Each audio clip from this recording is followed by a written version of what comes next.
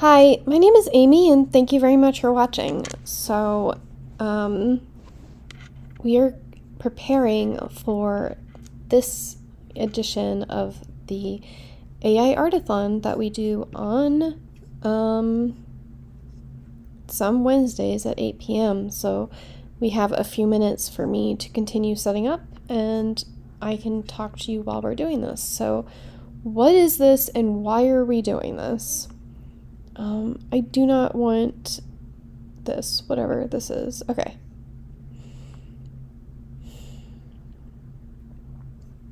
Okay. So, let me just, so it doesn't keep doing this. Anyway, what I'm doing is, well, first of all, let's see how many images I've done with Midjourney. It's too many. But, basically, I have a Twitter space.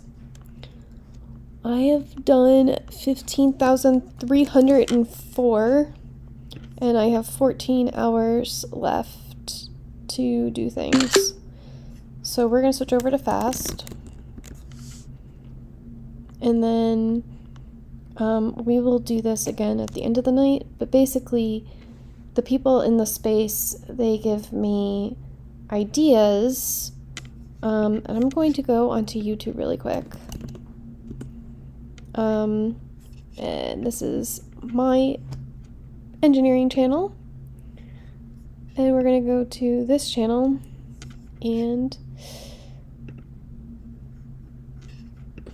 to this channel and to this channel. Okay, and it's going to do a really big feedback loop, and I'm sorry about that. But like,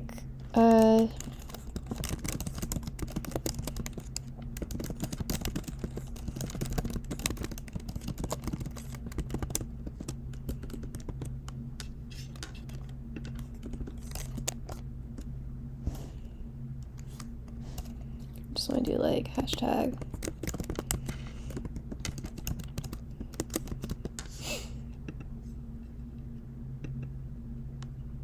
Hopefully that's a shareable link. It's awful to do that. And we'll also have text-to-image.io here, and I'm logged in, and which I've been having a little bit of issues with this, but there's also voice-to-image, which we can try a little bit, and then Open Labs. I forget what a dolly. What is the dolly?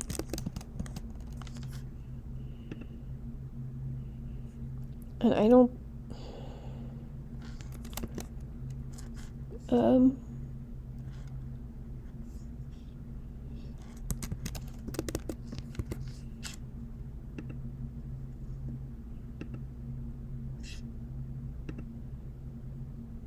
Anyway, I needed to start my space. This is basically just to give ideas and to get ideas and to fill out my metaverse and make it seem full. So I will start my space and no, the scheduled one. I'm going to share it out to only 2 people, because I'm going to get rugged right away. It's what we do. It's what we are. It's who we are. I need to go into headliner. It's scheduled today for 8:02. Okay, good. I already did it. So we're ready, and I'm actually going to go onto, not Midjourney, Discord on here, and I'm going to do new ones here, and wow, no, not new tabs. Hopefully people show up. We'll see. I'm going to like and then retweet my room.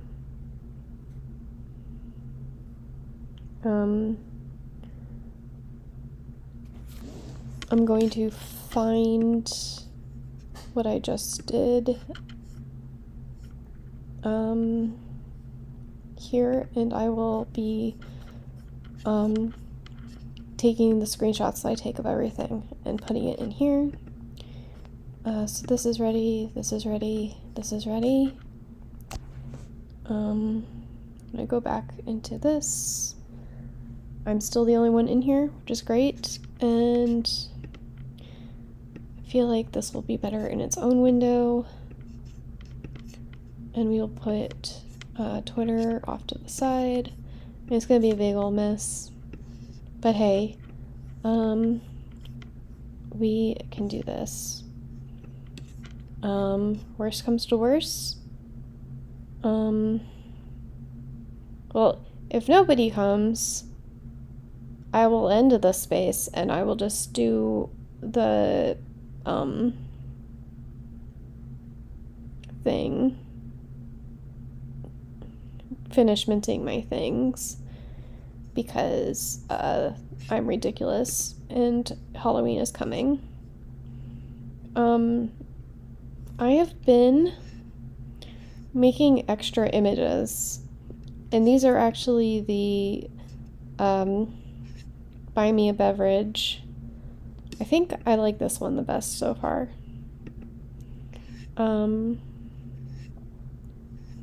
We'll see. Usually it doesn't take this long for people to come in, but maybe nobody has time. Maybe it's because I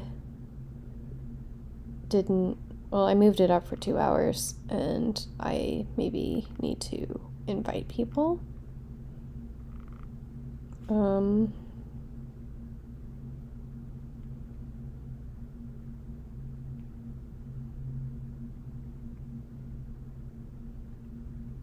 Maybe they're just in other spaces. Someone will show up eventually.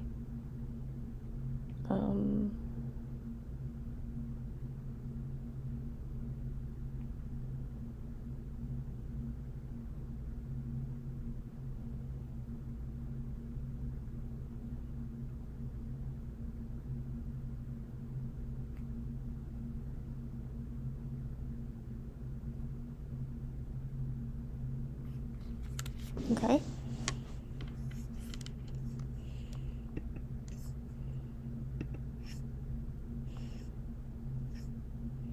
I mean, no one's content until someone shows up, and then someone shows up, and it becomes a big thing.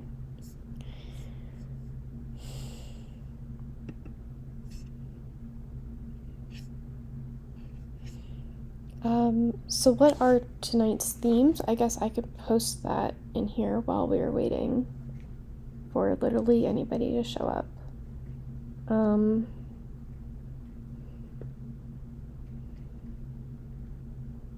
First of all,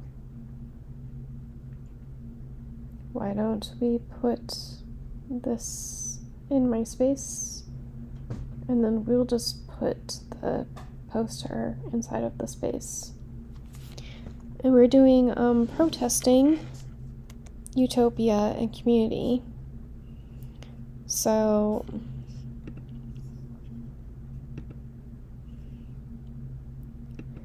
the community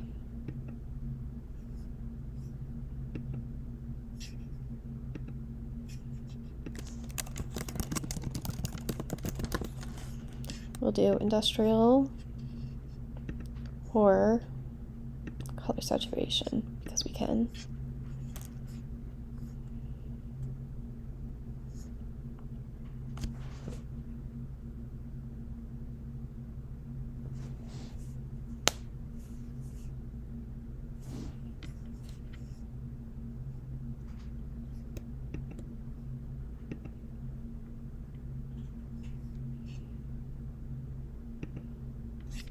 I always save everything, but some of these I don't understand how they...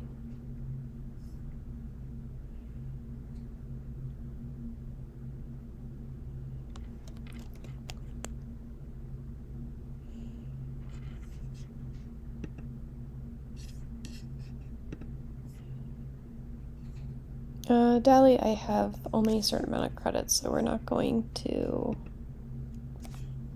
Also, why did I...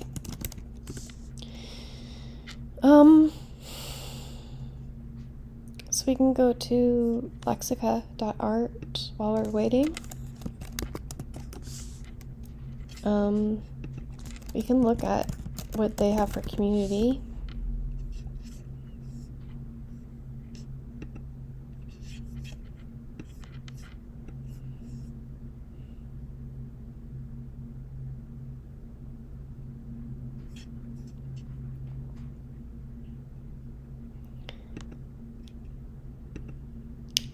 Creative Creed team of 8 people standing in a circle, holding hands, good vibes, sunshine, laughter, positive beaming, digital art, art station.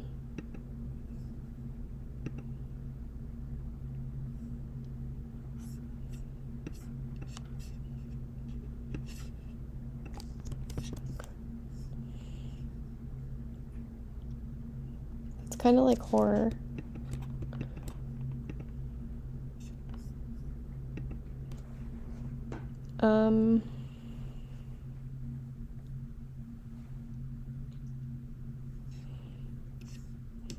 When people tell me to move things up to 8 p.m. and then literally no one shows up until 10 p.m. So, info.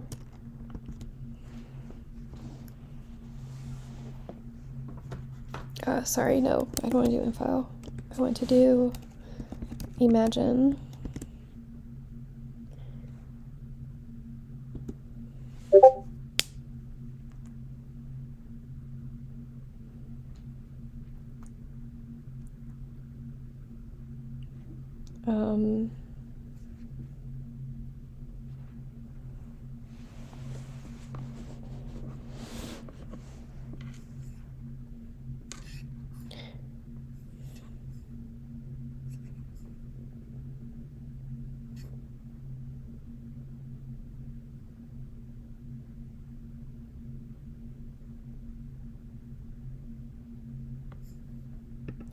The reason why I like Lexica art is, oh, that is something else that we can do, can't we?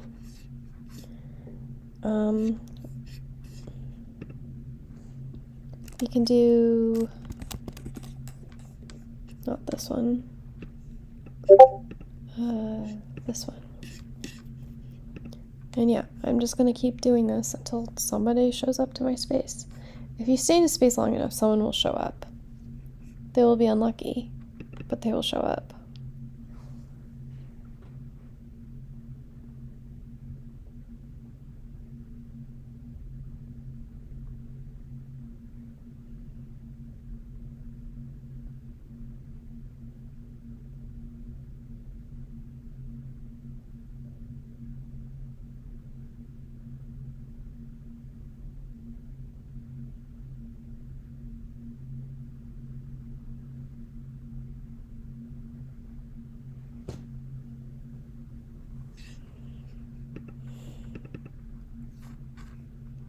There is another. There's always another.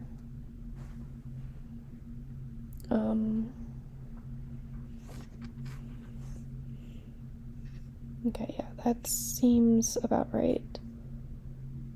Eventually I'm going to need to know how to use this, but until that point, yeah. So I think we just have to do this again. Okay. When that's done, we go to step 2, and then we can just keep doing this. So Lexica is more for like stable diffusion than Midjourney.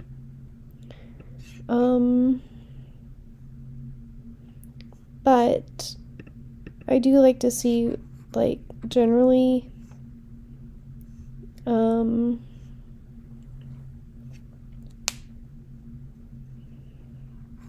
because they do have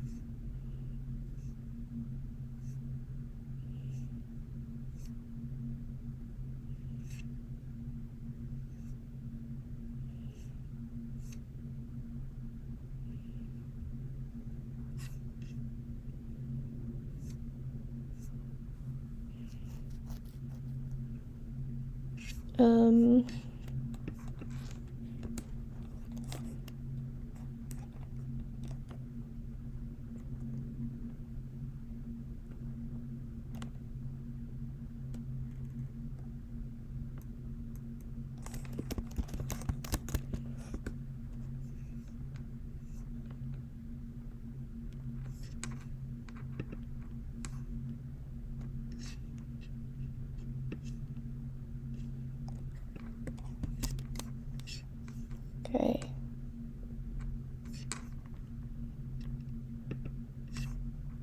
Have I been shadow banned?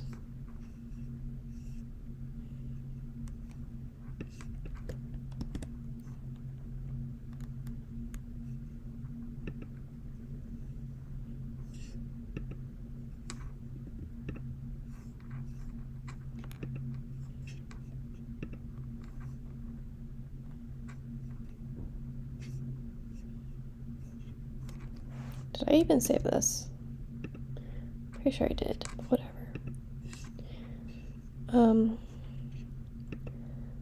Zombie protester with sign.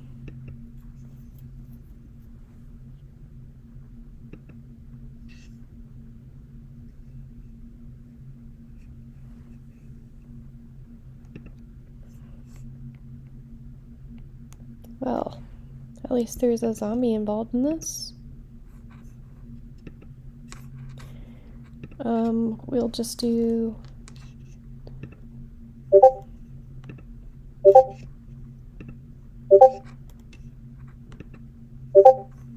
we can actually go here and... Oh, really? Okay.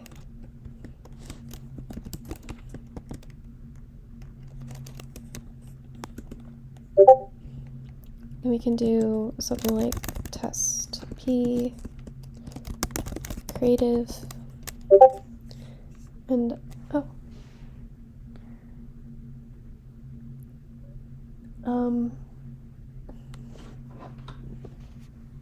This might...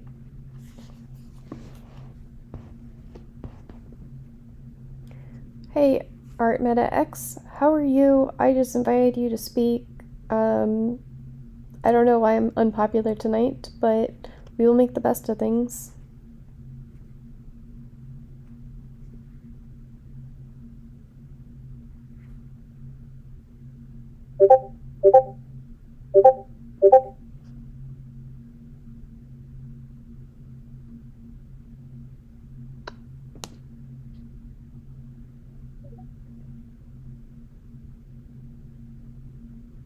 Are you having connection issues? Because you looked like you were in speaker mode for like a second. Okay, can you hear me now? Hey Amy, what's up? Oh, you know, just hanging out, getting some of my AI art juices flowing. How about you?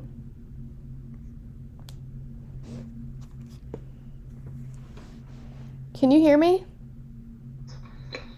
I just got up.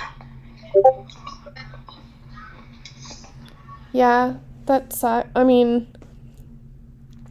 it's early for you, so thank you for coming, at least. Where's everybody tonight? I have no idea. I am not the one that was like, I'm gonna do this at 8. I didn't do 8 p.m. on my own, you know?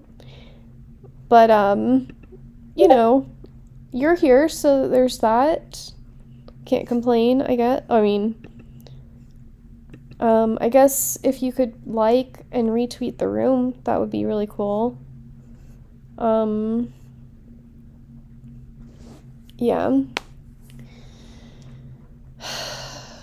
Just so you know, I haven't heard anything else about Supercluster.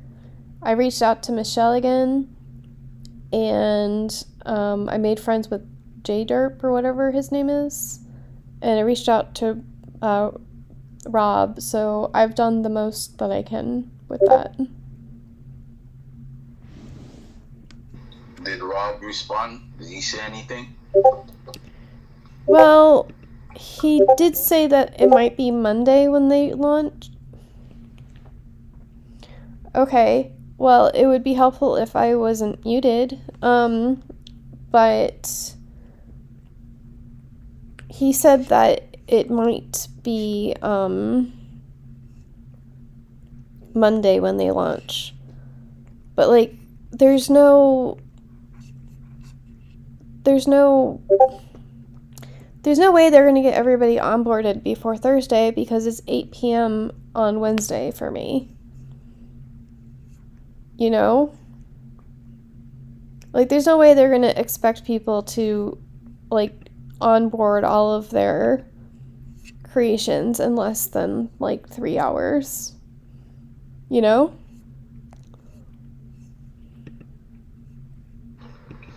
Unless they onboarded people before, prior.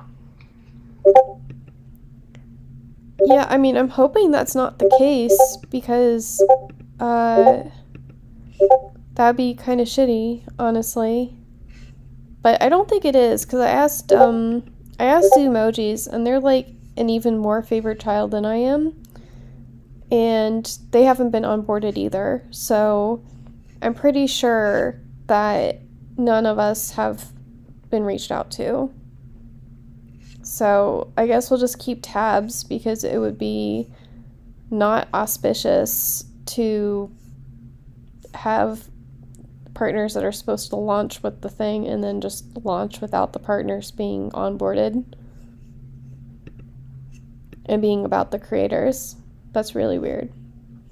But since nothing's bad happened yet, I suppose we could, like, give them benefit of the doubt.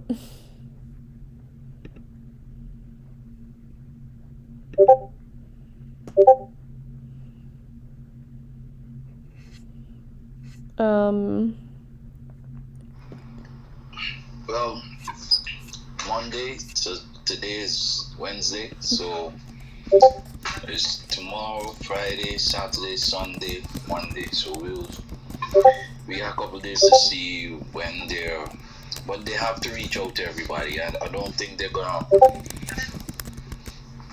Well, I can't say everybody, but they have to reach out. They have to give some correspondence. Yeah. There have to be some correspondence, as in how that's gonna happen. Yeah. So. Yeah, these people. It's like I do need an actual, like, more than this notice, I think. I just I doubt it's gonna be Monday either. Yeah, I mean, they've been very enthusiastic about, or at least they've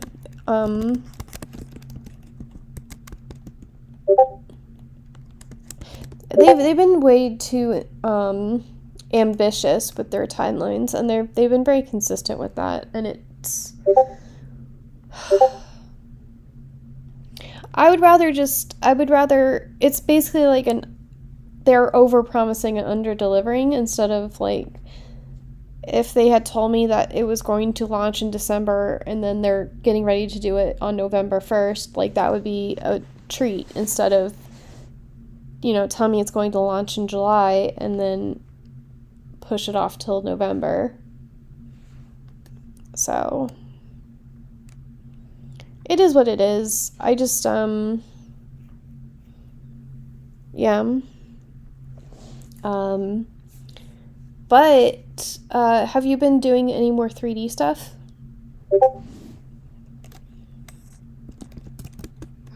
So, Amy, I'm gonna tell you this. My work is actually, like, all the work that you see I've done is not 3D. It's actually 2D painting that looks like 3D. Because I wonder why you keep saying 3D. So I'm like, I wonder if Amy thinks that my work is 3D work. I thought you were learning 3D, not that you're 3D work, like you. Yeah, I'm learning. I actually have, like, a crazy idea with my with that same the same Departed Kings project. Like I found this app, right? Well, not really app, but I found this thing that works on Blender. So I'm testing it out to see how it works. And once it works, I'm going to do like a full 3D twin of my painting, and then I'm gonna try to have it 3D printed, like a figure like of it printed about like 10 to 12 inches in height, like a actual 3D print of it. So if it all works out, I'm gonna put that as like well, that's what I had in my head, as part of my utility. Okay. You understand what I'm saying? Yes. Yeah, if you get what I'm saying, like, because I got Zane. So, you said something about a 3D printer before, and I was like, oh, I have a 3D printer in my house, except, like, I used it once, and then something broke, and then I fixed it, and just, like, never had time to go back to, like, actually learn how to use my 3D printer. So, I was like, I probably just should not say anything to Artmeta X about that. But, yeah, I don't know why I'm throwing that out there, but I guess it's an option.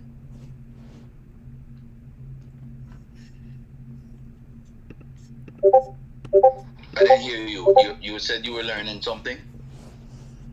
No, I technically have a 3D printer in my house. I just don't. What? Yeah, I've only used it once though, and something broke, and then I fixed the part, and then I just have not used it in like almost 2 years. So it probably still works. You are kidding. That's, girl, that you have gold in your house. So You have gold in your house and you don't even know. the thing is, yeah, especially with what you're building. I know. I should probably stop and like turn on my 3D printer again and at least put parts of it and make it, actual like physical, and like print, like buy a printer and like print out people's stuff and make it like a mini thing inside of my condo thing that's happening. But I guess these are all things for the next year, but I wouldn't mind actually having time to fuck around with my 3D printer. It's probably because the plastic that the filament, it absorbs moisture, so I think I have to like stick it in the oven for a length of time to like dry it out. Amy, Yes. you could you need to get a tub, like a little plastic tub that seals correctly. Go to the dollar store. Dogs, go away. Go to the dollar store, and they have these. What is this stuff called? It's for $1. You just buy this. Hold on. Let me grab the box. It's called silica gel. Yeah, I have the kind that you microwave, like you No, when it's all you have absorbed to- too much moisture, it changes All you color. have to do is get a tub, put the silica gel in, and then put your 3D filament in there, and just let it set in there, and the gel will just absorb it. You don't have to put it in the microwave. You don't have to do nothing. Just put it into the tub and let it. I'd have it set in there for maybe 42 hours before you try to use it. Okay, so like 3 days. I mean, like 2 days. Or less. I mean, you could check it, but that silica gel will absorb all of that water. Yeah, because And then that's where I would store it as well. Yeah, I'll do that. What I'm saying, Artmeta X, is that if you can't find someone that is actually good at 3D printing and you don't mind having like a bunch of failed copies, we can try, because I was gonna, that's why I have the thing that it's mounted on, like I have a cell phone mount thing, but I was going to mount it to my 3D printer like it is now, but basically do a time lapse of whatever project is happening and do like voiceovers and stuff. So because like the 3D printing process, first of all, it takes forever, but second of all, it's kind of relaxing to like see like the Pixie, you're talking like you have a 3D printer. I have 3 of them in the shop. I would say I'm jealous. And yeah. I know how to use Fusion 360, so I know how to make my own stuff, and then my husband will slice it and correctly have it so I could 3D print my own things. I've made like unicorn horns and ears. Do you want to see a picture? I do. Also, I feel like you're holding out on me. Oh, it's cool. It's cool shit. Like, you can go to Thingiverse and print anything that they have, and there's a lot of people who upload like really cool shit to Thingiverse for 3D printing. Yeah. You could basically a 3D printer can print almost all of its own parts to make another 3D printer. Yes.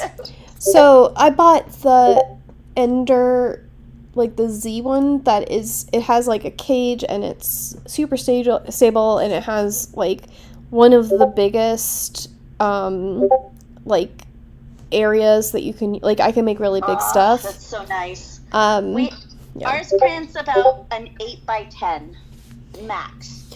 But I should have gotten the one that was on Kickstarter that had the auto leveling, like literally auto leveling, because that's a pain in the ass, honestly. Like, making sure every single time that it's totally level, like, I would say ain't nobody got time for that, but I guess I do have time for that. It's just, yeah, it's one of those, I underestimated the amount of skill it takes to actually 3D print things. I really thought it was just like, I'm going to stick the thumb drive in, and I'm going to have it level, and it's just going to print out, and it's going to be amazing. And then it's just, like, shitty, and I'm like, I can't sell this. I have to, like, figure out the temperature and all of that. Like, there's a skill involved in all of this. So basically, ArtMetaX, if you want to hire Pixie, she seems to have more of a grasp on 3D printing stuff than I do. But, you know. No, I just utilize my husband all of the time. Here, I'm gonna share I made these straight in Fusion 360. I watched a lot of videos, but these are like really good horns and ears, because I wanted unicorn horns to be able to sell to people. And I was all like, I don't like any of those people's ears because they don't look like horses' ears. Oh, I'm such a brat sometimes. No, that's super cool. Does your husband have like a resin printer as well? No, I wanted a resin printer for making dice, but he wouldn't let me buy one. They're more expensive. But it's worth it. They don't have the lines. I love making dice and stuff, and I wanted to make my own like custom font. Mm-hmm. And he's all like, "No, we don't have that kind of money, but we have three 3D printers." I mean, yeah, they range between, because, okay, Pixie, I don't know if you ever heard the story, but the DC library, they actually have 3D printers that you can rent time at. So I was like, in December 2019, I took the course that, like, the certification so that I could use their 3D printers, because I figured, well, first of all, they're like the $3,000 ones, and second of all, they have technicians there that if something gets really screwed up, and third of all, you only have to pay for the filament.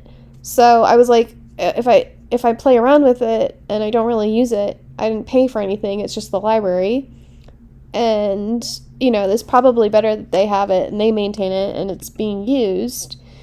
And then 2020 happened, and I was like, I'm never going outside again. So I guess I will buy a printer. So that's how I wound up with 3D printer. I totally feel that. What is the blinking in the background? You're like, delink, delink, Oh. delink. That is definitely, I'm doing Midjourney, and that is Discord being like, oh, yeah. You're doing things. Sorry. Yeah.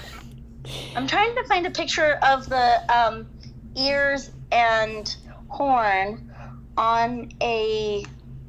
I got a picture of my dog wearing it, because it's way cute when it's all completed. Also, I have to show you something else that we 3D printed, but I gotta find it. I don't have all my stuff together. I don't have any of my life together. But I love 3D printing. 3D printing it's so cool. Oh, I have like a lot of filament at home, and you can buy filament from people on Facebook Marketplace that gave up on 3D printing, and you can get it almost as cheap as $12 a roll if you don't care what color it is. So, yeah, and that's the other thing. In the pandemic, plastic became expensive, but there's a company that I knew of that you can actually send in your scraps and they weigh it and they'll give you a roll for every like however many pounds. So it's not like you're saving money, it's just like you're recycling. Right. So there's a picture. I uploaded a picture of my dog wearing the horns and ears.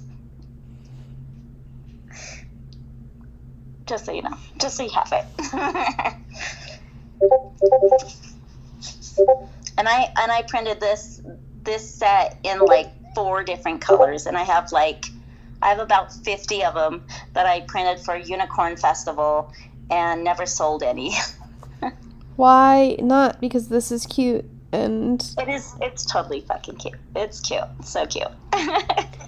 Oh my gosh. gosh. I was really excited to see it actually, something that I made printed really well.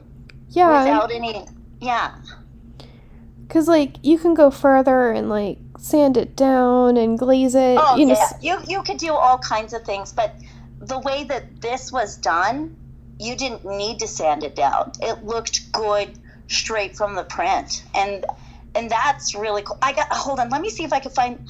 There's a way that you can take a piece of, a picture, and you can make...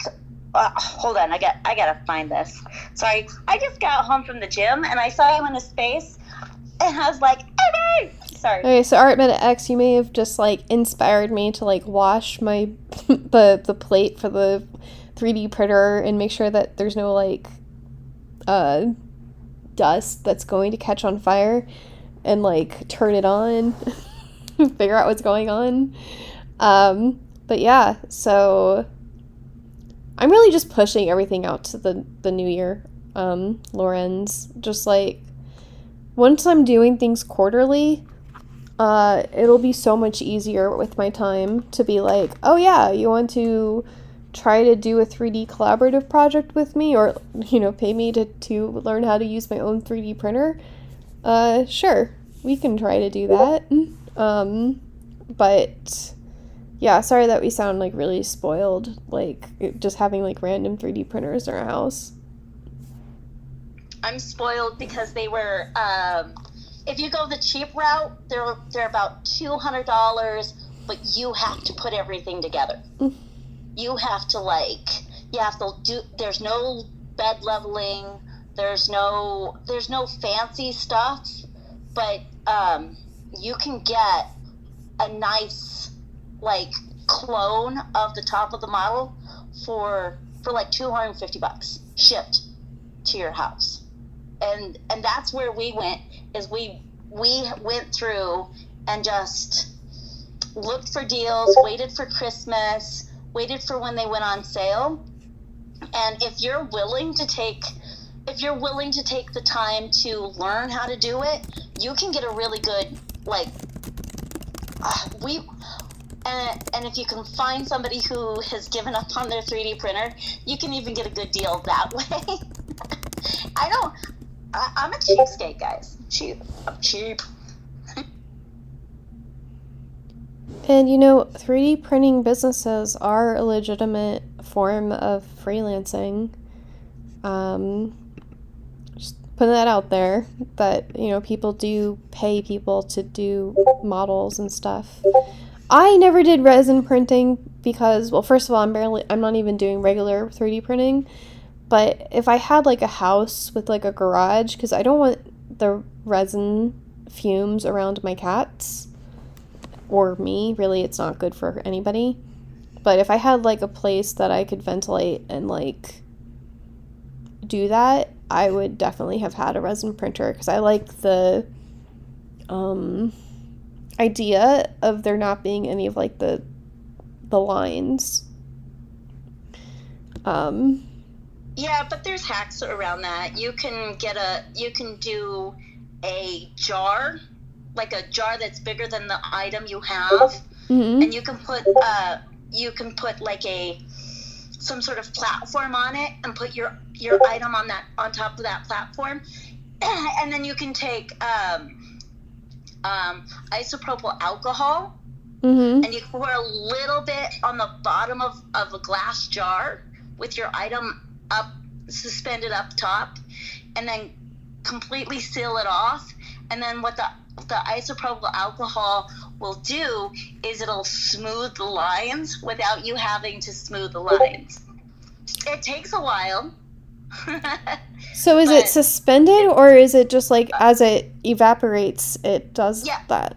Yeah, the chemical will sort of like remelt the plastic, but in basically evaporation. Yeah. Okay, so it's not like dipping it in the alcohol, because that would melt it super hard. If you dip it, you got to be careful, because that'll really remove the plastic. Yeah, so just just enough so that it melts into each other, and not like the outer layer, and not right. like You're not putting the object into the alcohol. You're just suspending it. Okay. Basically. Yeah, that makes sense. You can also sand it. You can also use a primer if you want. Yeah, there's all kinds of things you can do to make your print better.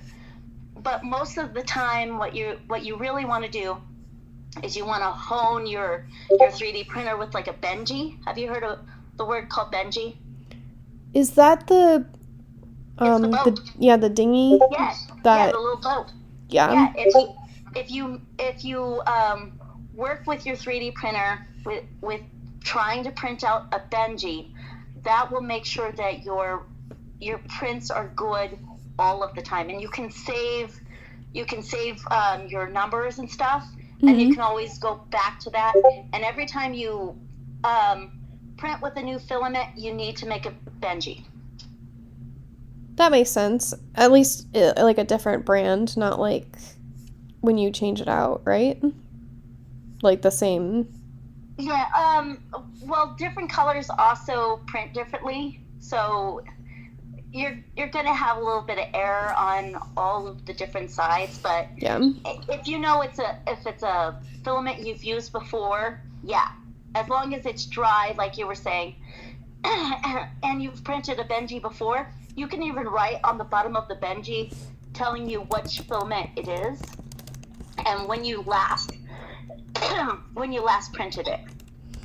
Yeah, you can actually make that a part of the 3D print for like with text, and that way it's already printed for you.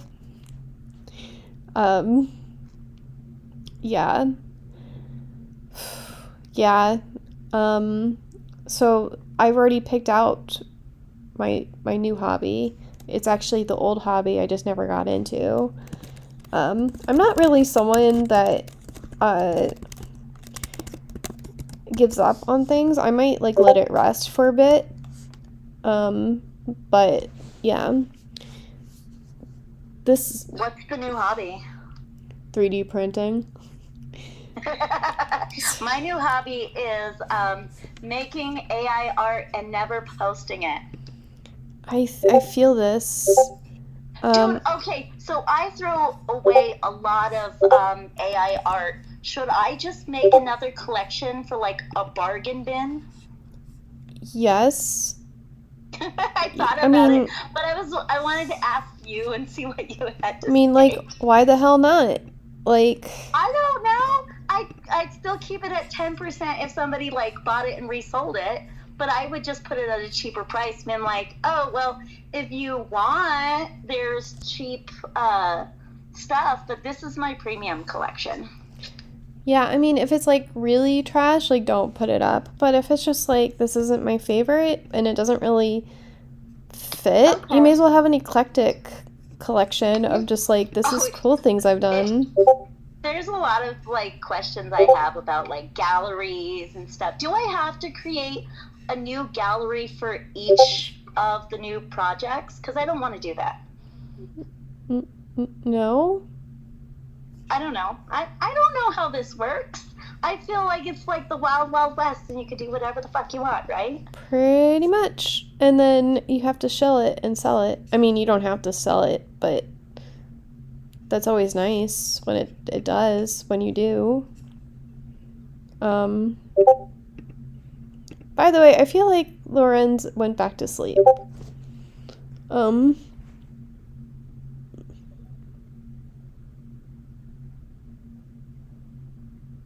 I don't know, maybe.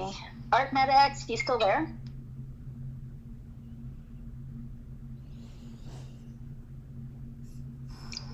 Hey guys, I'm listening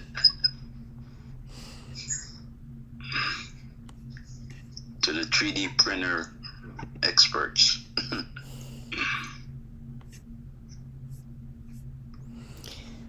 We are not experts. I've dipped my toe into it and I like it. Yeah, I've been checking it out for a while. But I've seen like guys doing their they do the sculptures in 3D, whether it's ZBrush or Blender, and then they make these. They're making like these mini statues of what they do. So the idea came to me as like, okay, if I could make the pieces in my project into like full blown 3D figures, that would be like super cool. So I'm working on that. It would be super cool. Definitely look into Fusion 360 because that's probably going to be one of the programs you use, and it's free. And if you're a student, it's free if you're a student. It's really cool. And there's this guy, I can't remember his name. I think his name is like Hans or something on YouTube, and he tells you how to use all of the tools, and he does it for free.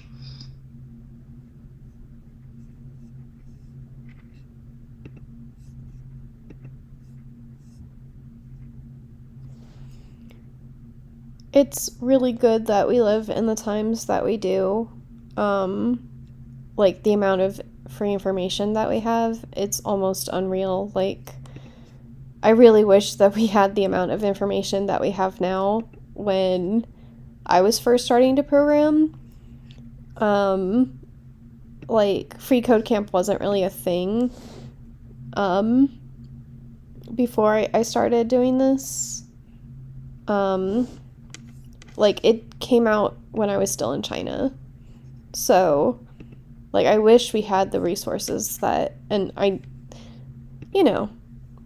it's always, you always regret what you don't know, but you do, the best you can with the information you have at the time.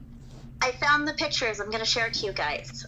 It's a photo that my husband took that he printed on the 3D printer. This is what you guys, this would be awesome for 3D printing.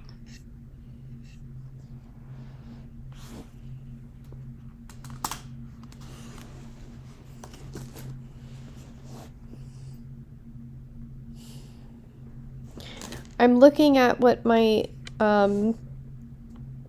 what I output with Midjourney, and when I do Benji by himself without anything, it's a dog. But when I do Benji and test and creative, it is a rapper. Is there a rapper called Benji? I have no idea. All right, look up into the nest. Okay, so that is the photo. It's a photo that my husband took, and then when you put it up to light, that's what the photo. I uploaded both of them, but when you put it up into the light, you can see the image, and it's less than a half an inch thick. Oh, like a lithograph. Isn't that fucking cool? That's what we should be doing with our 3D art. That would be amazing. Think about it. If you printed it in black or white or some sort of color, and then you threw a light behind it, that would be amazing for artwork. Yeah, no kidding. Like literally no kidding. And it doesn't take very much filament because you can make it as thin as you want, and the image would still come through. And that's just a picture of my son that my husband. I don't know how he did it. He turned it basically into a black and white photo in Fusion 360. Made it thinner than a half an inch, and then printed it out, like a piece of picture. Isn't that cool? Yeah, there are. That's crazy. There are nobody's doing that. That's crazy. Yeah. It's beautiful. Think about having your artwork. You just sending like some that. ideas to me, because wow.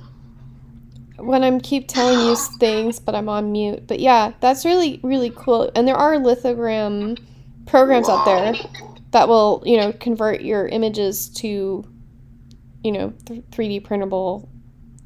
Yeah. But yeah, that's super cool.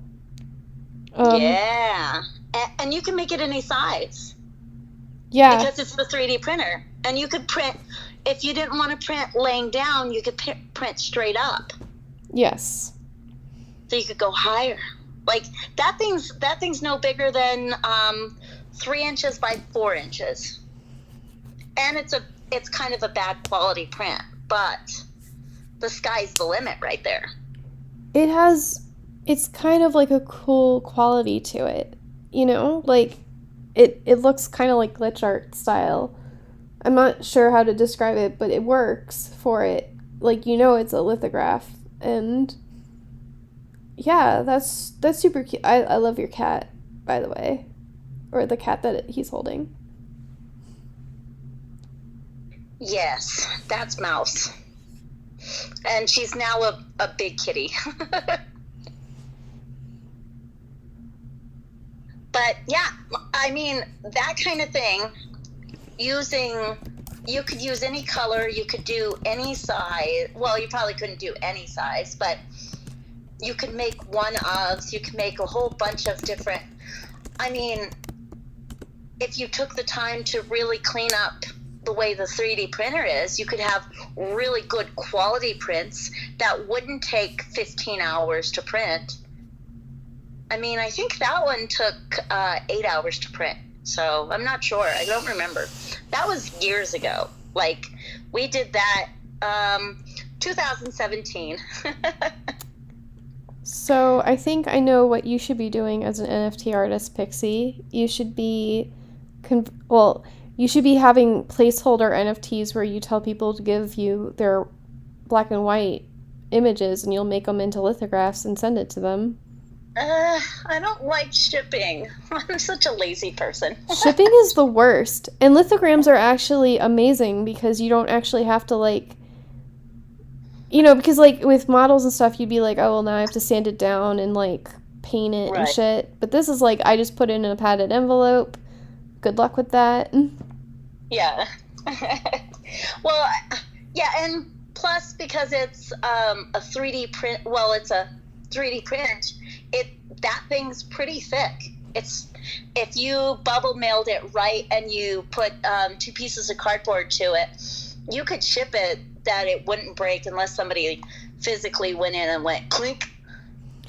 Yeah, I mean, if I was super nice, I could, print a cage for it or something. Yeah.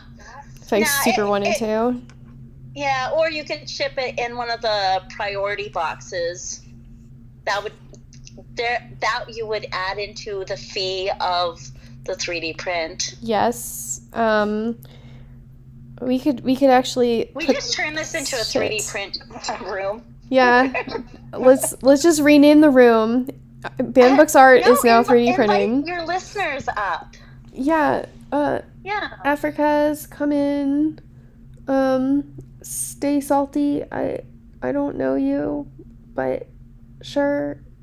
I'll just blindly invite you and we'll see if we are staying salty tonight. But okay, so I'm gonna bookmark the lithograph, because you're correct. This is actually a cool piece of utility that we could do, and it's really not that big of a deal. Basically, I just have to like turn my 3D printer on again and like do it. What I need to do is take like one or two of my pieces of art and see how in depth I could make it versus how easily, can I do different levels? Can I do a simple, mushroom girl that's just no background? Can I do, how detailed can I get my 3D printer to print? I think that would also weigh in the price too. Like, how clean do you want the 3D print?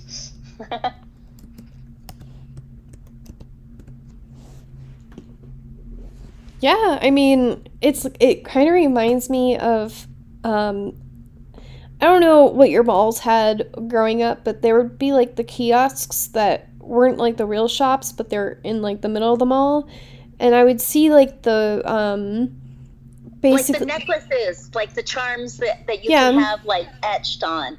I had a couple of those. I loved those. But the ones where they're like, you can put someone's picture inside of this glass cube and I never put on saw top those of ones. the thing, and it's basically, I don't know how they did it, but I think they used like a laser to like make it like a 3D thing inside of the glass thing, and then like you put it on. So cool. Yeah, you put on like the thing that rotates, and that has like the changing colors, so it would look cool. Yeah. I was always fascinated. Never saw one of those, but that would be super cool. I already have your Animal Farm artwork done. I just have to pick the pieces that I want to send to you. Just so you know. Okay, so I will bother you about it soon. Yes, but I do have them. Let me see. I have a whole bunch of them, and I just wanted to make sure that I had the right ones. I might have also deleted. I've got 4 of them for you. So, yeah. I got 4 of them for you. They're all pigs in uniform.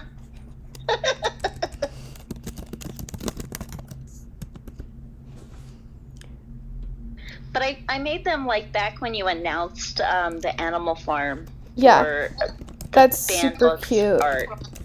Yeah. So I was just gonna send them to you for you to be able to make them into NFTs to give away or something. I don't know. Well, now you can make them into NFTs and give them away. But I could also just send them to you and give them to you, so you could just give them to people. Because I like just being able to give you stuff. Oh, Amy's here. Yay! So we're gonna invite Amy up. Oh, is it this Friday that I said I would do the wellness thing with you, or is it next Friday? Huh? Amy. Oh, sorry. Amy.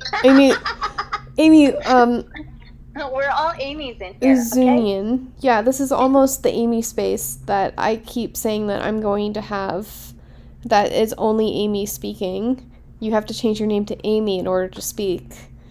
So, because all Amy's are awesome. It's a rule. We don't make this up. No matter how they spell it, all Amy's are awesome. Amy, how are you?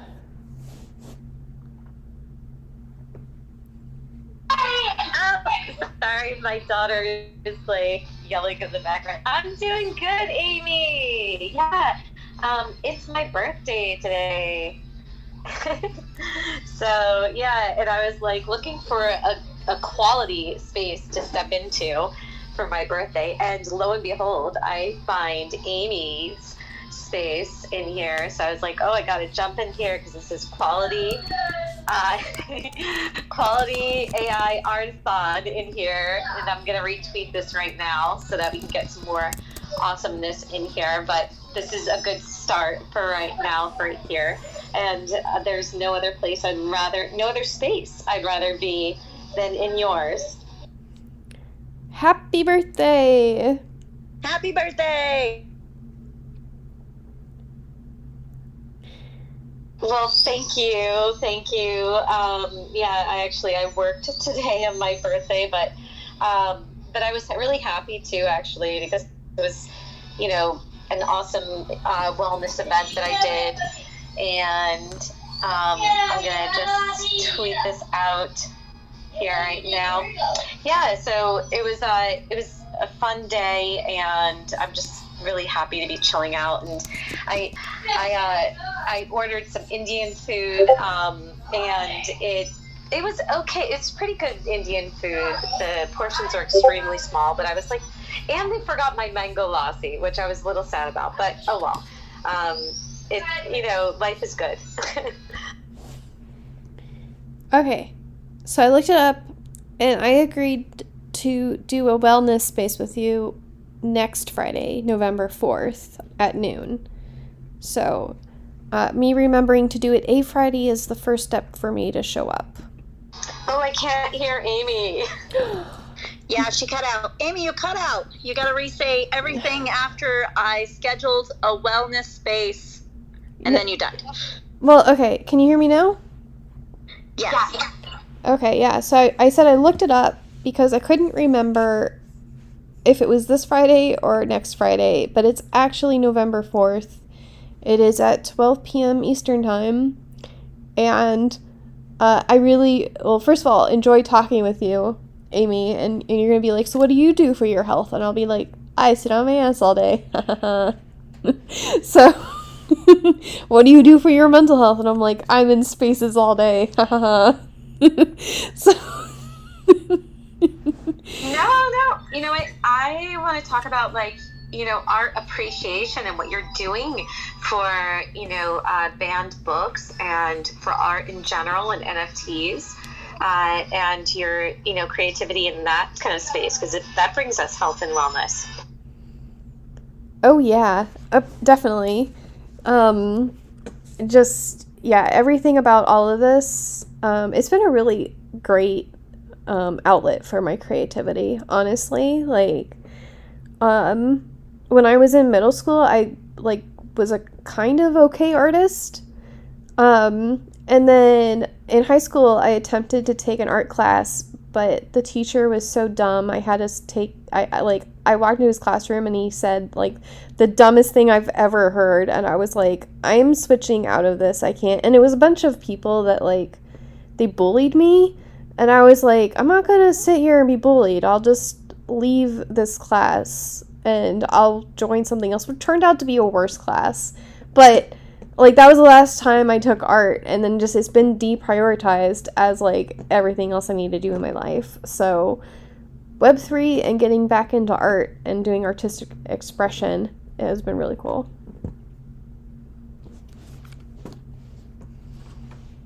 Yeah. And...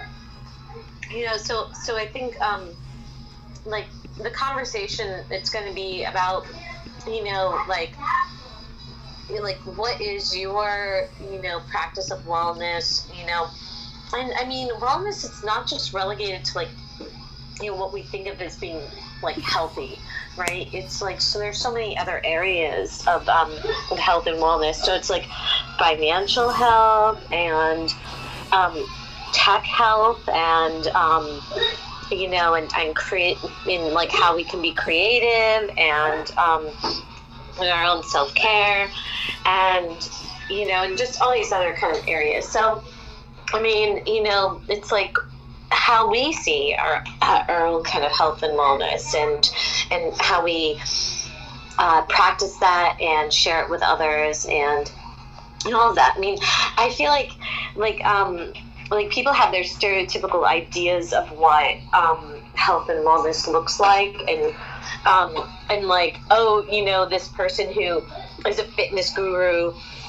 is the primary person to exemplify health and wellness. But I mean, it can look like so many different things. And sometimes, I mean, like, you could have like a fitness guru who is like a life coach and like looks like everything looks great on the outside, but they're miserable on the inside. I mean, you don't know these things. And the opposite can be true. A person who seems like, oh, this doesn't look healthy or whatever, but the person really is, like, is happy, feels good about their life, and is a great supporter of other people. And like, I mean, really what it comes down to for our own personal health is like, is having the understanding that that your cup is yours and that you want it to be overflowing if you're going to be available to other people. And a lot of people don't have that kind of understanding, but it can look different for so many different people. And yeah.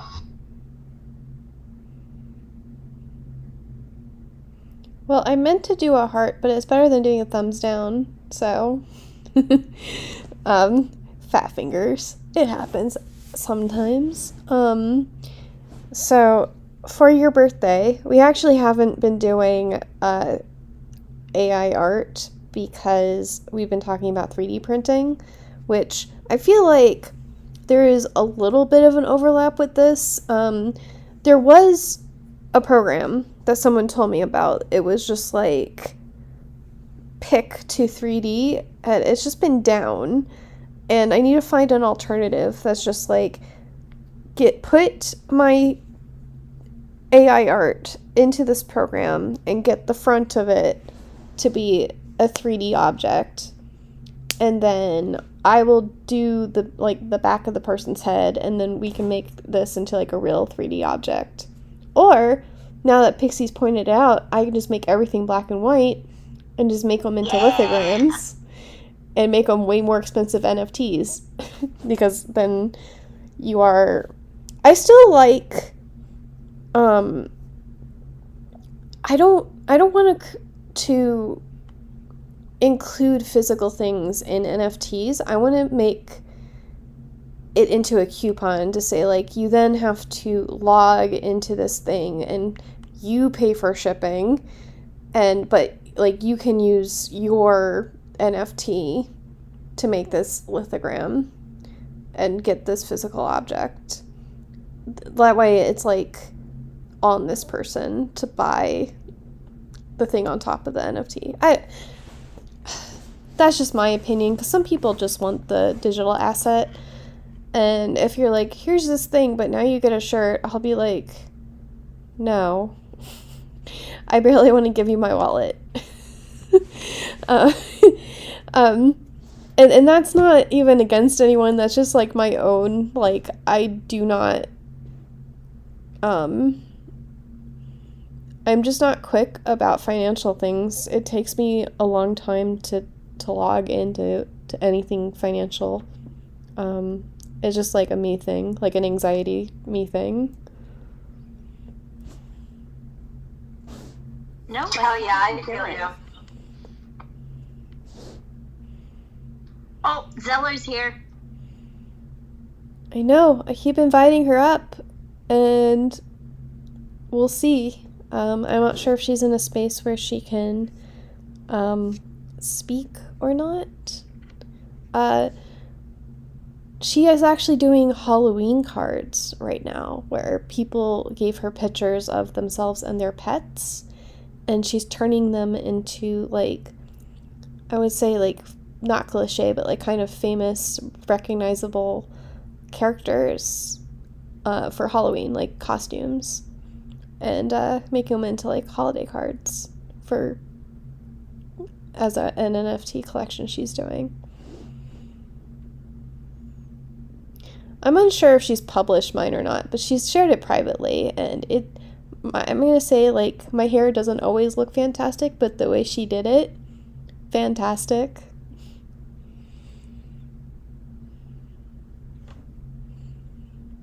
If only she came up and could defend herself. Let's just keep talking about her.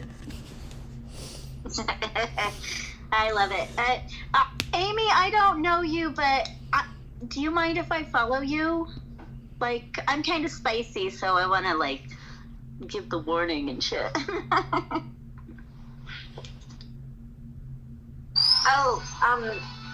What? Sorry. What was that? I said I'm going to give you a follow, and because Amy gave you rave reviews, I just wanted to tell you that I'm spicy and stuff. Kind of give you the heads up that I'm going to follow you. You don't have to follow me back. I followed you back, Pixie. Listen, I'm not one of those people, okay, that, like, you know, I mean, Amy knows. Well, Amy knows. Yeah, Amy knows. No, I mean, the other Amy. I know. She's awesome. Oh, Amy, I have listed my other set of images, and they're all red-headed angels. Spicy. I'm trying to price them all right now, but I just wanted to tell you thank you for helping me do collections and stuff. It is absolutely my pleasure. I hope that, you know, you derive joy from this space, and that, you know, people recognize you and that you are successful in whatever definition that you yourself recognize, because I want to see you succeed, Pixie. I want you to be a full-time podcaster or NFT artist or whatever the hell you want to do. Everything. I'm just going to be... you know, you said you wanted to do a new hobby. I found a hobby that would be ridiculous that I want to do. Go on. Do you know what those hobby horses are from childhood? You know, it's the stuffed animal head on the stick. Do you remember those? Okay. Oh my god, my daughter loves those. There is a competition in, I think it's New Zealand or something, but they're actual competitions where young girls to women prance around on the hobby horses, and then they do like all of these exercises where they're jumping over these things. And I mean, I'm just saying, I would do it, and I'm a grown woman, because I think it would be hilarious, and I would try to make it some sort of professional thing. So do you want to be like a professional Quidditch player then too? No. I just want to, I'm just ridiculous, and I want to do all of the things all of the time. Oh my god, like, Pixie, let's do it. Let's enter the hobby horse riding contest. Yeah, like, you guys yeah, I can show you. My daughter too. My daughter's like 5. We can all do it, and like, oh my god, we'll kick your ass, Pixie. Yeah. I would have to learn how to like jump with a hobby horse in between my legs, like I'm riding a broom. I can just imagine it. And I would ride a unicorn. I wouldn't ride at something common, you know. Oh yeah, like, we would have to ride like rainbow unicorns, right? Absolutely. Yes. I'm just saying, Amy, when I think of hobbies, I just want to do everything, guys. Okay. And you have so many followers. What's an alliteration for like the Amazing Amy race? Because there was like that Jeff off, what, right? That's what it was. Like it was like they all like had their little like battle to see who was the reigning Jared. I think it was Jeff.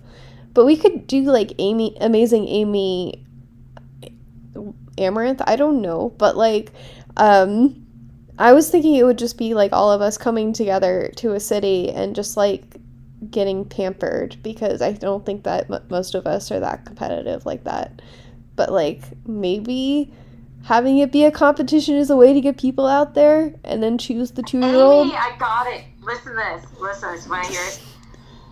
The Amazing Amy Adventure. Yes. See? Yeah, it could be just like a cruise going to like a destination. Be like, we're all Amy's and we're descending on this. It'll be like Fire Island, except not trash. Yes, and we would have we would have like fun activities like hobby horse racing. We could even see if we can get like C-SPAN to cover it or something. If you want kiddage racing, we can do that too.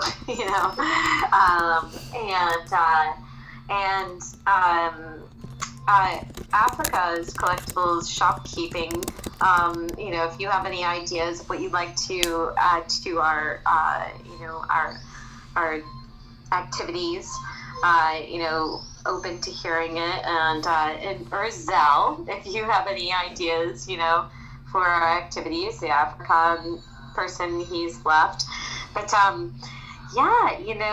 that sounds like a really fun time. And so it'd be like a retreat type thing, maybe, right? Where do you think we should do it?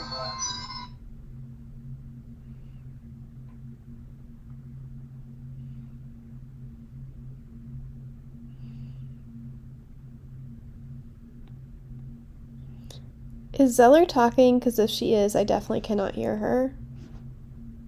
I'm here. So sorry.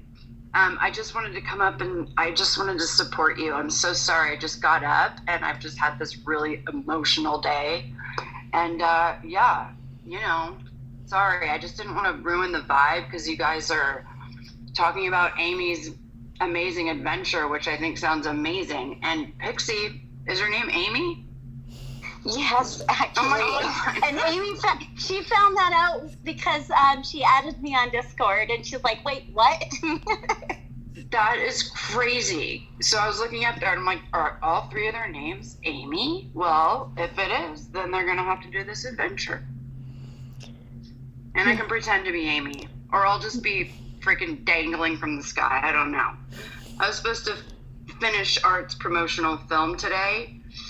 And, I always usually can stick to it, but there's more things. I need to get the right music and everything. So I need a few more, I don't know, I need like another 24 hours. But it's just amazing when you have like an emotional experience, how exhausting it is and will ruin your day. It's like, do you know, like, sorry. when you have like a bad breakup and you burn all of your boyfriend's like all the photos that have your boyfriend in the picture? We did that today, just like digitally. It was kind of like that. Yeah. It really was. Like, I feel like I closed a relationship with somebody that I really loved, and there's nothing I could do about it. I apologized. I offered a million solutions.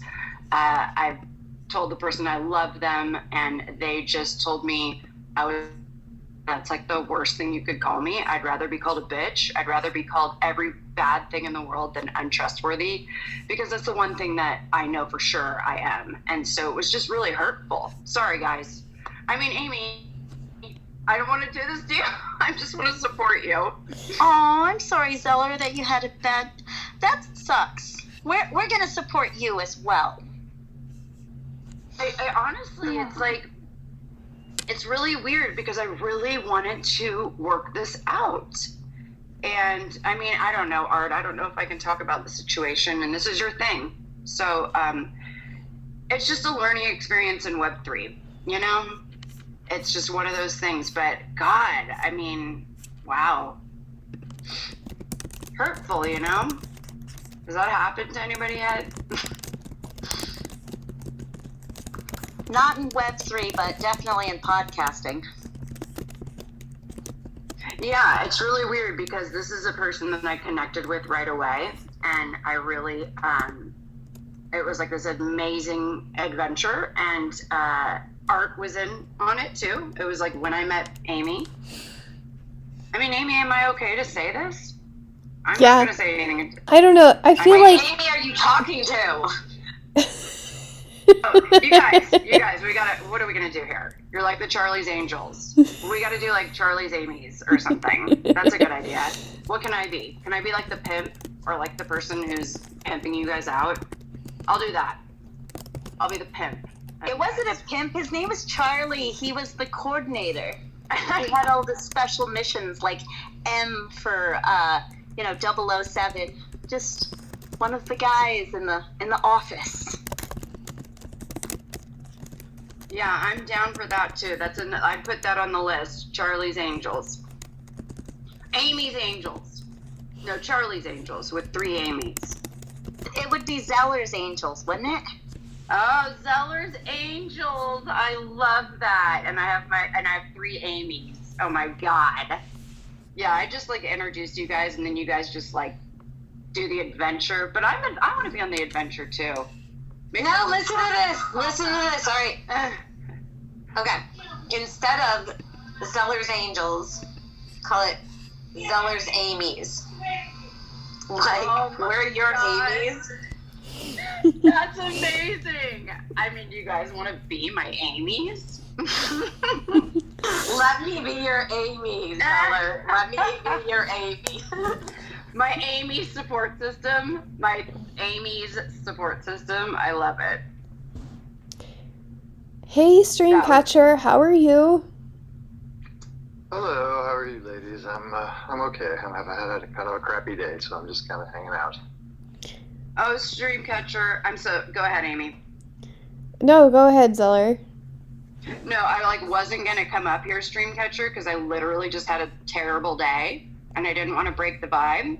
So I'm right there with you, but everybody else in the room is like really doing great, and they're being fun, and so we can be the 2 that listen in and listen to them being amazing. But what happened? I want to know what happened to Stream. Oh God, no, I'm not going there. Thank you.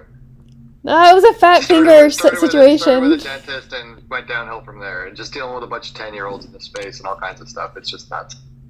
Oh, wait. You said you had sorry, will you say it again? Dentist, 10-year-olds in this space. That's about all I'll say. It's just crazy. Oh, so just not nice people in the Twitter spaces. Well, did you report them? I hope you did. No, it's not nice people. It's people that are supposed to be adults acting like high school children. Okay, Streamcatcher, this is my situation 100%, and this was a really good friend of mine that I really loved. Well, I realize I just described most of the space, so I'm not, an idiot, but, it's just when it smacks you in the face, it's a little harder to deal with. That's what it is. I feel like I got smacked in the face, and I literally I just woke up and I was late for art space because I got slapped in the face, and I was like, wow, that one was exhausting, but I mean, you just got to pick up and deal. But, your holiday Halloween card sold. Oh, congratulations. Good. Thanks. Awesome. I dressed up Stream, him and his dog, as Fred and Scooby-Doo. It was really funny. And his wife came up with... It was so... Do you even know what the Mystery Machine, what it was in the Mystery Machine, the van for Scooby-Doo? Yeah, lots of bud. Is that what it was? I mean, they're a bunch of stoners, man. Totally. The Mystery Machine was the smoke band. Okay, that's awesome. Because, wait, can you hear me? Yes. Oh, because when I was looking at images, I forgot that it was called the Mystery Machine. And then I forgot, Fred never got Elma. didn't he never get? Wasn't he Velma. Velma? Did he ever get Velma? Well, they all got each other, you know, but it was in the Mystery Machine. It was in the Mystery Machine. And you know what? It's a mystery. I got it. Do you mind if I put it at the top, Art? Absolutely, you can. This became Okay. not an AI artathon, but hey, I mean, it was never an AI artathon. We went into like 3D printer land. It's been a very. I directed the conversation. We can, yeah, I'm the host. We can do whatever the hell we want. Thanks. I just put, I gotta find his. This Halloween card, you guys, these digital Halloween cards, I absolutely love. And I just finished Amy's today. I'm sorry, Amy, I love yours. And when I get your approval, I would like to tweet it tomorrow. If I have your approval. I mean, of course you have my approval. What did you Don't think give of it? approval until you see things. Oh, I'm I sent it to her. Blanket approvals. I trust your judgment.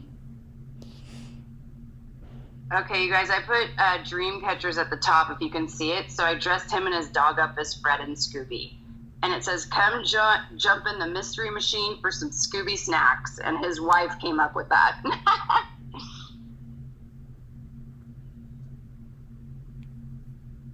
Anyway. Hi, Hope. How are you?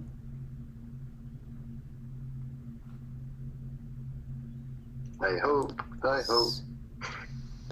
Sorry, I had to do it. Hi. How you guys doing? Pretty We're good. doing good. Really?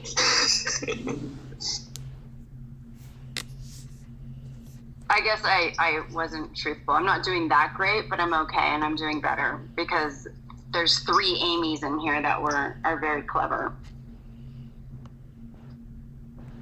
Wait a minute, there's 3 Amy's?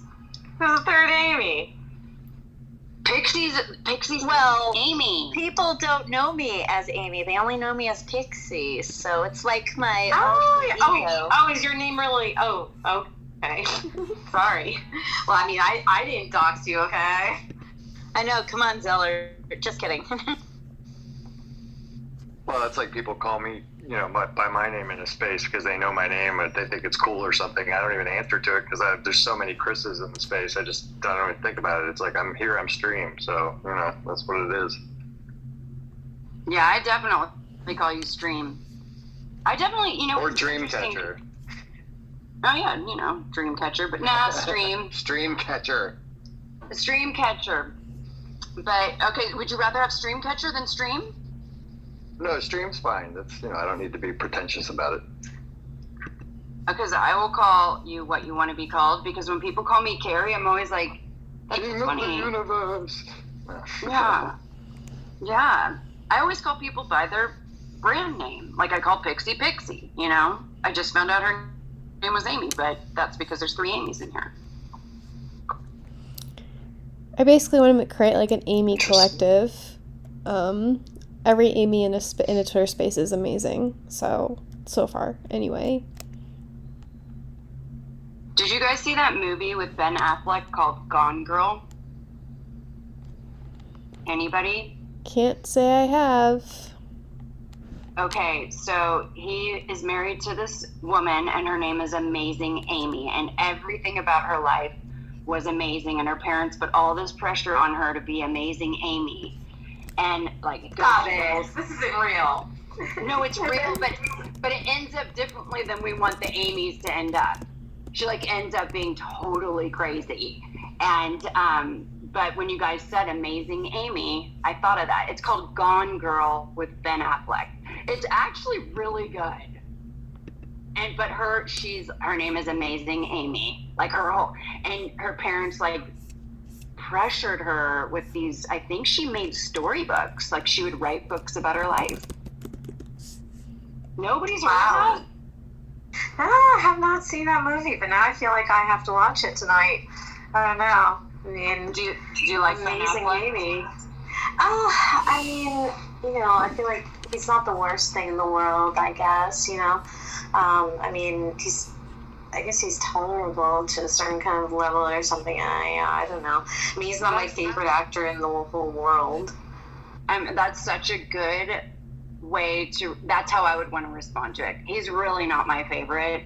He kind of bugs, but this movie's good, and he's kind of a, I don't know, kind of a semi-scumbag in this movie, and I just think that's how he really is in life.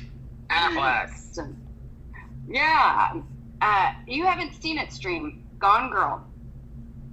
Oh yeah, it was top on my list. Wait, what did you think of it? Well, no. I meant, yes, I'm kidding. Okay. Yes, I'm a founding member of the National Sarcasm Society. Got it. Well, God, what do we do now? Amy's name is Amy. Did you watch it? Amy, the Please plural. let me know. Okay. I'm gonna have to watch it, and then I'll just put my review into the brain of other Amy, or Amy one. I'll just telepathically give her the premise, and she won't have to watch it. But anyway, yeah, because I think I need something different besides the documentaries that I usually watch. I'm always watching documentaries, and it's like, what? It's my birthday. I'm gonna watch something kind of different, and I think that'll be good. And I should get going because I need to spend some time with my daughter. Like, basically what I did today has been just working, doing my business, Mood Connect, which is something I love, so that's great. But then just chilling out with my kid, which I do every day, basically. I mean, I'm doing what I do every day, working and hanging out with my kid. I mean, I might, hang out with some friends this weekend because my kid's going to go to the fair with her friends, and so, maybe I'll go visit with a friend or something, which I don't usually do. I mean, my life, it's pretty simple. I like it, though, I don't really, I don't know, like things to be too, I don't know, like adventurous all the time, except for when we have our upcoming Amazing Amy adventure. I'm down for that. All right, we should gotta figure out where it's gonna be, but maybe it'll be in the metaverse. We'll do a metaverse Amazing Amy adventure, and you're all invited. It'll be Zeller's Amy's. And how much are the tickets, Amy? It's definitely going to be Zeller's Amy's, and I'm just going to dream about this. So I really appreciate you giving me that title. But, I'm open to changing other things. And my name is not Amy, so I have to play a different role in this metaverse that we're going to be in, because Art's going to create something amazing. And if you do watch Gone Girl tonight, just be prepared.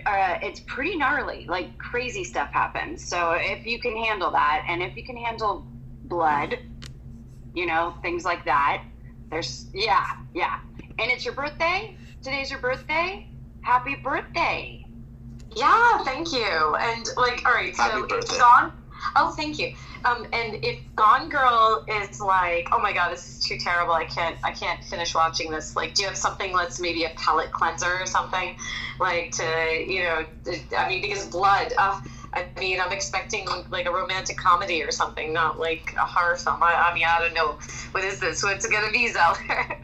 Yeah, I think that you're gonna be okay, because it's like a mystery. You have to figure everything out. So I love that kind of stuff with all these clues.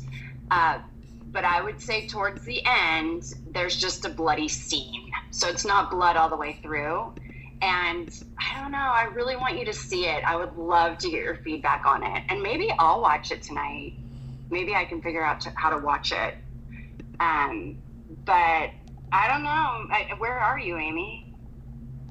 I'm in Phoenix, I'm in Phoenix, Arizona. I'm just gonna fully dox myself. Do you want my social? Maybe. Okay, My I can't seed even. phrase. I can't believe this because I just moved to Tucson, Arizona, and I know nobody here. And Phoenix is an hour away. Like, I could see you and meet you for dinner because there's another person who's, I guess, owns a hotshot restaurant in Phoenix. He's one of the bees. I don't know. Oh yeah. No, yeah. FOMO? Yeah. FOMO. FOMO? Oh, it's FOMO. Let's get dinner. Wait, FOMO for the clown Do you community? know where it is? I'll he DM said you. it's I'll DM right. you. Okay, Huh? because it's a straight shot to Phoenix, and I haven't had enough like money and gas and everything, and I'm finally, Art's being amazing and hiring me, and she's so successful because I can make these promo films for her. And I just love that you live in Phoenix because I literally blindly moved here and know nobody. So, and he said, I've got this restaurant that I own right off, what is it, the 10 or the 19, or I don't even know what it is, the 210? Yeah. Well, you know what? I'm gonna DM you. You know what? Okay, so you do film and photography and stuff like that? Is that what you do? I do. I make short promotional films for people's brands and pretty much for anything that anybody needs. Like anybody in this room, I can make a short promotional film if it's about a specific piece of artwork, maybe if it's about a body of artwork and they want to promote themselves for 5 solid pieces they've made. And but for Amy, she makes these custom-made metaverse galleries. So the one I'm working on for her right now is just a basic promo film of overall of what Amy does, because it's really difficult when you first come in to figure out what she's doing. For me it was. Like, it took me a little bit to figure out, but that's because she has so many amazing things going on. Amazing Amy! It's like the thing of the night. And so it just works out really well for us. And then I'll promote her galleries separately, specifically on the banned book.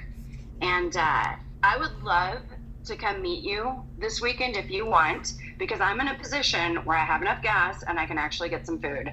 So I could meet you at FOMO's restaurant in Phoenix if you want. I would love to do that. Yes. You know what? Okay, listen. Do you want to he opens later in the evening. That's what I know. Like, I'd have to check weekend, but if you want to do you want to do Saturday, like this Saturday? Yeah. Let's do this Saturday, because my daughter's going like on a play date with some friends this Saturday. It's just my friend was like, hey, can your daughter come with us to the fair or whatever? I'm like, yeah, sure. And so now I totally can meet with you. Great. And yeah.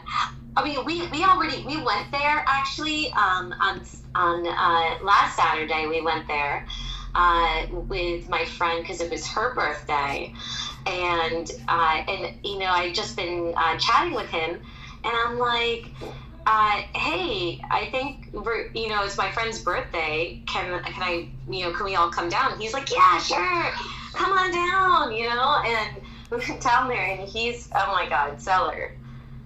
I'm so excited. He's the greatest. Oh, this is going to be so much fun. This is going to be great. That's so cool, because I was actually driving out here, and Jimmy's space. So they have all the bees, right? Like the PFP with the bees. And so I came into Jimmy's space, and I didn't know him that well, but I wanted to say, he had mentioned something like, come into the space when you're on the road. And I said, I'm just on the road, making it to Tucson. And that's when FOMO came up and said, what do you mean, you're moving to Arizona?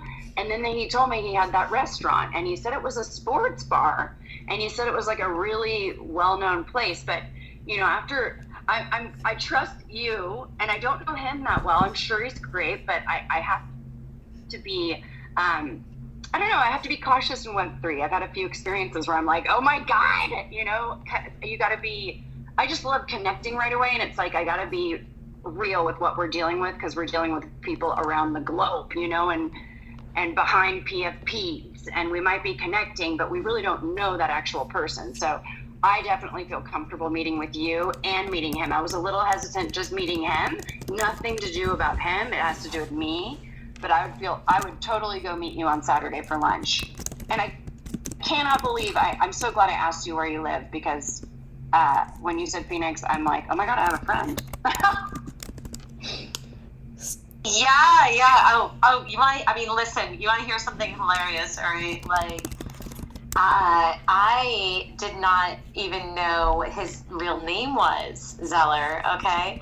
I'm like messaging him and I'm like, I don't even know what his name is. We get to the restaurant and my friend, it's like her birthday, right? She's like, Amy, so what's this guy's name? And I'm like, I know his handle. It's like FOMO head or something, right? And my friend is like, she doesn't even know about Twitter Spaces. Like, I just showed it to her like that day. And she's like, Amy, and I'm like, come on, it'll be fun, all right? Like, I'll make sure you have an amazing time, like, whatever, it's a restaurant, okay? Like, it'll be great. And she's just like, okay. So we go in, and she had a blast. She had the time of her life. They have amazing food. Like, we had our kids there, and I have a 5-year-old, and she's usually like a complete like monster. She's usually like an animal. Like, no, I'm not kidding you, all right? And like both of our kids, me and my friend, it's my friend's birthday, and we both brought our kids because we're single moms and we couldn't get like sitters or anything. And our kids are both like crazy. They are, especially in a restaurant, But my daughter was like so good. She was so like just so well behaved. I was like, oh my God. Me and my friend were like, wow, like your kid's being so good. I'm like, I know. But her kid was like running around like crazy. He wouldn't eat anything. He was like jumping all over the place, yelling and screaming. We were like, oh my God.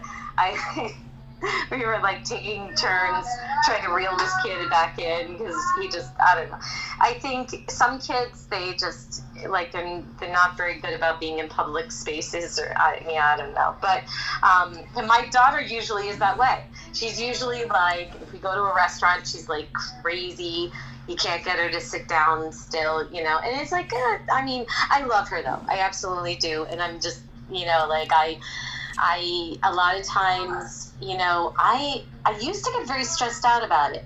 I did. And now it's like, you know what? I'm going to see how it goes, Like, she might be great. She might not be. It's, we'll see how it goes. And I try not to stress out about it too much. And I think that maybe that makes things a lot better. Because my friend, she was like, oh, we can't go with my kid. He's going to be crazy. He's going to be like, like running all over the place. And I said, you know what, let's just see how it is, and if it's, if it's too much, we'll just, take our food to go and whatever, But we had a lot of fun, and it was, it's a very nice place. I mean, Zeller, it's funny because like he told me it was like a sports bar, and he's telling me I didn't look it up or anything. I mean, we looked at the website and we're like okay, I mean, this looks okay, like we'll check it out. And we get there, I'm like, all right, and like as we were just hanging out there, like these little things, I was like, wow, this guy is very smart.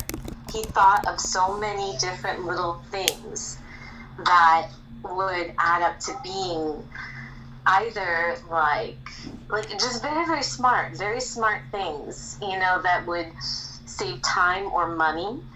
And like, like you wouldn't notice it right away, but like just little details, and maybe you'll notice it like when you're there or whatever, but they like make a really big difference. And what's interesting is that it's not in a very big populated area of Arizona, like Phoenix. It's not. It's not in a very bustling type of place. But he gets lots and lots of people. Like, the place is packed, you know? Yeah, he told me it's right off it's a straight shot there, and it's right off the freeway, and it's straight from Tucson to Arizona, or Tucson to Phoenix. And I am super excited to meet you on Saturday, and you're not going to have your kid. So we can have, it's like a celebration for you, because it's your birthday today, and we can celebrate you, and you can have freedom without your child, even though you love your child. So please DM me, and we're going to totally do that. And we got to get FOMO onto it, because I promised him I'd go to his restaurant, and I feel like I'm in a place where I can do that. So I'm excited, Amy. I'm excited for you as well. Anyway, Amy, have a good birthday. I haven't been doing very well with, screenshotting me just taking snippets of conversation and making art, but it is being live streamed on YouTube. So just so you know, snippets of your conversation has become art this evening. It's just a thing I do. So I hopefully you see that. Hopefully you have a not too adventurous birthday. And good luck this weekend. Reach out to that guy and be like, hey, we're coming, and see if he gives you a free meal. The usual. Not like you're looking for it, but like, look for it. Oh, I mean, I don't know. Like, I just, I really, really love his restaurant, and I just want to, like, support what he's doing, because he's, he's a very nice person. He's very, very good. So definitely, Zeller, I sent you my number. I don't know. Like, I'm sure you're not going to send it out to everybody, but whatever. No, God, no. I'll just text you or whatnot, and then we can go from there. And I really want to know if you're going to watch Gone Girl tonight. So if you really decide after you put your kid to bed, or after you spend time to watch it, I would love to watch it tonight too, and then we can talk about it on Saturday. Because now I'm all hooked on it. And the girl's name is Amazing Amy, and there's 3 Amy's in the room. And you guys are Charlie's Amy's. Yeah. Or, So just so you... Zeller's Amy's. Zeller's Amy's, yes. So yeah, just so you all know, I am crazy and decided to collaborate with people called The Rugs, which is actually like my brainchild mostly, but basically, it's a metaverse that celebrates the art from rugged projects, and I made a mini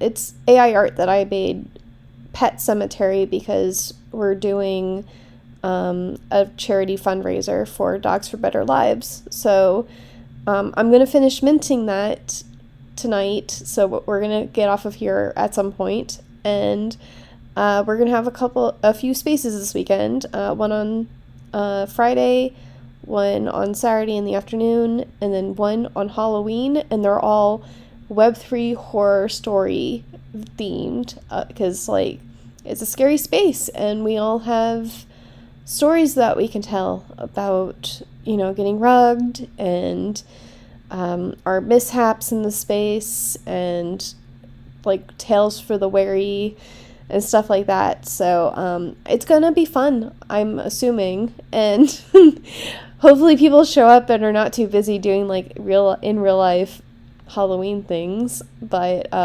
yeah, I apparently have infinite time for things that actually amuse me, and then I get to just complain about having no time the rest of the time. But yeah, it was really fun.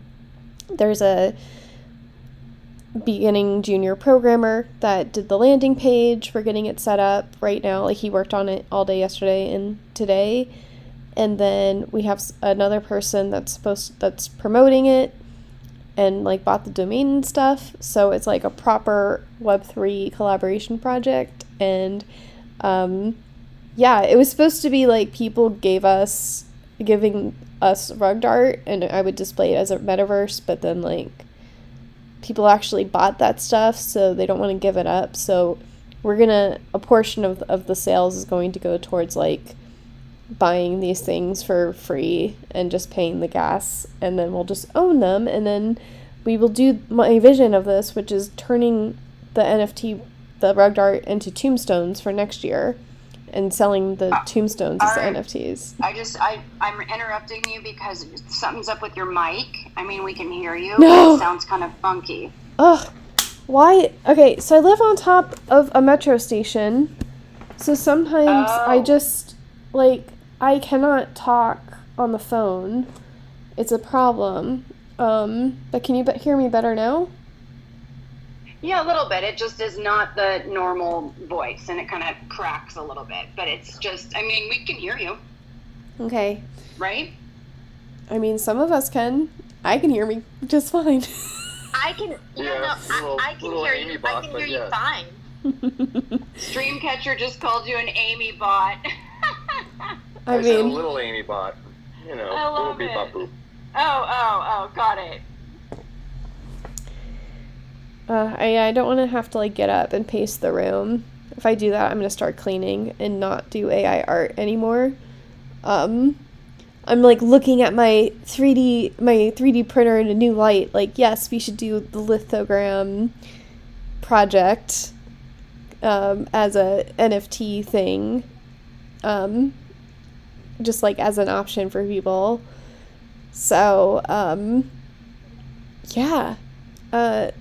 Anyway, Streamcatcher, are you up? Are you doing anything special for Halloween? No. Okay. Except dressing up. He's dressed up as bread. Except I'm Fred. Right, I'm Fred. And I'm getting Scoopy snacks in the mystery machine. Other than that, no. Your wife is hilarious that she came up with that. I thought it was good. Yeah, she's much funnier when her heart is working well, so we're hoping to get that fixed. I'm so sorry to hear that. I'm sorry.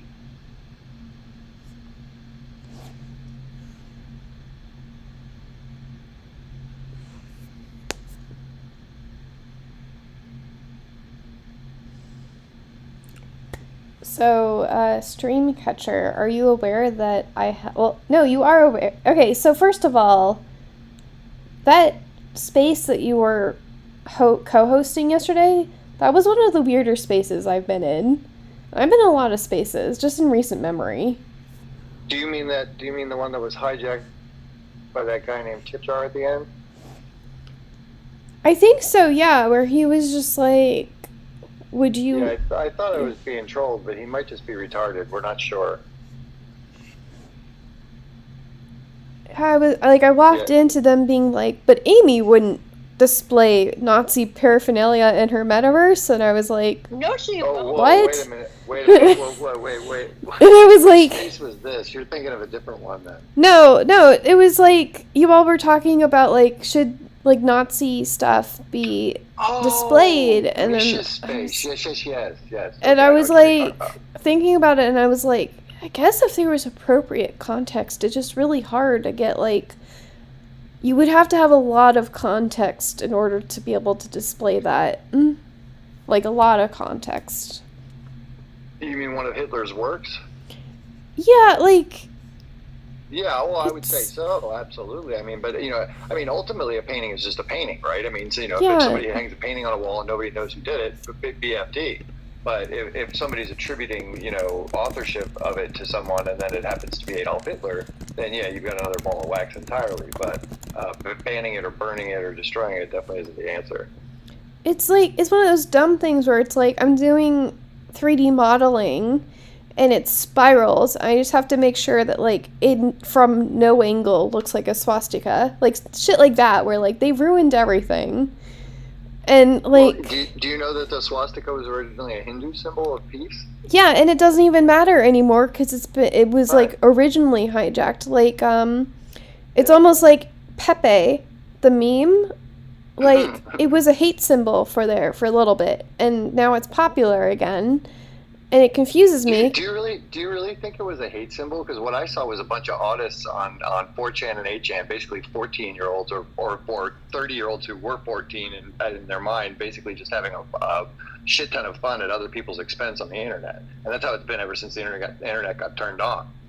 You know? There were Like, I don't ones think that were anybody- specifically anti-Semitic, and Oh, those no, are that racist. I'm sure. Yeah, you'll always have people creeping Yeah. in, but I think the ultimate goal was just to troll. Um, For Pepe, anyway.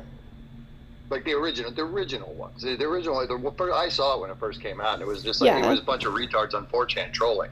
Yeah. What it was. I think you remember do you remember how they the autists on 4chan got everybody convinced that the OK symbol was racist? That whole thing came from 4chan. They like started it to see if they could get traction, and they did. They're crazy. There's like a bunch of them on the internet. They run scams and all kinds of stuff just to see what happens. I mean, didn't 4chan also, like, make Trump's presidency, like, a real thing? Like, I might be really off base there. If you want to but, attribute like, magic powers to it, sure, but all it is an open forum that's not moderated. You know, Yeah. it wasn't moderated or something. I mean, at that point, I don't know, how far you could say it was moderated or not, but, it was basically free and open discussion on the internet, and when that happens, you tend to get crazy people that come in. yeah, I just, I'm not big on censorship. I am, sometimes there are age-appropriate concerns, and not everything needs a platform. And not giving something a platform is not the same as censorship. Well, were you there when we were talking about the serial killer thing? Yes, and that's a little bit weird because people are very, like, I don't know that. Well, I thought of the solution to it, because the serial killer, if they're still alive and have human rights and whatever, still has the right to do the artwork, right? And the person maybe still has the right to even buy it if there's some kind of legal channel with which that happens. But what should happen to the money is it should go to the victims, like every penny. You know what I mean? If that's the case, if it has to happen for free will and rights and all that other stuff, then the logical conclusion is if you're in prison and you've committed a crime, that money goes to the victims. I would think that would be fair. Yeah, but like true crime podcasts are a thing, and not everyone that is into true crime like podcast is a serial killer. It's just that when things are My so wife loves extraordinary. the true crime stuff. She Yeah. watches them on Netflix constantly. Netflix and Prime and all that. The unsolved mysteries, the ones from 30 years ago. She loves them. Yeah, like just because I listen to like true crime podcast doesn't mean that I want to get abducted and killed. Like there's a difference between what I consume as a fiction, or not really a fiction, but as like a oddity, and like what I want to happen to me in real life. The Italian Chicago Bull, how are you? Sorry, this conversation went a little weird. No, I'm doing so well. How's everybody else doing in this room? I'm good. So what's the main topic everybody's talking about right now?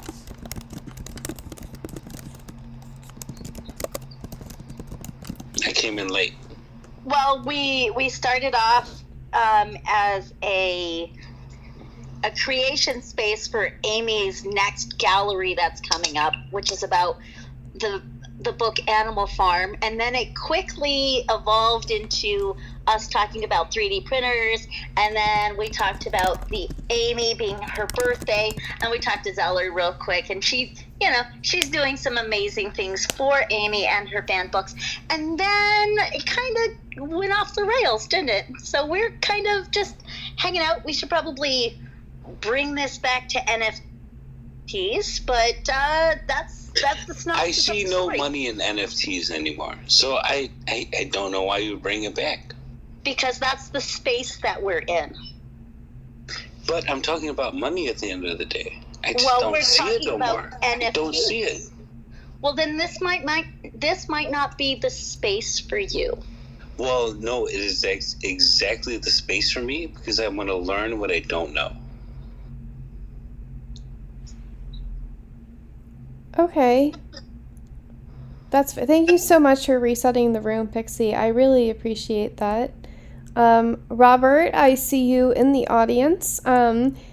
You have either DM'd me the image, or you will. You're having a think about what you're going to contribute to the animal farm, and I appreciate whatever you wind up giving me. Hi, Brett. I was really excited to see that the Sasquatch, the Bigfoot Shreds animation, the first animation piece I've ever put out as an NFT sold, and so we have a new piece out there that newly minted this week. And yeah, the Italian Chicago Bull. Actually, first of all, what do you want us to call you? Exactly as you said, the Italian Chicago Bull. Okay. So, if you're not into Different NFT... vibrations, I understand. But it's cool. So, what interested you in coming into this space tonight? Art. So, do you believe in virtual art, or are you 100% a physical art type of guy? Oh, I believe in virtual art and physical art. You can't draw a fucking sword between the two. They're both the same. Creativeness and is growing.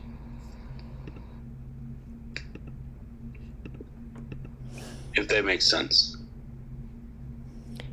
Yes. I happen to believe that with automation and the way that society is going, we are either going to allow ourselves to have more time to delve into the creative stuff, or we're going to have a really big world catastrophe, and it's going to be super tough, and then we'll have time for creativity. So we'll see how that turns out. Interesting. I like that. But personally, I would rather show my support to people that are, like, specifically for NFTs and Web3. Like, it is a new technology, and people are figuring things out.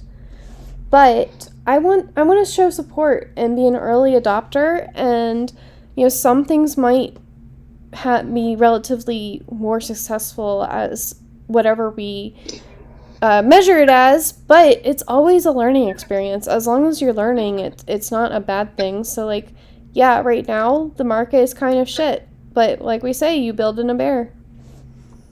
I've learned a few things in life. The best thing that I've learned is that you can't make anything happen. Life is going to happen at the end of the day. You can't force your hand.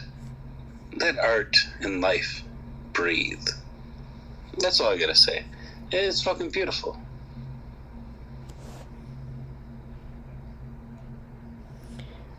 Well, thank you for that. Matthew, how are you doing? Hello? Hello? Somebody call my name? What are you guys doing? Hey, what's up here? Brett, are you there? What up, Matthew? Yo, man, I'm up. It's 3:58 a.m.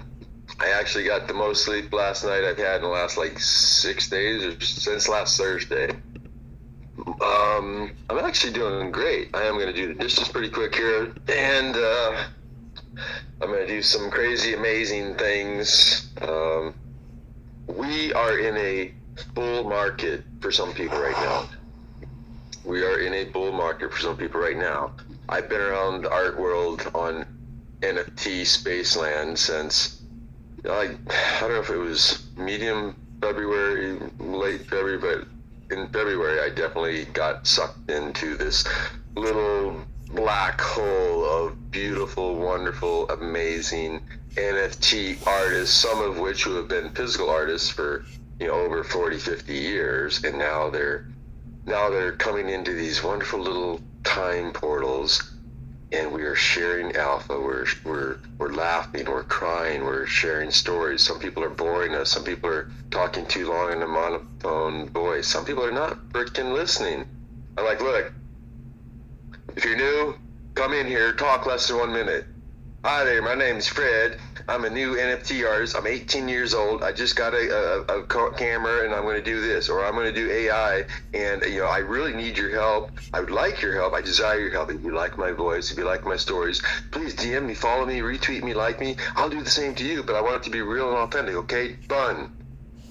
And then the next guy coming up, and after I say that, hi, my name is Joe. I didn't listen to the person before me who's the host and has been doing 333 hosts and learning from other great hosts because I'm worried about speaking. I don't like public speaking, so therefore I wasn't listening to any of you motherfuckers. And that's okay. If you're nervous, you haven't spoke before, that's okay. But there's no excuse for you to go into all these other spaces and people saying, keep it simple, stupid, short, tell us stories, entertain us. Hi, my name's Sally. I just got into NFTs. I've been coming into these spaces. I should have been listening to you, but I wasn't. So I'm gonna bore the shit out of you for 4 minutes. The host Zeller is gonna keep going and let me do it, and then Zeller's gonna be like, "Oh, I'm not gonna follow the bitch because she didn't listen." I mean, I have sympathy and pity for you.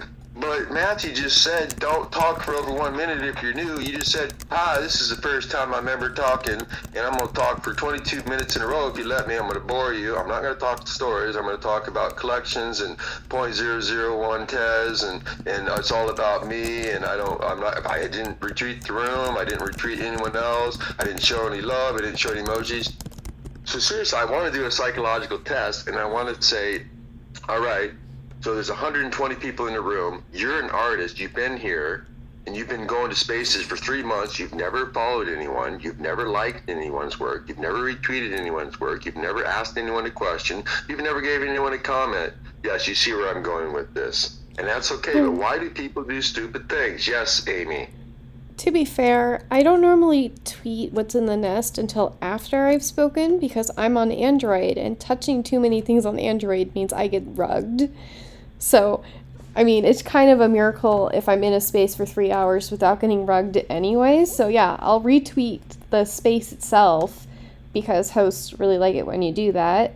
But yeah, like, and sometimes the nest is like a straight line. I'm like, I'm not retweeting literally everybody. Nobody will be able to see like what I'm doing. So, I mean, there's definitely a balance between, like, hey, I mean, I really wish people, like, it's hard being a host, okay? Like, even small spaces like this, like, it can be turned into a conversation between two people. Someone can just sit in the speaker section for 10 minutes without speaking accidentally. Those huge spaces, like, you don't know, like, there's, 30 people waiting to speak, but you don't want to rush the people already in the speaker section, and all of a sudden people are there for 3 or 4 hours, and is it worth your, like, whose time is being disrespected the most, the host or the speakers? And then, like, of course there's like 1,000 people there, so of course people want to listen because, like, there's people in the audience, but, like, who's listening? Nobody, because we're all just waiting for our turn to speak. So it's, I want to hear from Scooby-Doo. Yes, Amy, you're right, and we'll get into that. Scooby-Doo, what do you got to say? I'm going to take it that I'm Scooby-Doo, even though Streamcatcher's in the room, and Streamcatcher's the real Scooby-Doo, and the Fred Scooby-Doo. Hey, did somebody buy any of your art recently, Zeller? Please do fawn on, and please do tell about how wonderful that person is. Oh, God, that person's so amazing. That person's giving me hope and life and everything. And Matthew purchased Streamcatcher's digital Halloween card of him as Fred and Scooby-Doo, and they're selling weed out of the mystery machine, or they're selling biscuits. I'm sorry, they're selling Scooby snacks, not weed, not Scooby snacks. I mean, it's Scooby snacks, weed, Scooby snacks. Hey, okay. I grew up watching Scooby-Doo and Johnny Quest. And Zeller, you didn't do one of those magical things for me yet. I would have bought it yesterday. I mean, you did one for Brett, I think, and all these other artists that were really cool. But you're waiting, what, the best for last? I mean, come on, what's going on here? I have DM'd you so many times to send me a photo of you and the puppies. No, I told you you had to contact my people, and my people had to contact my other people, and I have a big I have like 22 people that you've got to go through. I have gatekeepers, I've got secretaries, executive assistants. I'm a very, very important person. Don't you realize how important I am? I do, but I really want to say something and why my hand was up. I just want to know what happened to you for 40 days that you are coming in full steam, full positivity, fully on fire with, I feel like you went to an adventure for 40 days and then came back and you have all this knowledge to tell us. Is that what's going on? I went to hell and I talked with Satan for like 40 days and 40 nights, and I decided that I didn't like hell as much as I thought I might like it. So I thought, well, you know what? Look, I'm an American. I'm 58 years old. I'm a Cancer with an Aquarius rising. Yes, I'm giving you too much information here. But what happened is, I've been here. Okay, so I was here. I came for a woman, and we connected. There was a connection, but she's allergic to bees. I was selling organic honey and bees and promoting it for 3 years before, and she knew that. She never told me I'm allergic to bees. She had type 1 diabetes, yes, but she never said, oh, and I can't go walking with you around the neighborhood. Hello, I'm hiking for frickin' 1 hour a day or 8 hours a day, taking photos out in nature. And I told her exactly, and this isn't a negative against her, I told her exactly who I was, where I was, well, not exactly, but you understand, and the type of relationship that I desired. And she couldn't do that. She said, oh, I'll live anywhere you want us to live. I decided to live in a little village here in Serbia, and yes, we could have had an apartment in the city. She didn't have to be here all the time. And she didn't want to live here. She wanted to go to America. Would you think I wanted to come over here and go back to America? I didn't want to go to America. My family, after my father died, basically, my brother didn't do what he said he was going to do. That's okay. My stepmother kept the inheritance that I was supposed to get in like 2 months for almost a year. She kicked me out of the house, the vacation house, because I was a fucking poor activist trying to hug trees and sing Kumbaya, my lord. And she kicked me out of the house within 30 days, which you can't legally do in America. And I moved out when she wanted me to anyway. She said I couldn't live at the ranch, which I've been promoting for 3 years, to buy that ranch to create a sustainable showcase and to teach and grow food and do all this stuff. She sold the ranch for $1 million less without telling me, even though she knew for 4 years that I wanted to buy that thing for humanity, not for me. And anyway, so my brother, he did say he wanted to Zoom with me when I was in hell. For the most part, literally for 40 days, I was going to kill myself. Well, I didn't want to, but I had several $100,000 to start this year. And then I said I'm going to buy up to $222,000. I was going to create a Telos node operation, do D-Store. I was going to create a marketplace on Telos. And none of that worked. It wasn't flowing. And that's okay. And I'll wrap this up real quick. So anyway, I had Maria and Boki and Marco as partners. I said, Maria said, hey, Dr. Wu. Maria said, I will create a newsletter by Wednesday. She didn't. I asked Marco to download some of the spaces, and one of them were Big D did a Gruffalo story, and I kid you not, yes, several of us were stoned, but we actually said that was like the best story we'd ever heard. An 8-year-old kid. We chop that up as an NFT, we give it to him, he can sell it and say 100% is going to go to leukemia kids, or 100% is going to go to Make-A-Wish Foundation. Matthew, sorry yeah, to interrupt Dr. you, Wu. but I agree with you 1,000,000,000%. Big D did that amazing. I was more impressed with him reading that story than any adult I've ever heard read a story. And I mean that too. It was just, he, for an 8-year-old, he just, he does his voice intonations up and down. He understands time. And there's a lot of children. It's not just Big D. There's a lot of kids from age 3 to 5. If you're a prodigy, you're a prodigy. Mozart was a prodigy.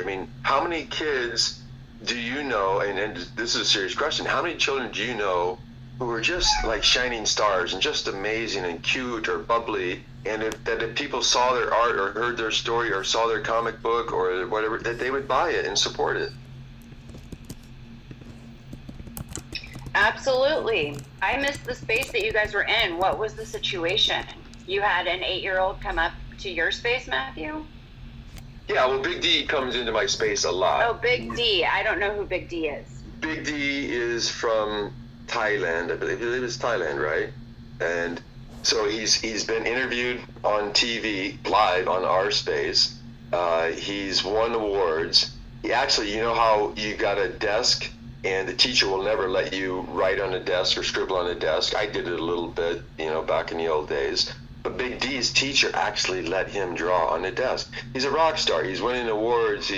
But he's got a great personality as Dr. Wu. Matthew, Dr. Wu, tell him. Yeah. I got the impression that Big D had like some kind of disease or something that kept him in the house a lot. But he had leukemia. And he was in a hospital for like 3 years. He was in a hospital for like 3 years with leukemia.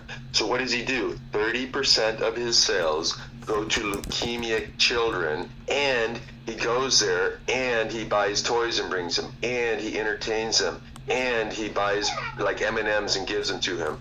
So to me, and then I asked Big D or Focus or whoever, Big D, what would you like us humans to do regarding like climate change or whatever? Then we clip that up, make that into an NFT. Because if me and Dr. Wu are trying to tell some alpha male, you need to do this, you need to do that, that's one thing, and our egos can fight. But if you've got a freaking little 8-year-old saying, you know what, I'd like you to keep like old growth forests so that there's some old growth forests when my children are around, I'd like you to freaking, get your heads out of your ass, because you got Hebrew wouldn't say this, but you have the political elite Democrats, the political elite Republicans. They're both fucking all of us, and they're laughing to the bank all the way. And because some monster, like I think it's the Wizard of Oz or Darth Vader, is controlling the Democrat elites and the Democrat Republicans, and they don't give a shit who's in power. They love it. Oh, Republicans will be in power for 8 years, then we'll just blame the Democrats. The Democrats will just blame them for everything. Then we'll put the Democrats in power for 8 years, and then you see what we're doing with America.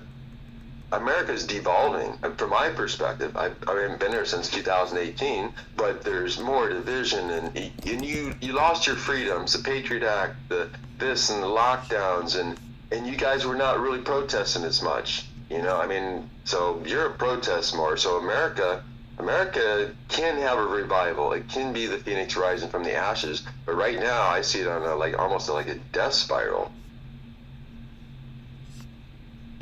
I would have to say I agree with that. I mean, I haven't been watching the news as much because it's just constantly crashing. It's constantly going down, miscommunication, lies on TV. It's just endless. And I do better when I stay away from it, because I do think it's going to crash, and then I think we're going to bounce back up. But that's why I'm so focused on Web3, because there's actually some hope. We're actually building. We're being productive. We're being positive.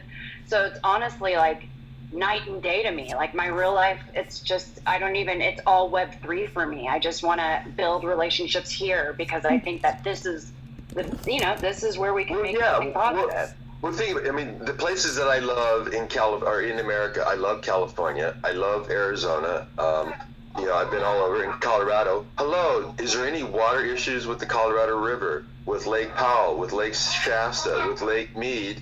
And what have our governments been doing for the last 20 years? We've been warned.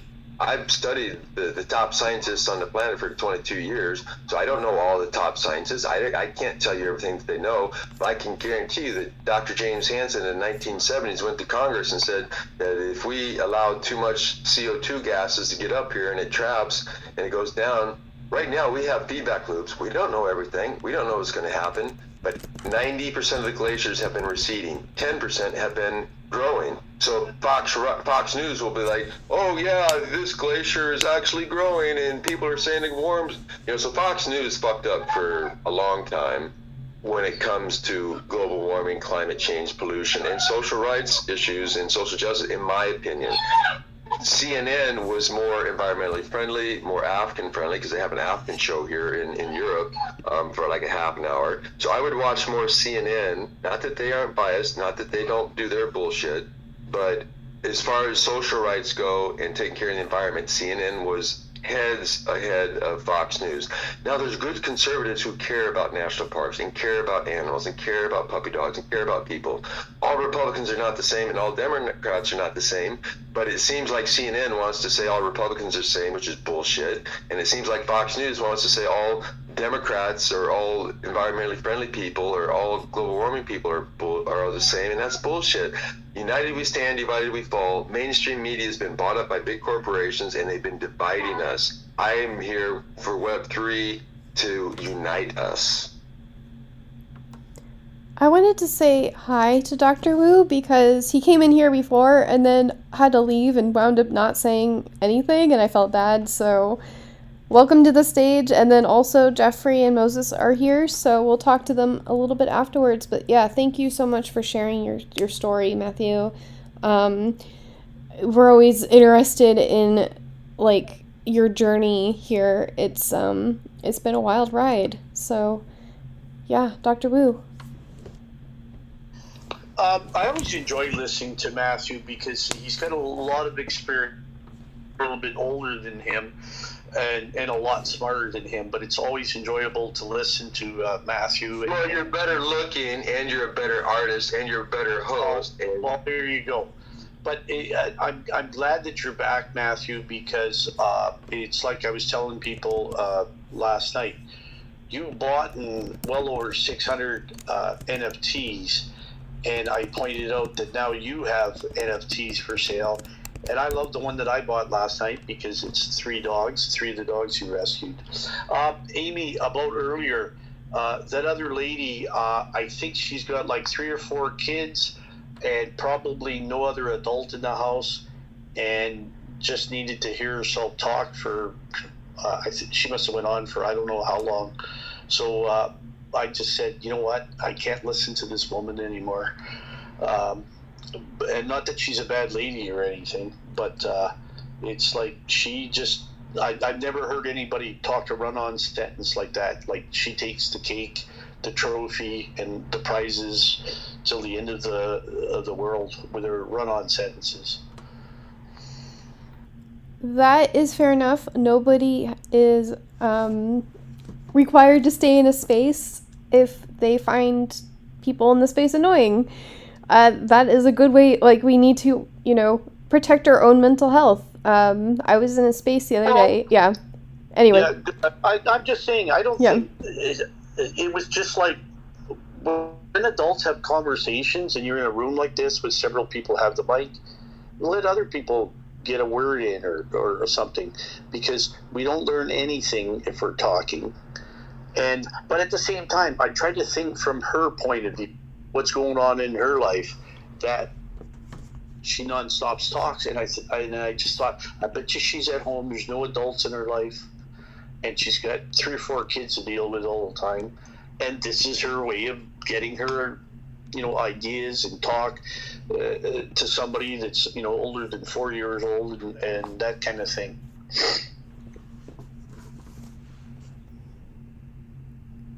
I actually think that you might be right about that, and I'm meeting her for lunch on Saturday, and I was thinking it's going to be interesting because she's not going to have a kid, and she's very nice, and she lives an hour away, but I totally get what you're saying, because I've done that in other spaces that happens, and I'll leave too, like if something like that happens, and all of us have different experiences with different people, so I never look at a situation and say, oh, well, if Dr. Wu doesn't like her, I'm not going to like her. Like, I can relate to the situation, and it could be somebody else. So I totally get when you're like, okay, I'm done listening to this person, and you leave. So I'm glad you're honest about it. But Zeller, you're a very personable person and easy to get along with, and we've had lots of talks.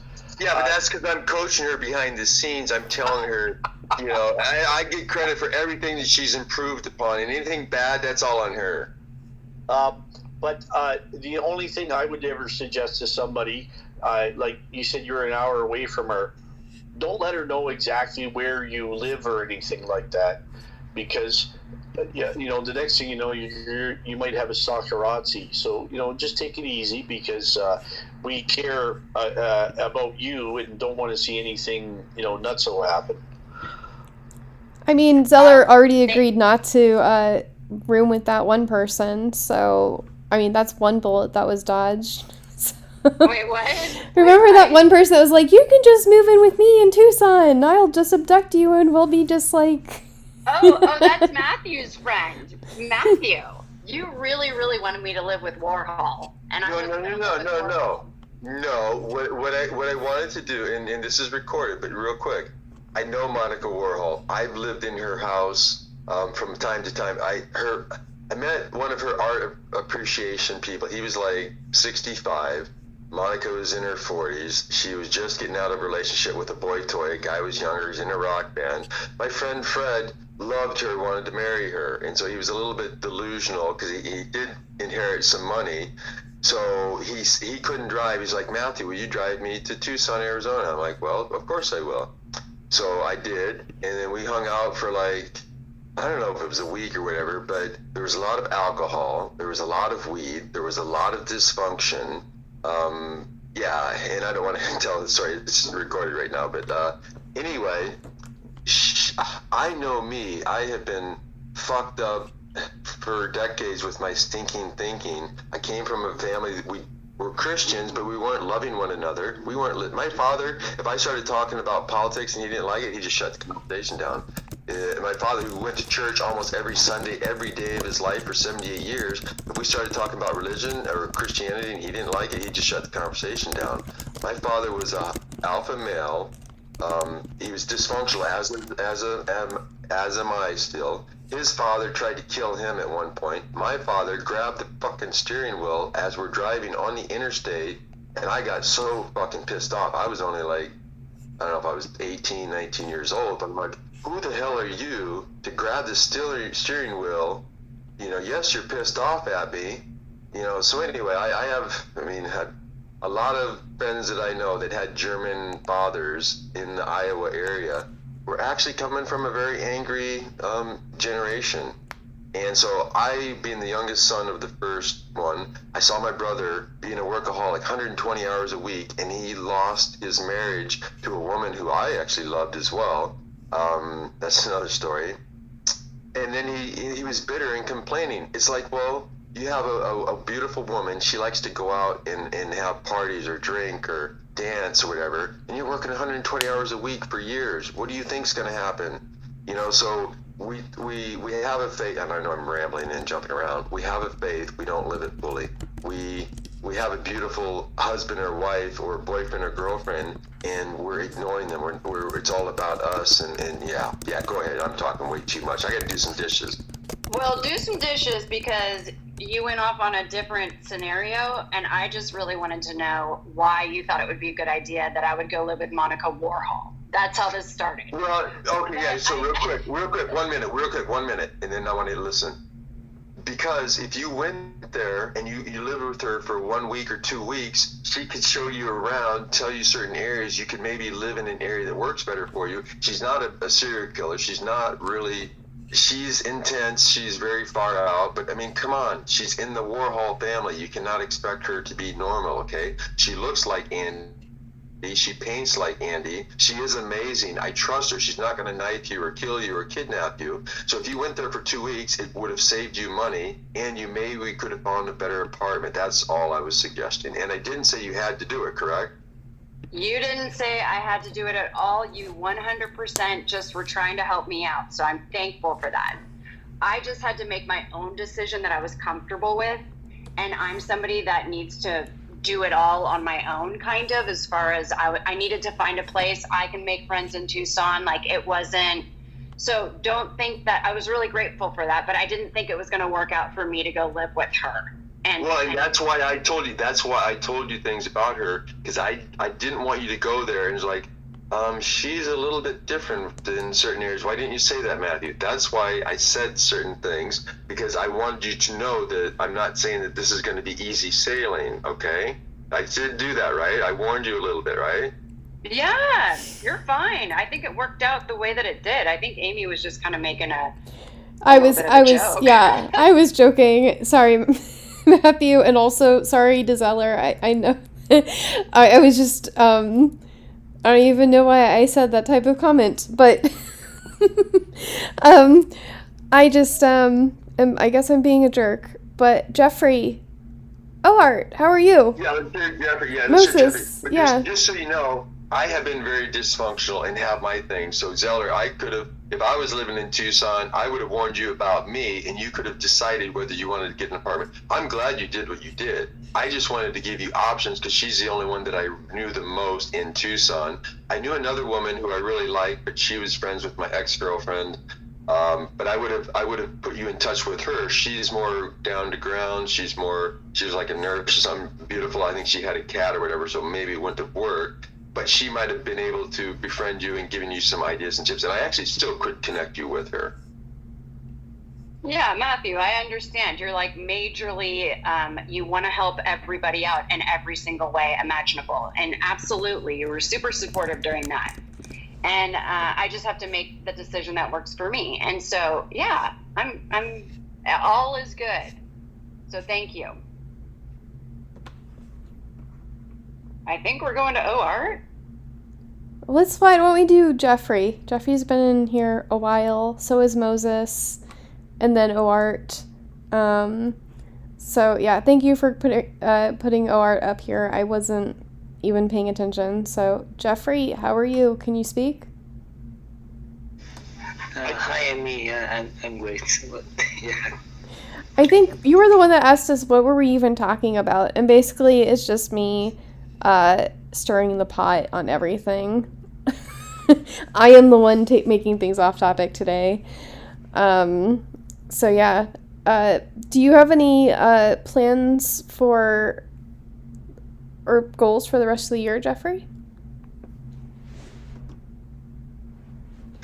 Excuse me, Amy. I can't really clearly hear you. I'm afraid. Hey guys, I'm gonna have to cut out. I'll talk to y'all later. Bye, Stream. Yeah. Thanks for coming by. Bye, Scooby. Thanks Scooby. for having me. Later, Chris. Fred. Scooby, let's go into the mystery machine.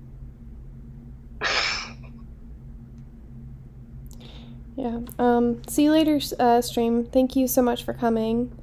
Moses, how are you? Yeah, just straight up, just how are you? Hi. Okay, I'm trying my best to remember your name, Art Inspired. I remember your name.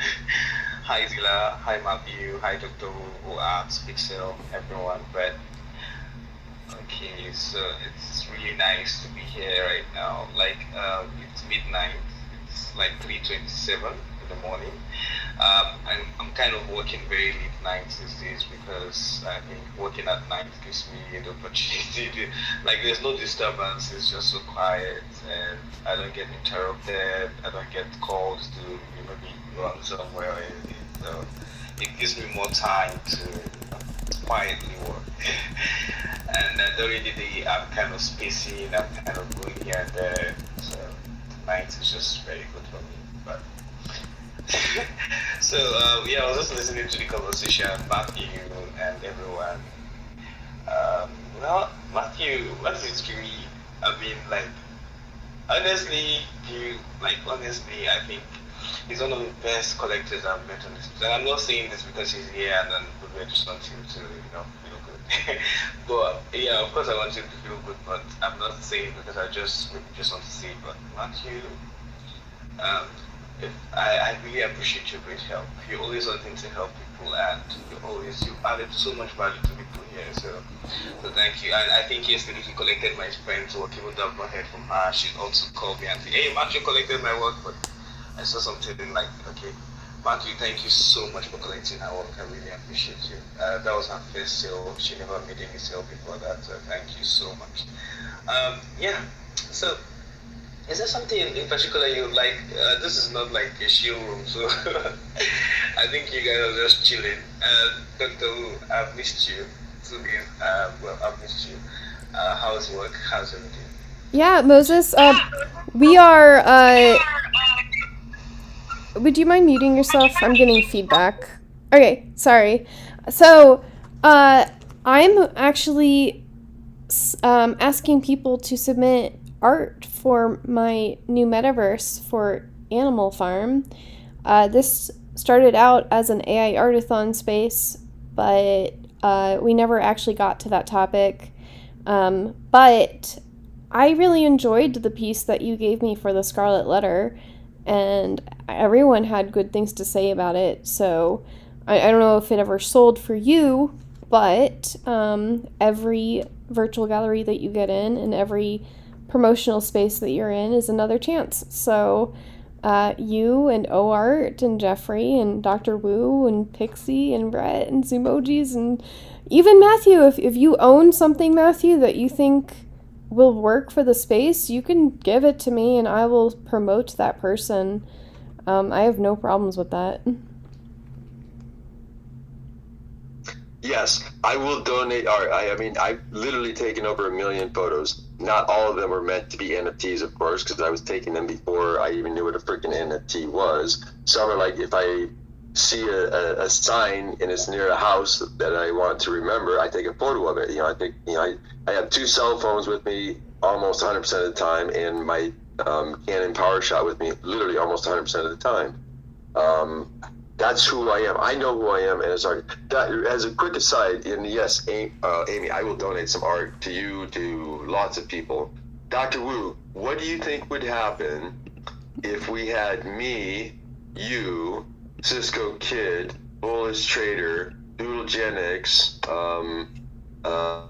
Geekers, Maya, Marianne, you know, let's say we had 10 great co-hosts as speakers, 2 great co-hosts as co-hosts, and 1 great host. So we have 10, 11, 12, 13 people, and we did an hour thing about what new investors should do. You know, they're in the fiat world, they heard about spaces, Twitter spaces, they heard about NFT arts, they love art, they want to find out what the scene is. And so what new artists should do on Twitter spaces, and what new investors should do or be careful, look out. Can you imagine if we had those 13 of the top people and we did an hour space and half of it was on what you should do if you're new to NFT art and what you should do if you're new to buying? One problem with that is, first of all, an hour, that's almost like 5 minutes, right? Because you're talking 13 people. That's a hell of a lot of people and a hell of a lot of opinions and discussions that are going to happen. Yeah, but that's your opinion, Dr. Doo. No, listen. Right. Okay, but so let's say we have those 13 people, and then Zeller comes up. Real quick. Zeller comes up, Dr. Wu, let's pretend it's already here. So we have the 13 people. Zeller comes up, she's like, hi, my name is Carrie. I'm new to NFT arts, but I'm a physical artist. I don't know how to mint. I don't know anything. Dr. Wu or anybody in the room, what should I do? And then you come on, you say, Zeller, come to spaces, follow us, follow everyone, like us, retweet us, listen in spaces, listen, ask questions, and you will know what to do. Well, the first thing I'd say is you ain't learning nothing if you're talking. The other thing, I had a talk with Zeller the other night about something to this. I said, number 1 rule, don't listen to anybody. So many people steer me wrong all the time, and people that should know better. And we had a little discussion about how people say ETH into Polygon. Well, it's a friggin' lot more complicated than everybody that told me about it is. And I finally was able to turn my money back from wrapped ETH back into Ethereum, and I will never buy Polygon until the day I die. But what I'm trying to get at is most people need to go into a space and just listen. Like when you go into any room, especially a room where you don't know the people, you have to get a feel for the room, because some rooms are not really about NFTs, although in the title they say that, right? And you'll find that they're just sitting there joking, chatting. I'm not going to say any names, but there's some rooms that these people feel, them and their friends feel they're influencers because they decided that they're influencers, and they give each of them a microphone. Nobody else gets a microphone, so you hear them talk about their stupid jokes and what they ate that day. And who wants to listen to that? I don't want to listen to what people ate that day if the room's supposed to be about NFTs. I actually think there should be a course everybody goes through before they become a host. And I also understand that if I don't like a room, I have the option of leaving. And I also have the option of hosting my own room. But there's so many things to learn. And I know that there's people that are trying to put on courses. They're still around because look how many people are gone. I think each of us can say, hey, where's this person? Where's this person? Where's this person? And for whatever reasons, they've left the space. Like, the one thing I know is Cisco and the Four Horsemen are trying to put together like a classroom type thing to teach beginners, but I think they still got a little ways to go on that. I don't know of anybody else doing one. It's also interesting, Matthew, you've gone to different spaces. All of us has. Like when you go to Mongoose's space, Mongoose is so patient, and he'll let people ramble on for 45 minutes. I mean, that's one thing that I disagree with that he does. He lets them go on for too long, and therefore all the other guests are waiting hours to get a chance to talk or ask questions. But Mongoose is so friggin' patient. Like, he's friggin' amazing. So his room has a certain, we'll call it a flavor to it. And I enjoy going there sometimes and just sitting there and listen. And he'll call me up sometimes and ask me my opinion, and I try my best. But I just think your idea, I think you have a good idea. I think an hour is too short, but you don't have to have a freaky space of 17 hours or some of the spaces that you hold for 30 hours either. I think it needs to be controlled by a good host. And, I'm all for it. Like, I'll help out whatever way I can. I have real quick, we're going to do that. Dr. Wu, if we had you, let's say we have 13 weeks in a row, okay? So I have a question for you guys. Yeah, Pixies. Yeah, I've had my hand up for I don't know how long. It's tired. I'm putting it down. I'm going to ask a question. You guys want to help people that have questions here in the space, but I feel like I can't ask my question because I'm waiting for somebody to acknowledge that I have my hand up, because I am a new person into NFTs. So, sorry, flustered right now. Okay, Pixie, sorry, I was about to interject and be like, Pixie, you've been, sorry. It's tired. Yeah, you know how it is. I just like, I want to wait for this person to stop talking because I respect both of them and they both have valid opinions. But yeah, Pixie, Right. Pixie, Okay, what are your questions? So yeah, I'm still pretty new to all of this. Amy, I have a dumb question. When you help me set up a gallery, so we're going way back, guys. So I'm trying to set up another gallery, and I'm stuck on a page. I cannot remember for the life of me, and I need help. And Amy, you didn't acknowledge me either in your messages. So I'm in the middle of a space. Come on. I know, but I was all like, Amy, with the sad face and the thing, and now my freaking wallet wants me to reconnect.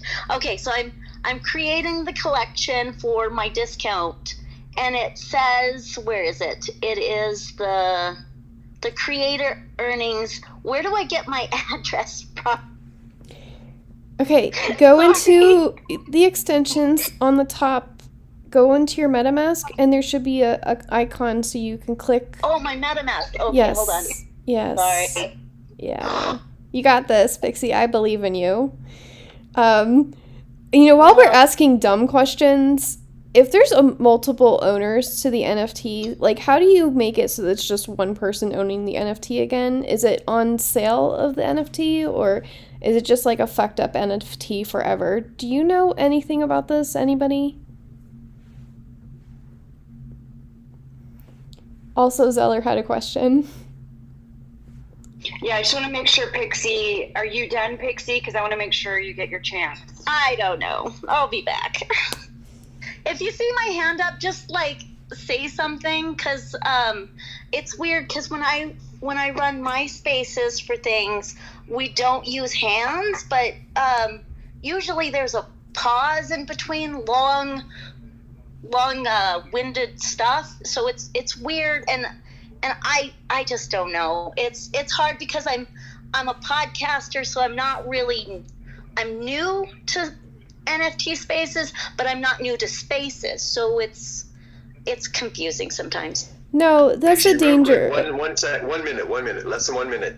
Pixie, if you come into 12 different space hosts, they're probably going to be run a little bit differently. In my space, you have 100% full permission to interrupt at any time. I do not want you to put your hand up if you want to say something.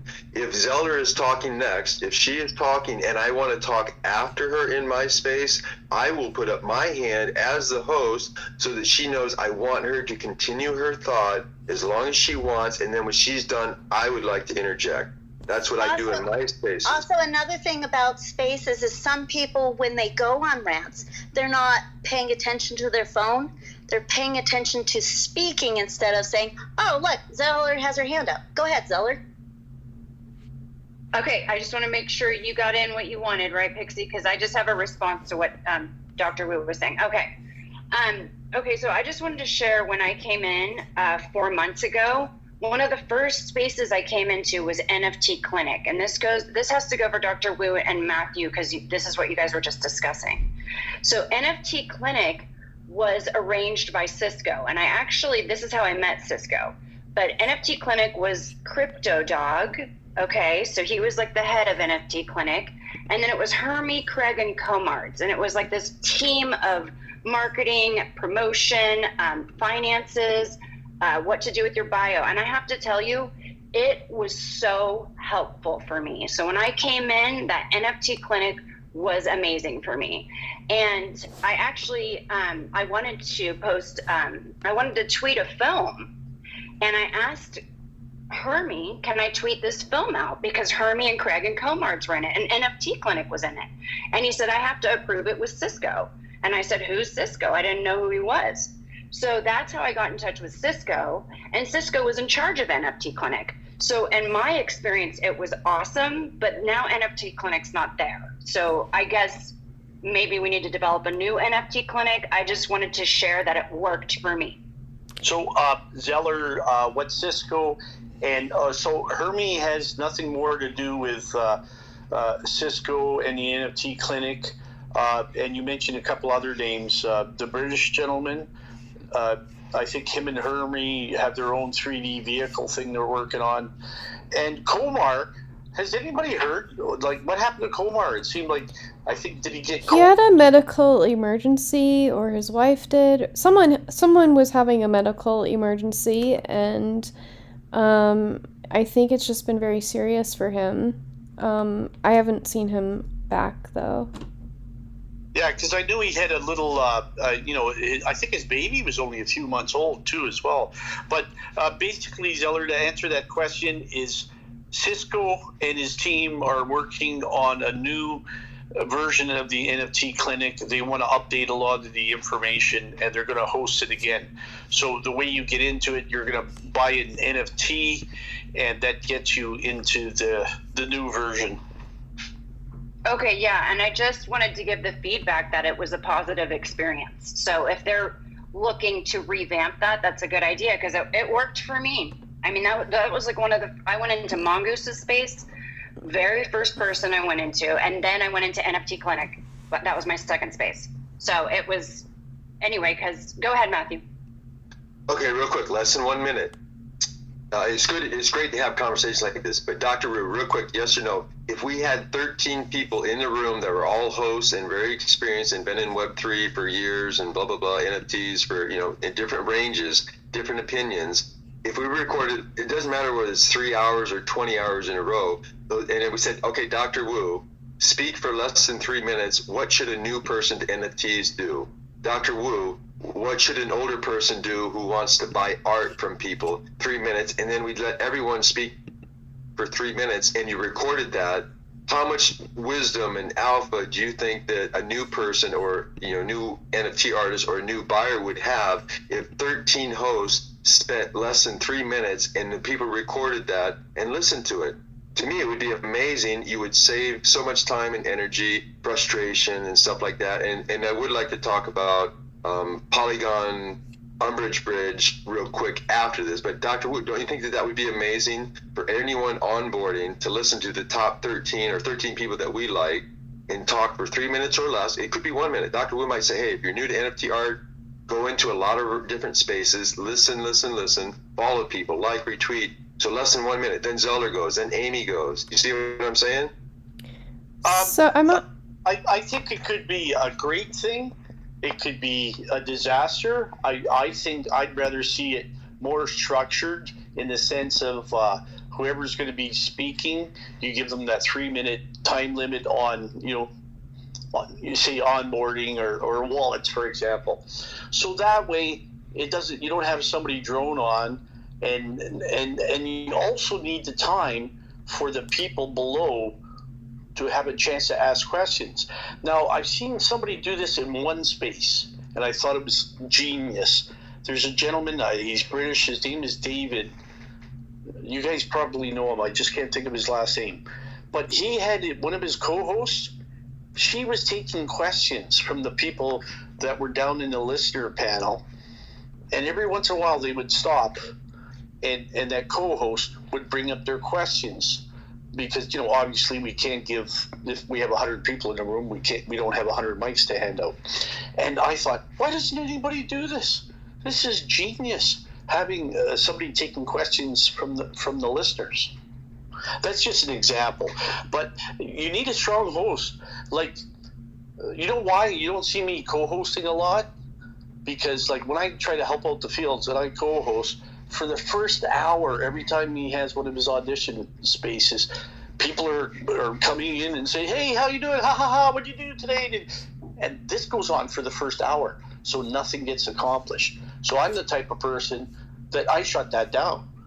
You come in the room, Matthew, and you start joking with the fields and everything. Well, I'm going to mute your mic, whether you like it or not. You might not like it, but I'm kind of like the guy that says, hey, this room is for auditioning. Are you coming to audition? Okay, wait your turn. And that's one of the problems, that when I do that, I start making a lot of enemies. So I said, frig this, I'm not going to be a co-host then, unless it's a more of a relaxed room. And because the Fields himself, he needs coaching, because the man loves to talk. I love listening to him. But after a while, he's repeating himself 72 times in a minute. So at the same time, I say to him, hey, the Fields, you keep on repeating yourself here. Let's hear somebody, talk about your story right now, or somebody sing, or whatever they're going to do to contribute to his program. So I think a lot of thought has to go into it. And there's a lot of strong people that have good ideas in here, whether they've been hosts or not. And, talk to them about what they would like to hear. I think it needs to have structure to it.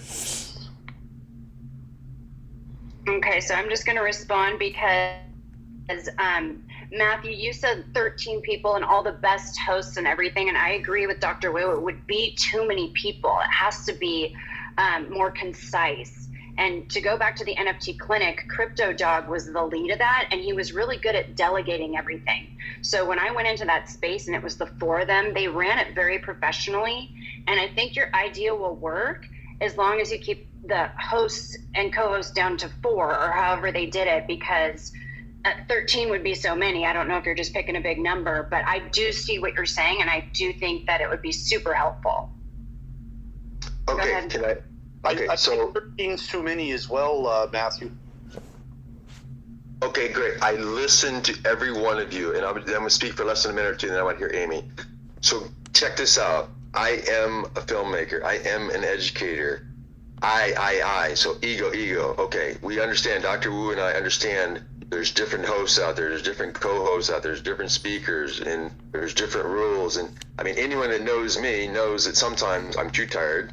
Rarely I'm drunk. Sometimes I'm stoned. Sometimes I've literally been going on for 24 hours. I interrupt people. I talk too much sometimes. Sometimes I shut up and I listen.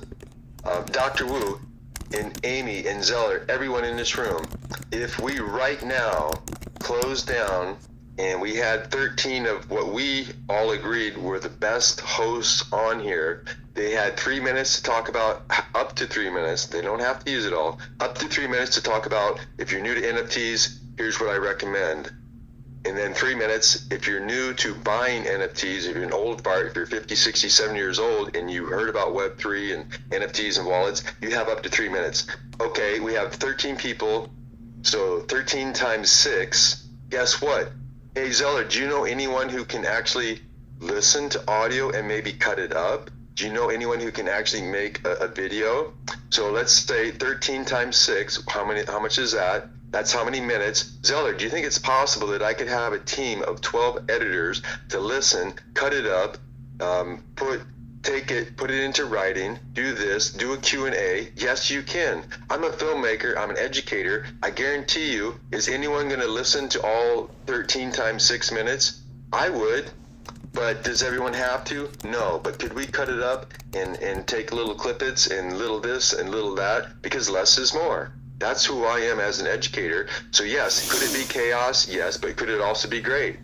We actually could have just Amy, Dr. Wu, me, and Zeller, just the 4 of us. So we could start another space right now, and just the 4 of us could say, okay, you've got 1 minute. What's the most important thing, Dr. Wu, for a new NFT artist? Dr. Wu, what's the most important thing for a 75-year-old getting into it? You see what I'm saying? We don't have to say you've got to listen to this hour or 2 hours or limit it. We can do whatever we want to do, and we can cut it up afterwards, and we can write it, we can translate it into different languages, but it's getting the information out there, because no one has to come into the space, no one has to listen to it all, and no one has to agree with it all.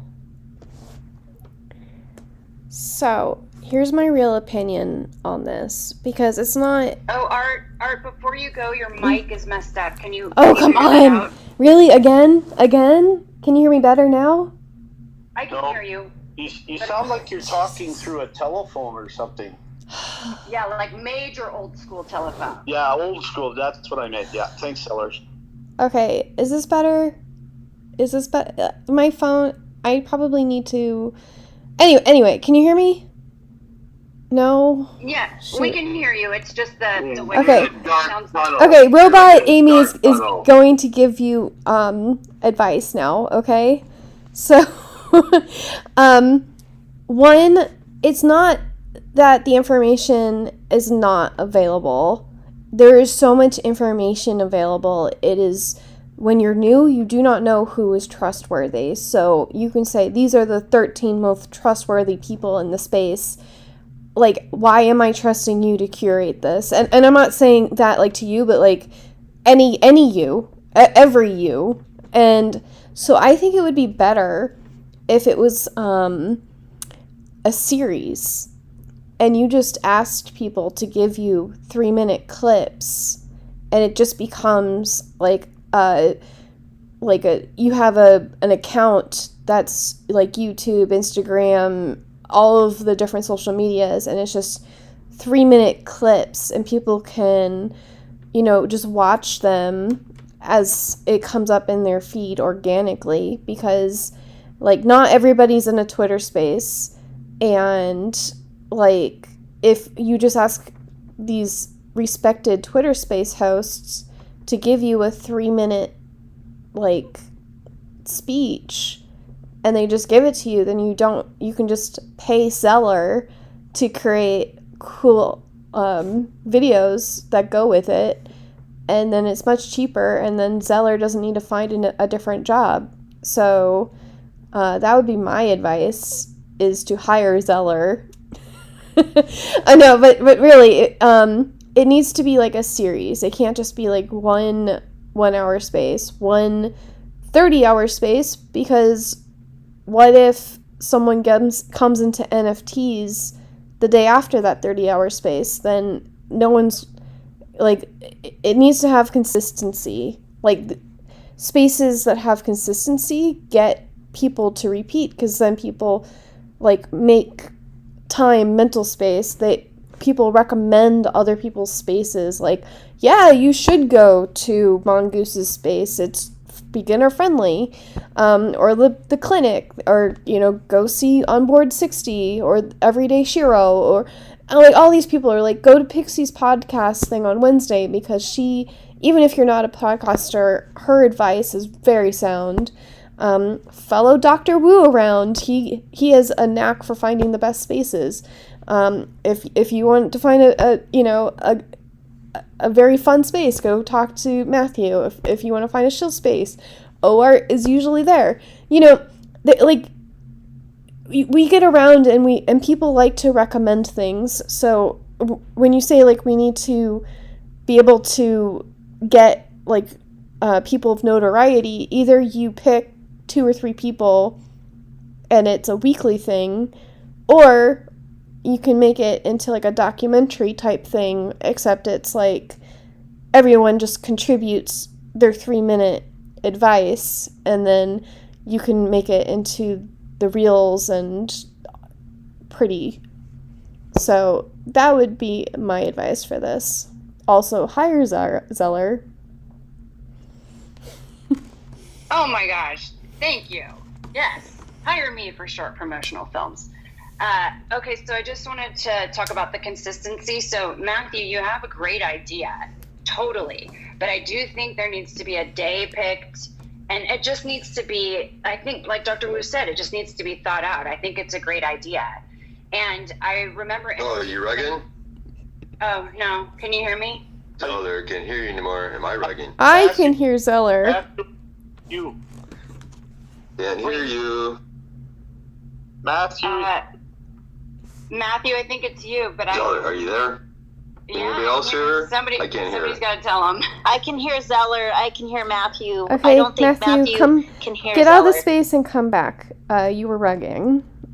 So. Okay, so what I was going to say is when I came in as a beginner, NFT Clinic was available, and it was, I forgot what day it is, but I think it was every Tuesday or every Wednesday. And they might have had it twice a week. I'm not sure, but I was there every Tuesday or whatever day it was. They had a pocket of time. I think it was 3 hours, so they stuck to it. And they were really good at bringing up people and speaking for a minute to 3 minutes. They were very professional. So however Cisco and all them worked that, it worked for me as a new person. Now that doesn't exist anymore, but that doesn't mean we can't build another one. I'm just saying from experience, that whole system worked for me as a new person. And the consistency is what I wanted to say. The consistency is very important. Art, that's exactly right. To have something every Tuesday and Thursday. It's every Tuesday and Thursday, let's go to class, So I changed the topic because Matthew was we could do this right now. And I'm going to regret it because now people are pouring in because when people understand a topic and it pertains to them, they join the space. So... Sorry, guys. I have to go to Cisco Space, and I just want to let you guys know that there were a lot of sales there last night, and Matthew was part of it. So was I. I was lucky enough to sell 3. Other people sold their NFTs, and but that's where I hang out every night at 11 o'clock EST. But I want to get back to you guys to talk more about this because I have some other ideas. For example, let's say we held a space we'll just say for 2 hours. That space would be maybe talking about not all kinds of things to do with NFTs. Maybe my expertise is graphics. I know that if we had 100 people in this room right now, we'd be lucky if 10 people could explain to me resolution and how does resolution affect what you're doing with NFTs. And so I think it'd be better if we had maybe 2 hour space would be on one subject. And then the next night or the next time it would be maybe focus more on wallets, that kind of thing. That's a really great idea, but Pixie's hand was up before yours, Matthew. Sorry, I'm still having issues with figuring out stuff for my wallet. So I'm probably going to drop them from the space because I don't understand. Pixie, we will set, if you can't figure it out, we will set up time. Yes, Pixie, I believe in you. You can do this. But yeah, Matthew, what would you like to say? Pixie, I'm open to doing a one-on-one with you if you want. If not, follow Dr. Wu, follow Cisco, follow Geekers, follow these people, go into these spaces and listen, ask questions. You could actually go into Dr. Wu's space real quick, say, hi, my name is Pixie. I'd like to know wallet safety. Is there an expert who can do it? And it could be a female and you resonate with her. She can give you advice. I can give you advice. Dr. Wu, the bottom point is there's a lot of great hosts out there. And they have their own ways of doing things. Like sometimes, seriously, just so you know, somebody will invite me to be a co-host. I'll go in there, and early on, they muted me, and then they kicked me down one time, and I left. I am somebody, because I'm 58, and I've been around business consulting and art for 50 years, blah, blah, blah. I do tend to want to be hosting myself. Why? Because my things are, you don't have to have your hand up. It will be disorderly. You can talk over people. Life is not perfect. Art world's not perfect. But if you're new, you can come into our spaces and learn, listen, share. And so, yeah, we would say advice to get NFT in one of my spaces. And then we talk about mental wellness, or we talk about something else. Find the host that you like. Go in there, listen. Go in there, ask questions, present. But if you're new, go up there and say, hi, I'm new to NFTs. I don't understand how to make a wallet. And then shut up. And then people will tell you, hi, I'm new to NFTs. I don't know how to mint. Hi, I'm new to NFTs. What is the best? Ask questions. Ask for feedback. Hi, I just minted and I have 12 and I'm asking 1 ETH for each one. Dr. Wu will say, oh, you should have a price variation. Oh, you're new. You don't have a community. You should not price for 1 ETH. You have a lot of amazing people like Dr. Wu, and I'd highly recommend that you follow him and go to the spaces that he's in, because he's not going to be in a space that's a shitty space for very long. He's going to be in a space that's very good. So come in, find your space host, become your own co-host, your own host, learn, listen, share, and have some fun. Guys, I'm going to take off, but I'd like to get back with you guys again and discuss this further. But keep up the good work. Always nice to see all of you. Hey, Brett, I see you down there. Forever Sammy, Moses, and a few other people there. But you guys take care and you have a good night. Yeah. Thanks, Dr. Wu. And I really do like the idea of, I mean, I would be good for the place where it's like one subject at a time. And I know, Matthew, I totally know what you're talking about. Just go up and ask. I don't know how to do this. But, you know, there's an intimidation factor when you're new. And it's like, so if there was a space dedicated to how to work your wallet, you bet your ass I would be there. Because, you know, that's been a big thing of mine. That's been a challenge. For me also, it would also be like, hey, I'm going to be in the lounge of my Discord and we can screen share your thing if you are having an issue. Because a lot of this stuff is like, where the F is this on OpenSea? I mean, it's not funny, but it's also just like, it's really hard to tell people when it's a very visual thing that is happening on their screen. But Matthew, what would you like to respond with? Oh, sorry, I left my hand up. Yeah, I'm doing dishes, making tea, charging phones, trying to get set up here because I just woke up. And just so you know, I literally, and this is not a bragging, but it's a factual thing, I literally was on spaces like 90 hours in a row out of like maybe 110 hours or 115 hours. So I did way too many spaces. And, you know, I don't like orderly spaces too much where you have to raise your hand and you have to speak in order and all this, because life is not fair. It's not always clean. I actually like it because, let's say Moses interrupts me right now. More than likely, I would be fine because Moses might say, hey, my battery's getting low. Can I present real quick? And I'd be happy to shut up. Moses pins his work up there. He talks for 1 minute, said, hi, I'm Moses. I'm an NFT artist. This is my new drop, blah, blah, blah, blah. Do you have any comments or questions? Zeller asks him some comments or questions. Brett asks a nice comment, and then he leaves. I'm fine with that. Then OR cuts me off. He's like, hey, I'm OR. I got to go pick up my kids in 5 minutes. Can I present? I'd be fine with that. That's why I do not like, I mean, not that I can't do it from time to time. And I will honor the host. If I come into Amy's place and she's like, look, you've got to raise your hand. You can't cut people off. You can't interject.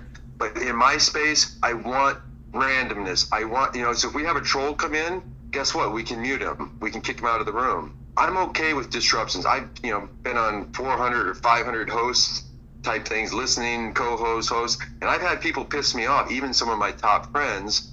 I'm not perfect. I don't expect you to be perfect. But if you want to learn about how to be a safer NFT artist or get sales, you come into a bunch of different spaces, find your places. If you're new to NFTs or wallets or anything, ask questions and learn. And I'm excited. We will do some of these things that we're talking about. And Zeller, I want to talk with you one-on-one. So DM me when we can do that, because I want to get you some money, because I want to hire you, but I got to talk to you one-on-one.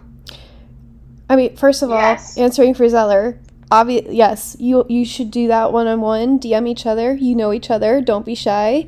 So I actually studied linguistics when I was in college, and it's really interesting because men and women communicate differently, and it is very obvious in social audio because women will actually pause longer than men between people talking, and so it's I find it easier to have a conversation that's not just like two people. But if it's like a man co-hosting and a man talking, like it's just hard for me personally sometimes because like there's a difference between like interjecting and then just like literally talking over someone. And sometimes you have to be like, fuck it, I'm just going to talk over these people because I've been here for, raising my hand for half an hour, and I respect my own time enough that I need to, talk. Now, this is all like a big social experiment. That's what I'm saying, that like it's interesting if you're listening enough and you see these patterns of like, is this person sympathetic or empathetic enough to, pause and allow the room to respond. So, Matthew, would you like to respond to me? I'd love to in less than 1 minute. I agree and concur 100%. I actually have had female co-hosts quite a bit, and I want them to take over. And I've actually said I only want women to speak now, only women to present. I would love to go into a room with 3 women as the hosts and all women just speaking, and I would sit there and I would shut up. But I also, Joe Rogan, everybody knows Joe Rogan. How much money did he get from Spotify? $100 million to sign on with Spotify, right? Why? Because it's entertaining, it's far out, it's wacky. How many people want to go to a place where there's no excitement? If Geraldo Herrera is having a talk show, somebody grabs a chair and throws it at somebody, it's going to make the news, and then people are going to watch it tomorrow. So my hosting, sometimes it's orderly, sometimes it's factual, sometimes it flows, sometimes it's crazy, sometimes it's chaotic, sometimes it's this.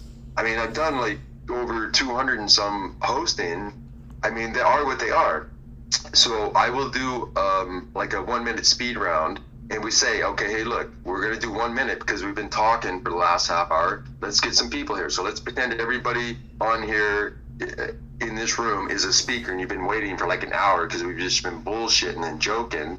Now I say, okay, take 1 minute to tell us who you are. Hi there, I'm Matthew, blah, blah, blah. Pin it up there. And then you have 2 minutes that we can ask you questions or give you feedback. So 3 minutes. And then I say go, and then OR comes up, and then OR talks for 4 minutes in a boring way. Do I allow him to do that, or do I cut him off and say, OR, were you not listening? You have 1 minute to introduce yourself, pin your pin up, and then we're going to ask you questions for up to 2 minutes. But if you come up there for 1 minute, blah, blah, and you bore us, nobody may ask you a question or leave a comment. So it took you 1 minute. Then Moses goes. You see what I'm saying? So yes, Amy, you got to do what you got to do. And I go to lots of women only and Web3 women, and they know me. And I go in there and I will listen a lot of times. But a lot of times they actually bring me up to speak. Well, that's a danger zone. If I'm coming in and I'm not requesting to speak, that means I want to listen. So if you bring me up as a host or a co-host or a speaker, you've just opened up me, because I'm 58. I've been around consulting for 50 years. I've been around art for 50 years. So yes, we have opinions, and men can be more, crazy and alpha male, and it's my way or the highway. Women, we could say, well, they're too soft. They want everybody to agree. So yes, men are from Mars, women are from Venus.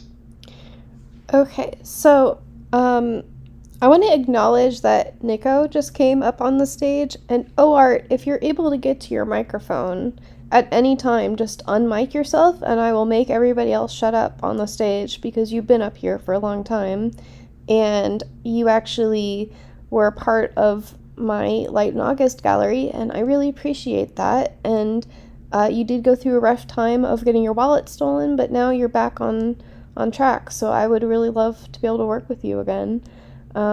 Nico, how are things?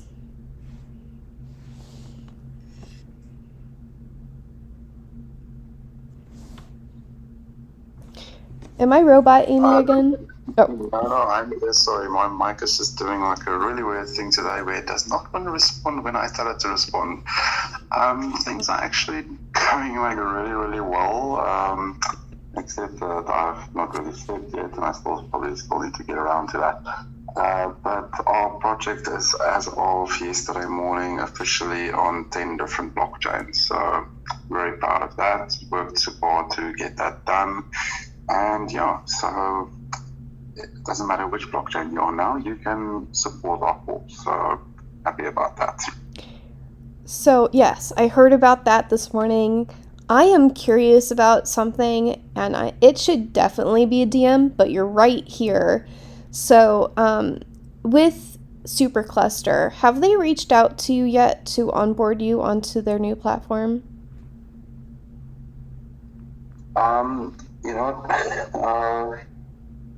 I got told to get in contact with a guy whose name I cannot remember. I know I did send him a message. I'm very, very bad with Telegram, as I absolutely hate it. So I should probably go and check if he's responded. So I guess technically they did reach out. I've just not been very good at actually following up. Let me rather put it that way. Okay, well now you've made it into my protective bubble, because I reached out again yesterday just to make sure, because I heard a rumor it was supposed to, yesterday it was supposed to be on Wednesday or Thursday, and I was like, oh really, because I'm a creative partner and I'm not on there yet. And then, so I've reached out, and I'm just curious. I just don't want to be like, I've reached out to the correct people and then get left out for some reason. And I don't want my friends and the other partners that have been supportive of me and them to get left out on a technicality. So I was curious, because I wasn't sure if like some were like the favorite children status going on. So you know how it is. No, I get what you're saying. What I would actually suggest you do, I don't know if you know Rob, maybe just shoot him a DM. He's quite efficient at sorting out things. I think he should be able to direct you in the right direction. Yeah, I actually did DM him, and he was like, Monday, the latest. and yeah, we're good. We're really, really close to getting that platform launched, and I think I'll just be much happier once it's launched and we know how it's going to be. And then is Voxel going to be a 11th hour blockchain for you, or are you already on Voxel? I don't have anything on Voxel yet. Like I said, I'm busy building everywhere else, and as they've not really had a working platform yet, I've kind of, I've paid attention, but I've kept them on ice because as of earlier this week, we actually became a featured artist on Dubai's premier NFT platform. So I've actually been paying a lot more attention to that. Listen, what it comes down to, I am raising funds for a cause, and I have to be very strategic where I put in all my efforts and all my time. So if you technically do not have a working platform yet, then I'm not going to pay that much attention to you, because you're not bringing in revenue that keeps my son in his therapies and pays for his medication and helps me raise funds for his schooling. So that's pretty much what it comes down to for me. So it's more strategic thing. listen, they said to me, reach out. I've reached out. It's my bad. I'm really bad at keeping up with Telegram because I do hate the platform. But I should probably go and check if the guy that responded, because he's supposed to, quote unquote, walk me through how to get onto their platform, which I believe it should not be that difficult because all these platforms are more or less the same, as they are a Ethereum-based platform to start off with. It should be pretty much straightforward. All the other platforms and other blockchains are unfortunately not that straightforward. There's a lot more to it than the eye that meets the eye. Yeah, I mean, now that they've waited so long, I've actually started to. I'm not on 10 blockchains yet, but I do pretty much. I haven't even counted, but like, I have multiple collections now on multiple platforms, and I even made my own on my own contract, which I sold one, which is amazing. But yeah, you have a kid that needs schooling, and you have an immediate need. You can't just like sit around pining for a NFT marketplace. So that's totally understandable, and I I don't know why I'm stirring up shit, but it's just like I just want to know, because if other people, like, if they're just starting to get around to people, like, I can wait my turn. I just don't want to do everything I was supposed to have done, and then because like I don't have anything alerting me on my phone. Even my phone doesn't alert me. Like, I don't get phone calls. Like, I don't have anything noise on my phone. So, like, I wouldn't know if he notified me unless I go check, which I do check because I'm, expecting something now. But, yeah. So thank you for answering that. And, if you ever get the time to like write a blog or just do like YouTube videos of comparisons, like I 100% do like what's this versus that, like into my Google search bar all of the time, because all of these have like their ups and downs and why you would and why you would not go onto certain platforms or use certain blockchains. So, Matthew, what would you like to say? I'd like to say, Amy, thank you very much for hosting this space. I'd like to say, Caden, Nico is one of the hardest working, and I literally mean this, the hardest working artist, father on the planet. And you can go to cryptotalk.blah, blah, blah, and you can see people's ratings as a host and as a speaker. And Caden is up there, like, amazingly. Pixie, if you want to do a one-on-one, I can do a one-on-one. I can listen to you, answer whatever questions that I can. You could reach out to Zeller, to Amy, to Dr. Wu, to so many different people. So find your spaces, ask your questions. In my space, you don't have to raise your hand. You can interrupt me 1 billion times in a row, and I'd be fine with it. My spaces are chaotic, they're crazy, sometimes they're orderly, sometimes they're funny, sometimes they're dry.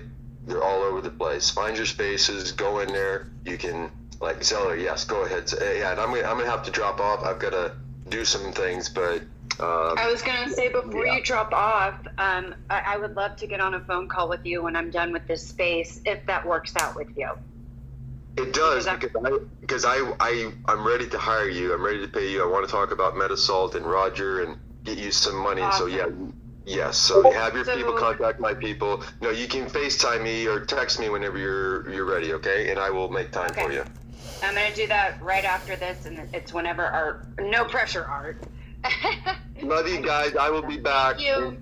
And Art, just so you know, and if you're ever hosting and you want a crazy guy who will interrupt and come to your space, just DM me and say, hey, Matthew, can you come into my space and entertain us for a while and overpower the conversation and interrupt people and not let Pixie come up? She's had her hand up for 30 minutes. Pixie, just speak. If you've had your hand up in any space, it's been up there for too long, just unmute yourself and say, Amy, I've had my hand up for 22 minutes. Can I talk now? Just do it. It's easier to ask. Thank you, Matthew. As somebody who is just jumping into the NFTs, it can be a little crazy, chaotic. I've been a podcaster for 2 years.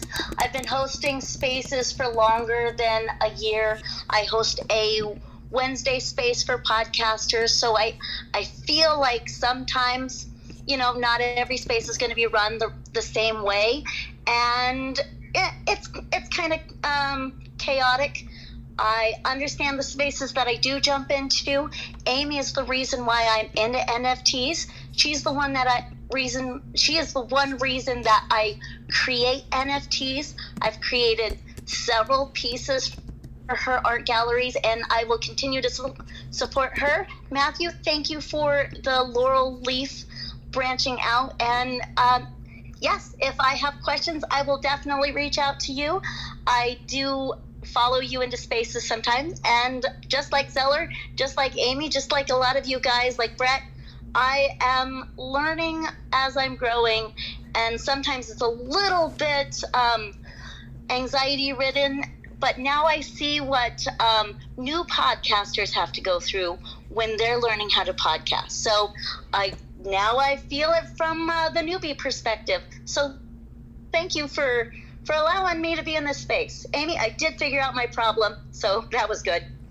Awesome. Okay, so I'm going to leave. Pixie, I have hit notifications on you. I would love to come to your space and to listen to you and to support you. So I am going to be following you because as a host, I still learn every day. And as an NFT, I learn every day. As a Web3 guy for 5 years into it, I learn every day. And yes, everyone who knows me knows that I talk too much sometimes and blah, blah, blah. Yes, Zeller. Oh, I was just going to say to Pixie that I'm really glad that she shared that she's a newbie and she's having a hard time, because I still am in that category. And there's just things in my head that are very hard to understand technical wise. And being a new person, every day is different in Web3. It's like you could have the best day of your life, or you could have something tragic happen. And that's why we are on this wild ride, because it's like, what are we going to get next? It's the wild west. It is the wild west. It is, and it will be for, I'm predicting, for another 1.5 to 3 years. But you come in, if you're new, you got to listen, find your hosts, find your people, show some love, show some respect, and just realize that these spaces are going to be funny, boring, chaotic, crazy, good one day, bad the next day. I'm happy one day, I'm sad the next day. I'm all over the place, and I've definitely got to go now. So I love you guys, and I will see a lot of you in spaces soon. Well, thank you very much for coming. If you all want advice from me, I don't know why you would, but this isn't advice to get into NFTs. I suggest going to spaces that are not about NFTs, just so you don't burn out on being in these NFT spaces. And also, like Matthew was saying, different hosts, they conduct their spaces in different ways, and there's no right or wrong. There's just, does it gel with you and your persona? Like, if being in this space is draining to you, then leave this space. Go to nfttalk.space and find a different NFT space. There's plenty of them out there, and you'll find people that you like, and then you can just follow them around. It's not, I mean, don't like stalk them, but like, you find people that when you find out they're in spaces, you're like, what are they in? What are they into right now? Okay, well, this is fine, and then you can follow people into cool spaces. Pixie, what was your issue? Also, hi, babe. My issue is that I couldn't find my MetaMask, and I was like, I don't even know what I'm doing, and that's how like newbie level I am with NFTs. I'm like, where is it? And I'm frustrated, and then I can't get. It's really a pure, like, sometimes people have to realize that when a newbie comes in, they are starting from ground zero. And you may have spoken about 1 billion times about keeping it pithy, but when somebody's like, hey, I can't find this, and then you get frustrated, overstimulated. I actually had to drop down from speaker because I could not do both at the same time. So yeah, it's a little frustrating. Plus we got Caden in here, and we got this, hi babe. We got people in here that want to talk about their NFTs, but I did create. Okay, so all right, I'm gonna shield my shit real quick because that's what I'm trying to fucking do. I have my main collection, right, where everything's all priced premium because I love it. But then I create all of this like NFT artwork that I'm gonna put into a discount collection space where people could just get a bargain. That's what I'm doing right now. So I'm like, where is it? I can't figure it out, and I don't know. I'm wild. And I get it. I get it. We all want to have time.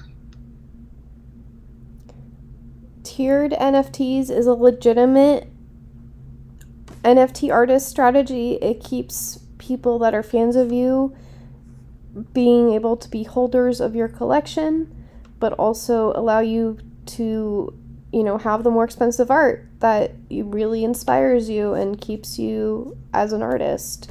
And so maybe you won't move that, $5,000 piece really quickly, but it doesn't matter because you have that Polygon piece that is an edition of 100 and you're selling that for $10 a piece, and that's keeping you fed. So, I did give her this advice, so I approve of it.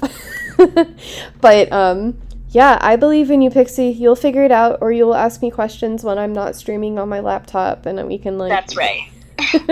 I don't answer DMs on my laptop when I'm streaming my screen. Sorry, Amy. So, I'm also hosting. It's difficult, okay? But hi, babe. Hi. Just, how are you? What's going on?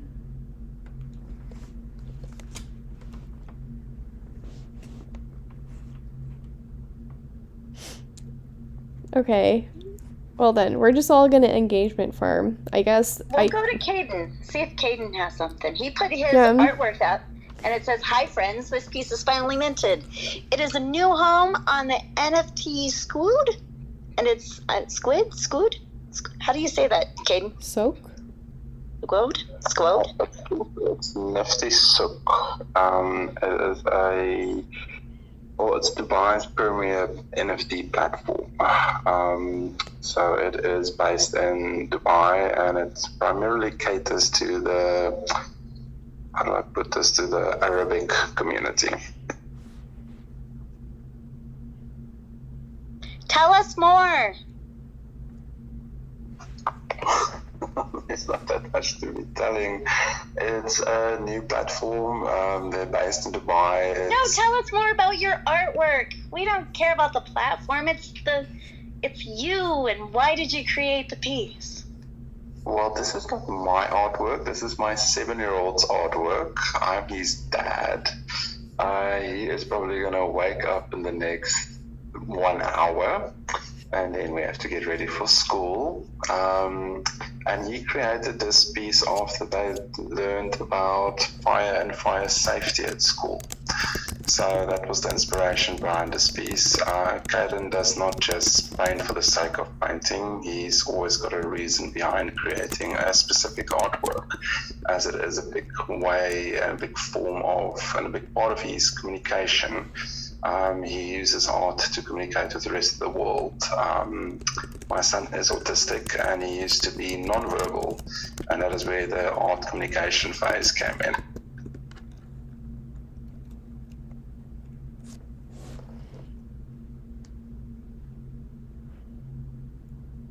I love it. I love inspiring younger people to do art and stuff. So good job, Dad.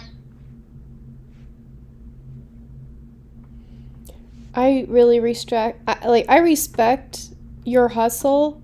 I'm not one to be like glorifying hustle culture. I do usually be like, guys, sleep 8 hours, please.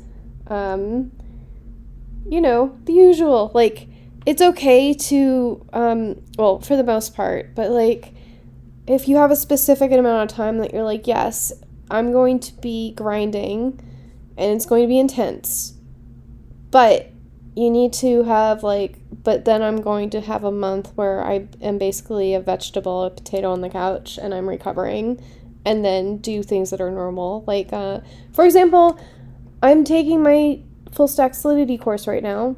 I am 13 hours into it. I made it 13 hours and 13 minutes into it and then stopped yesterday.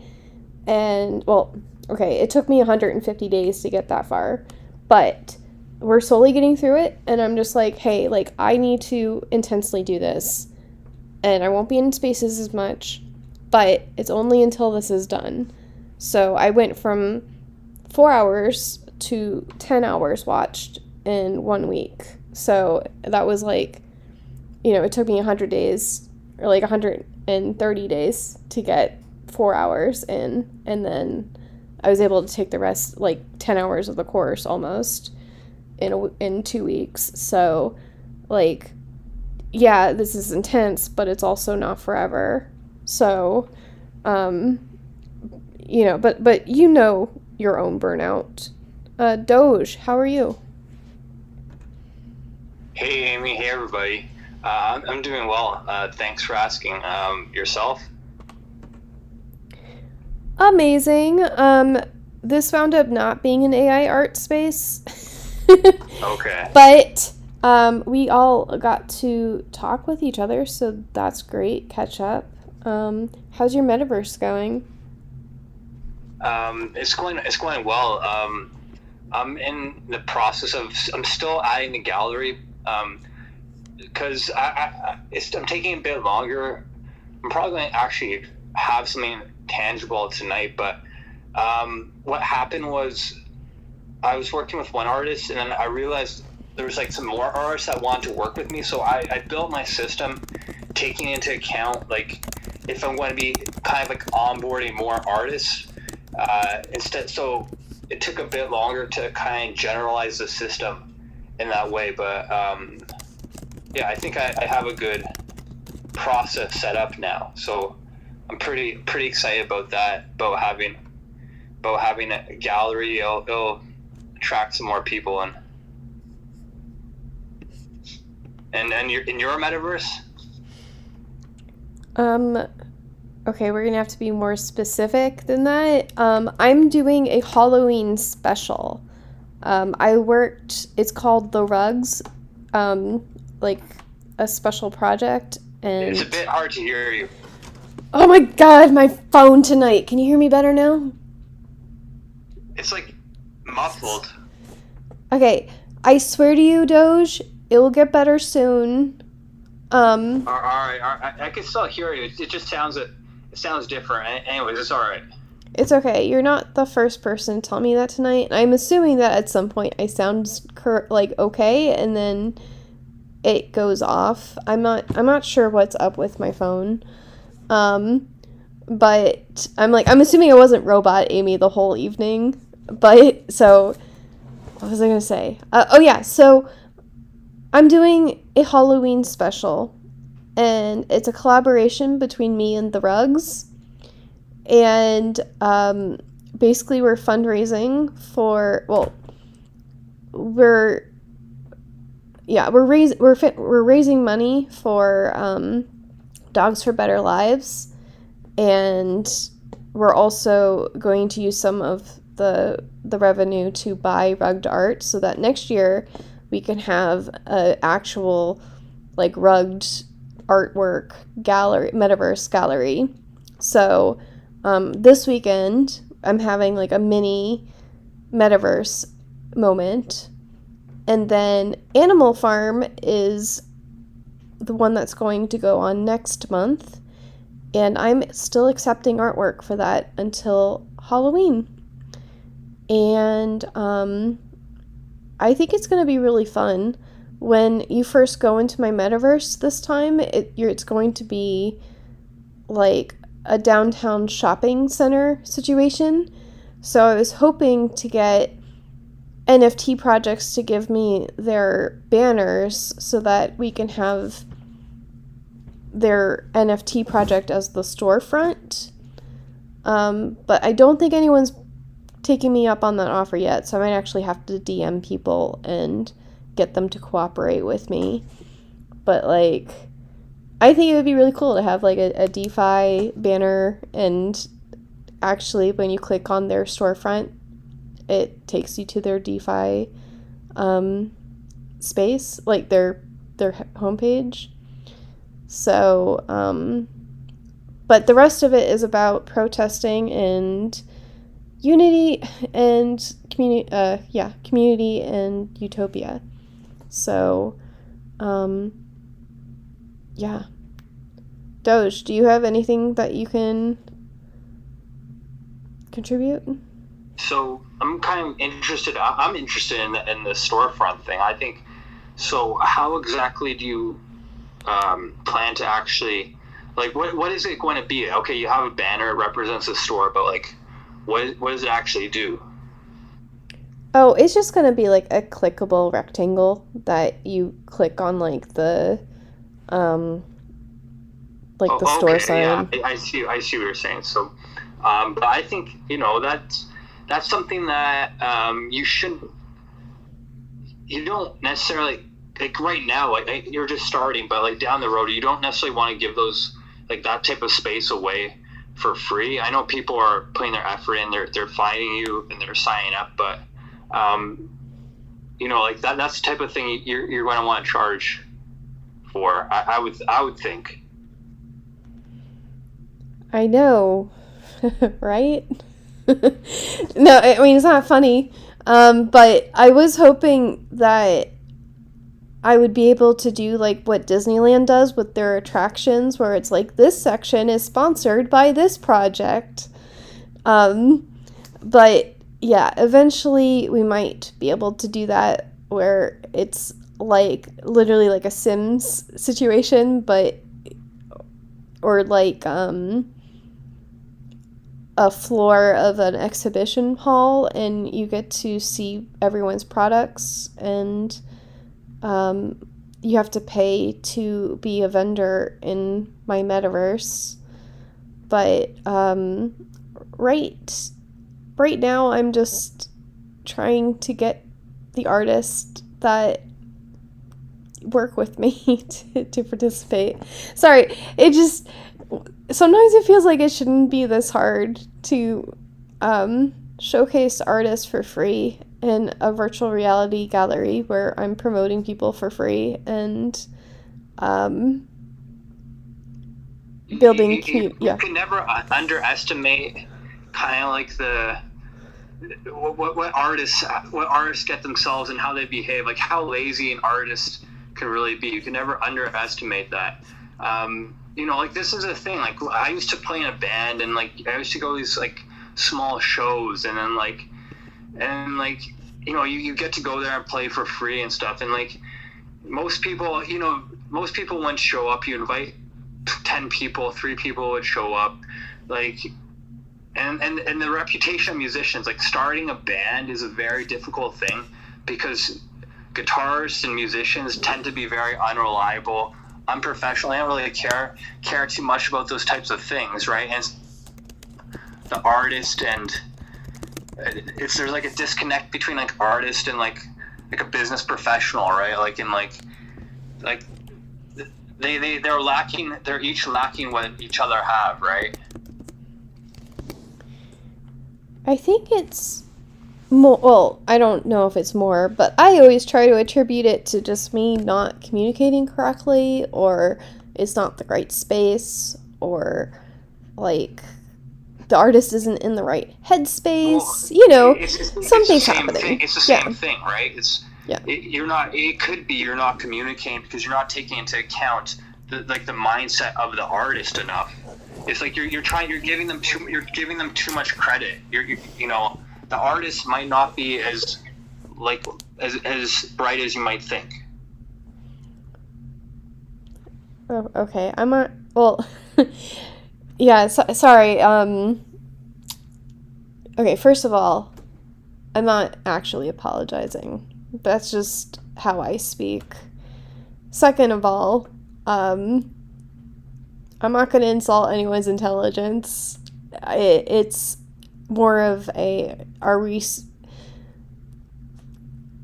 am I meeting people where they need to be at? And sometimes I achieve that, sometimes I do not. And yeah, sometimes it's okay to voice frustration of like, no, seriously, people, like, this is a good thing and you should participate because it's free, and this is my 6th one, and like I can give you testimonials, people that have like, you know, Pixie and Zeller and Nico and like forever. I'm like losing track of who has actually participated, but like there's been a lot of people that are known in the space that have done this, but sometimes when things seem to be too good to be true, and it is, so I understand the hesitation of like, okay, but who owns it? And the answer is, well, like, you own it. You're just letting me display it. And which is not typical of these virtual reality galleries. And they're like, well, do you need to be partial owner? And I'm like, no, well, it's an option. If you want to give to the charity of the month, like, that's great. Like, I think I'm just operating not typical of the industry. And when you do that, there's more education involved. So, sorry that it came off like whiny or anything like that, but it usually does take a little bit of digging with my pitch to be like, oh, actually, this is super cool and I should do this.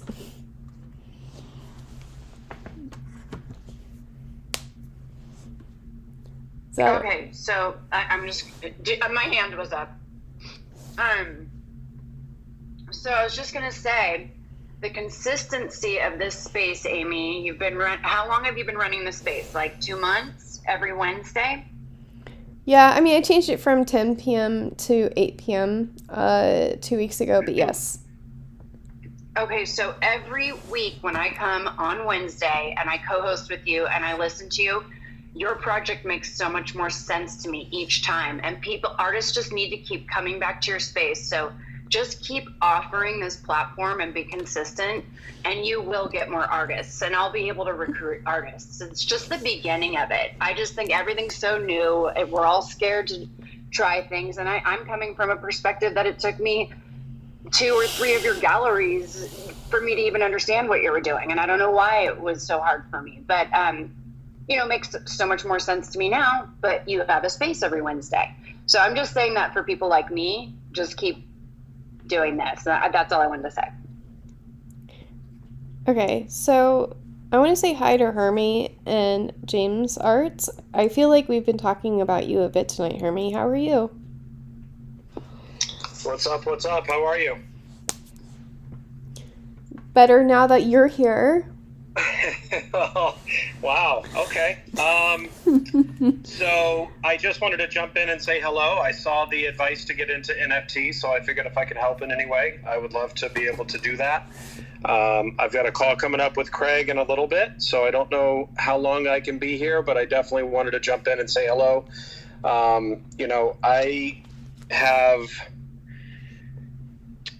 I've been in a lot of spaces lately. I've been a listener in a lot of spaces lately. My go-to now is that I turn on a space and I listen while I work, and I've been working a lot on meta rides and Web3 branding and all that stuff. And I have heard, I've been in all sorts of spaces, right? All about the metaverse, all about technology, all about crypto, all about NFTs and shilling and everything. I am one that is starting to really understand the value of spaces, but also at the same time, understanding that there's a delicate balance while we're navigating along the top of this fence of, falling on one side, which is too much spaces, and falling on the other, which, is not enough. And there's a delicate balance there of doing the right amount and still having your Web 2 world, intact with the people that you love and the lives that we live to pay the bills, et cetera, et cetera. So, not certain that's where your topic was headed, but that's kind of where I have taken it in the minute and a half that I've spoken. But, I appreciate these kinds of spaces. Running the NFT clinic spaces Monday through Friday for weeks and weeks and weeks were my favorite, because you're giving back and you're helping people, that might just be a little bit further behind in their project than you are. So I like the advice to get into NFT header. Not even certain that's what you guys were talking about, but I feel like that's a good topic to at least, kind of hover around as you're running a space. So, but Carrie will tell you, like, one of the things that I enjoy doing is helping people out with the little stuff that they might not realize is as big as it really is to help them build their brand. So hello, that was a long hello back. So I hope everybody's doing well. Okay, so Hermie, did you hear us talking before? Were you in the space?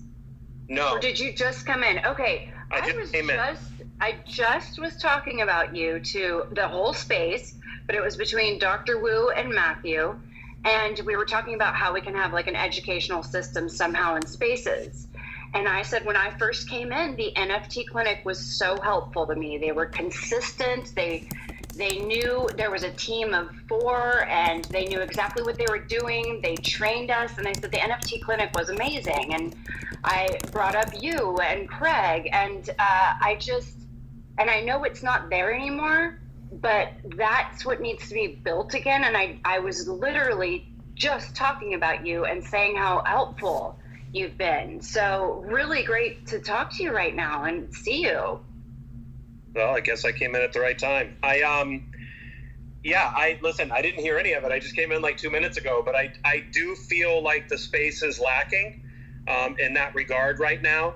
I also, at the same time, and again, I don't want to hijack the room, but I feel like there are 8 million spaces right now. So what used to be, you would start a space or schedule a space and you would start with 30 or 40, end up with anywhere between 60 and 100. Not every day, but, those numbers were attainable. And now, there's only a couple or 3 of those spaces that's happening in, and everybody else seems to be dispersed, which is fine because sometimes smaller spaces, you get more out of them. But in terms of shilling to the masses, it's much more difficult now than it used to be. So, Carrie, I'll tell you this, and this is something that was kind of behind the paywall for a while. It's not easy running an educational space, and let me explain to you why.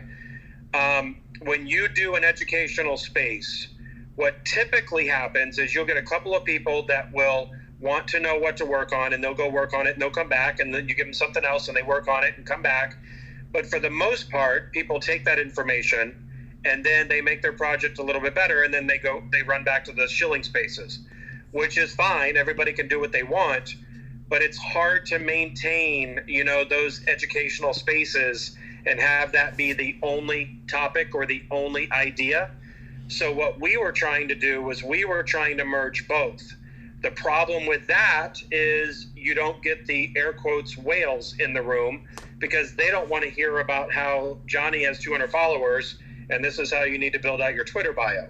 So that's a challenge in itself. So there's as soon as you start incorporating education, in my opinion, you need to shorten your space. So what you can do is you can do a 1 or a 2 hour, well, not even 2 hours. I would say 1 hour twice a week. 1 hour is plural, evidently, for me. 1 hour twice a week. And that's, again, just my opinion based on what I've seen and what I've done. But if you did that, or if somebody did that, it would make it worthwhile for those that are actually looking for help. And then during the week, when you see people in these spaces, Brett, for instance, listen, I could really help you with your Twitter bio. Now's not the time, but Wednesday at 8, we're going to meet for an hour. Get there early so you can come right up on stage. That way you're promoting it without really, making anybody upset, and you're keeping it to just the people that are going to be looking for help. So, I know that I'm throwing a lot of stuff out there, but it is very difficult when you start getting into educational spaces, especially when it's 5 days a week, because you kind of run out of projects because it's, everybody gets their help and they move on to the next step. And that was one of the things that we were up against. But it could even be too that you're helping more advanced projects, there's nothing wrong with that either. If you get a panel of 4 or 5 people that are into different things, similar to the Cisco space. Cisco's got his thing, and then Dominic does the art thing, and Geek does the metaverse thing. Like, if you have a diverse panel, you can ultimately help more people, and I think that that's probably a good idea if somebody were to run a space like that. And Carrie, that to your point, that's kind of what we were, where we had 4 people communicating behind the scenes trying to help projects, and it worked out great for a while, for sure. So I would like to address the fact that Pixie has her hand up. Would you like to respond to Hermie? I love it. Yeah, Hermie, that's exactly how I run my Wednesday space for podcasters. It's one subject for an hour. People know exactly when to come in, when exactly to hang out. And as a host, that's what I'm doing. I'm asking each individual person like questions about the certain topic. There's always a topic in the space, and then I kind of keep everybody, targeted.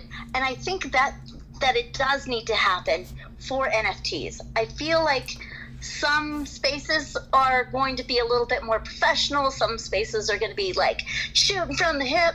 But if you could have let's say a core group of, you got your host, your two co-hosts, and then maybe either a guest up on stage, and then you could bring up people like me who are just getting into NFTs, where I could go, okay, this space is up, ask anything you want to know about your crypto wallet. And then everybody in the space could understand what that is. And you might have to break it down to layman's terms. You might have to have some video resources, or, somebody that's willing to really put it into something that even I can understand. Yeah, go ahead, Amy. Okay, so I just had this idea.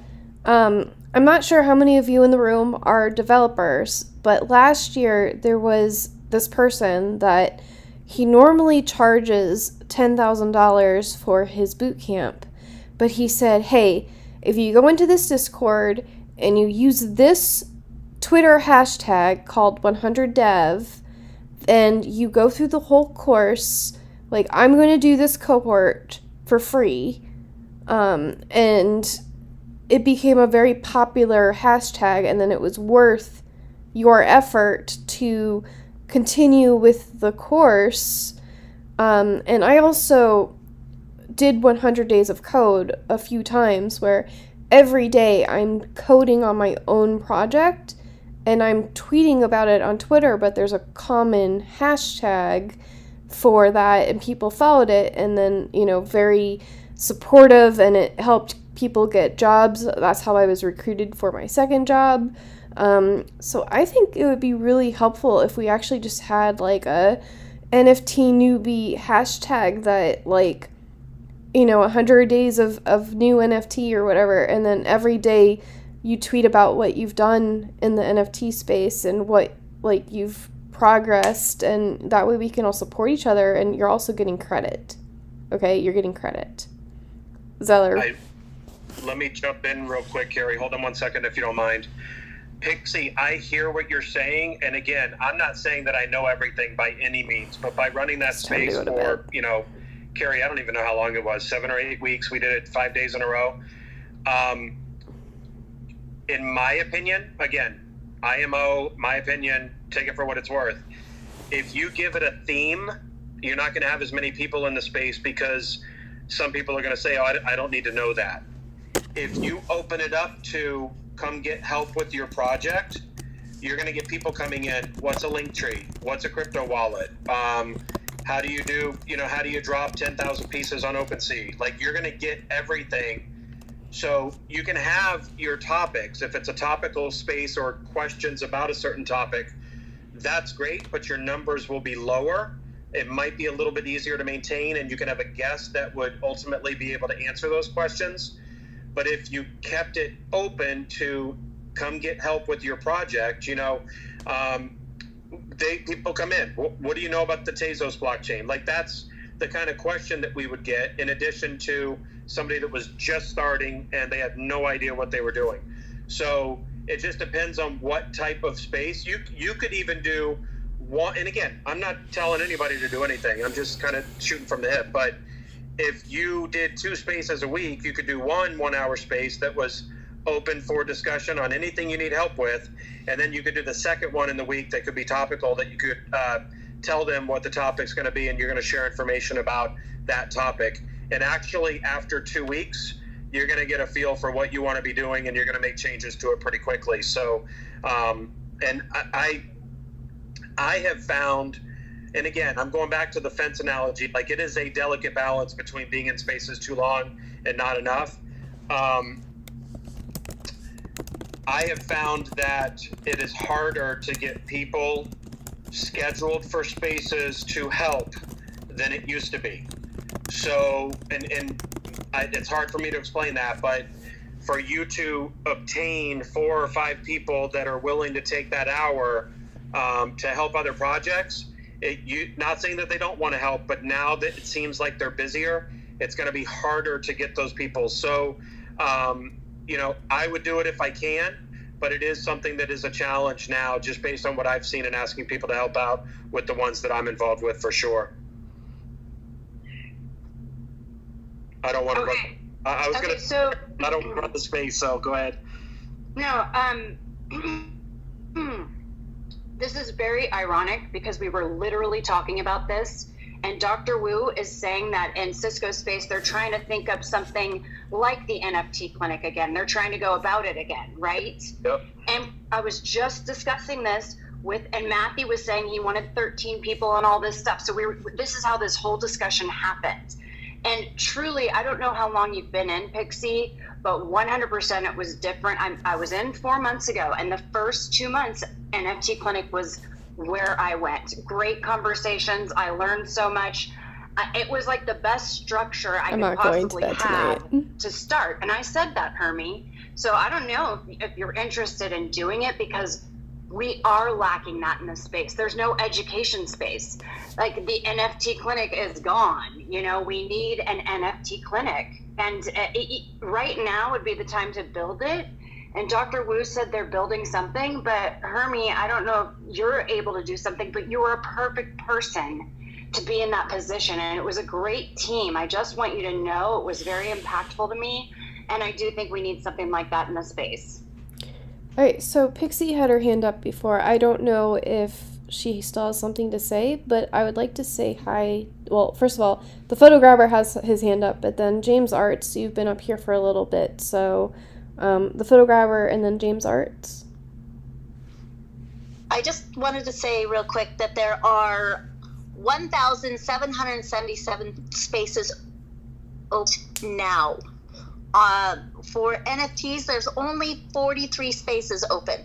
How do I know that? Because of Space's dashboard. So there's so many good ideas. There's so many people. So I'm just going to shut up. Yeah, and literally... I'm going to just talk over everyone just now, because I'm going to be a little bit of devil's advocate, right? As much as I love the idea that we're educating people, we still need to do our own research. So you can only feed a horse or drag a horse to water so much. We've just had 5 million wallets enabled by Reddit of people that were not NFTs, not crypto. And it's now a case of that we're going to have the onflow of new people getting onboarded on the daily, right? The Spaces dashboard is fantastic. The top performance spaces are the ones that stick there the longest. So if you have an active space, that's cool. That's a lot of people that miss it out. The one thing that I've been hearing, which is, bear with me here, this is a little bit different from what we're thinking, because it's actually offline, it's not online. Try and fill a wee hall with 100 people. Say, right, pay $100, you get an introduction to crypto, download your MetaMask, give them a pen and paper, tell them to keep their seed wallet safe, have a couple of yous, right, have a pro app, have like an NFT that you can send them that they can instantly put onto OpenSea. That's their challenge. So they can go into OpenSea and sell it, right, and then they realize that, wow, I can make money on this or whatever.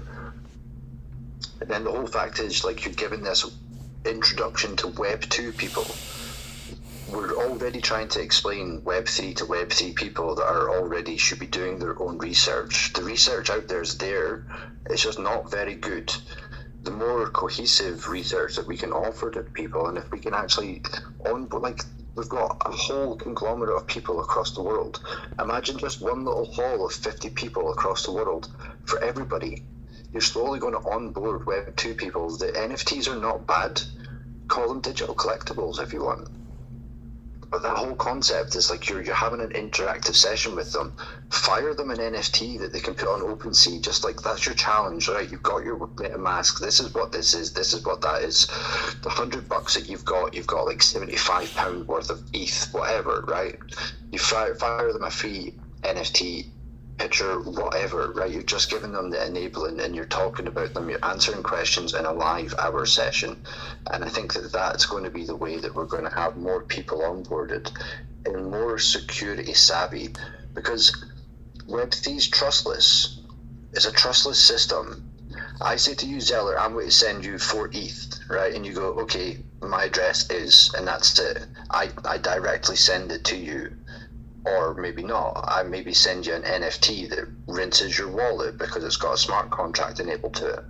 So it's a trustless system that we need to really understand that if you don't know what you're doing, you're going to, we need to do more education in that way as well to prevent people going on to their OpenSea hidden folder and accepting things and trying to sell things from there. And like, there's so many other things, but we do need to have the statement that you must do your own research.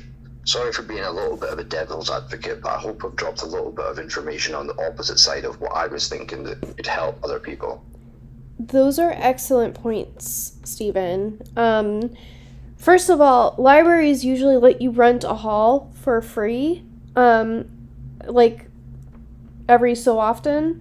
So if you want to do that and you advertise and you can get local people, that's really great. Meetup is really great for that.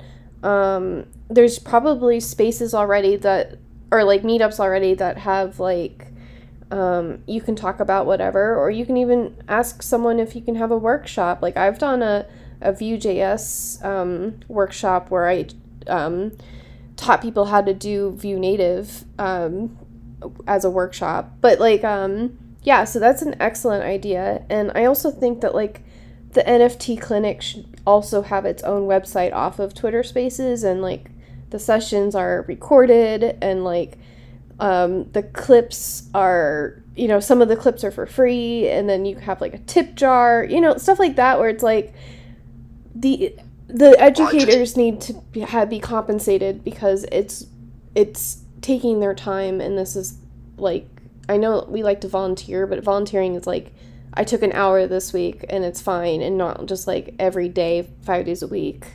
But Amy, why just Twitter though? Why not YouTube and other SoundCloud, and having like podcasts available on Spotify, everything like that, so that it actually expands the reach? Because we're only 10,000 people transferring JPEGs between each other for the same ETH in the same pot.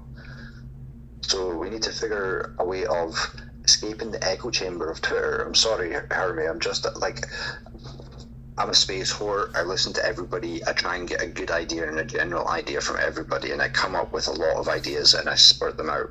Someone's writing them down, fantastic. You know, keeping the loop when you're rich and famous. You know, remember that one guy that's the guy that just overshares all the time. But we are in a closed loop. We are on Twitter. There's 5 million new wallets that have just been enabled on Reddit. This is the thing. Like, all these other companies are just waiting to push the button to activate NFTs. Instagram's got the NFT feature. 500px have got an NFT feature. Like, all these companies are just waiting for the moment where NFTs are not the dirty N-word. Like, because I'm being serious here, NFTs have got a dirty connotation. Like, the amount of rug pulls, the amount of people that's lost money. And all Reddit done was called it a digital collectible, and everybody was like, wow, what is this thing? What did we just spend? Like, billions on the first day of, like, dollars on avatars, because they didn't call them PFPs, they called them avatars. Just a simple name flip, and everyone's, like, frothing at the mouth for this. It's crazy. But this new influx of people means that there's going to be more people that are clueless, there's going to be more scammers, there's going to be more everything. So we need to either figure out how to expand our reach out with Twitter, as in a case of record your space and upload it to SoundCloud and upload it to YouTube's, whatever, like just trying to not just be in a closed bubble, because Web3 is wider and larger than what we're doing. We're just in an echo chamber of ourselves just now. Sorry, I'm ranting, but hopefully this is alpha, guys, okay? I love you all. Well, okay, so to be fair, this space is being recorded, but also it's on Twitch and YouTube and in Headliner. So, and I will eventually someday go back and share that so it'll be public. But let's go to Hermie and then James Art. You've been here for like ever, and I would like to talk to you for a little bit. So, Hermie. So, first of all, don't apologize for playing devil's advocate. And quite honestly, I don't think that you were. I think that you were giving additional information to what we were talking about. There's different levels of teaching and there's different levels of education. The level that you're talking about is much earlier than the level that Carrie was at when she came into the space. She had already taken that first step. She found Twitter Spaces and she needed guidance at that point. Again, do your own research. We've been preaching that since the beginning, and we would, be very, very clear with projects. Listen, it's your project, but we're going to give you what we would do, and you take it and run with it however you want. That relationship started by us saying something similar to that to Carrie in the beginning, and then we've had phone conversations. We've had, DMs back and forth where I've helped her with building out her project Twitter and stuff like that. And listen, I'm not getting paid by anybody to do this. I'm just trying to help.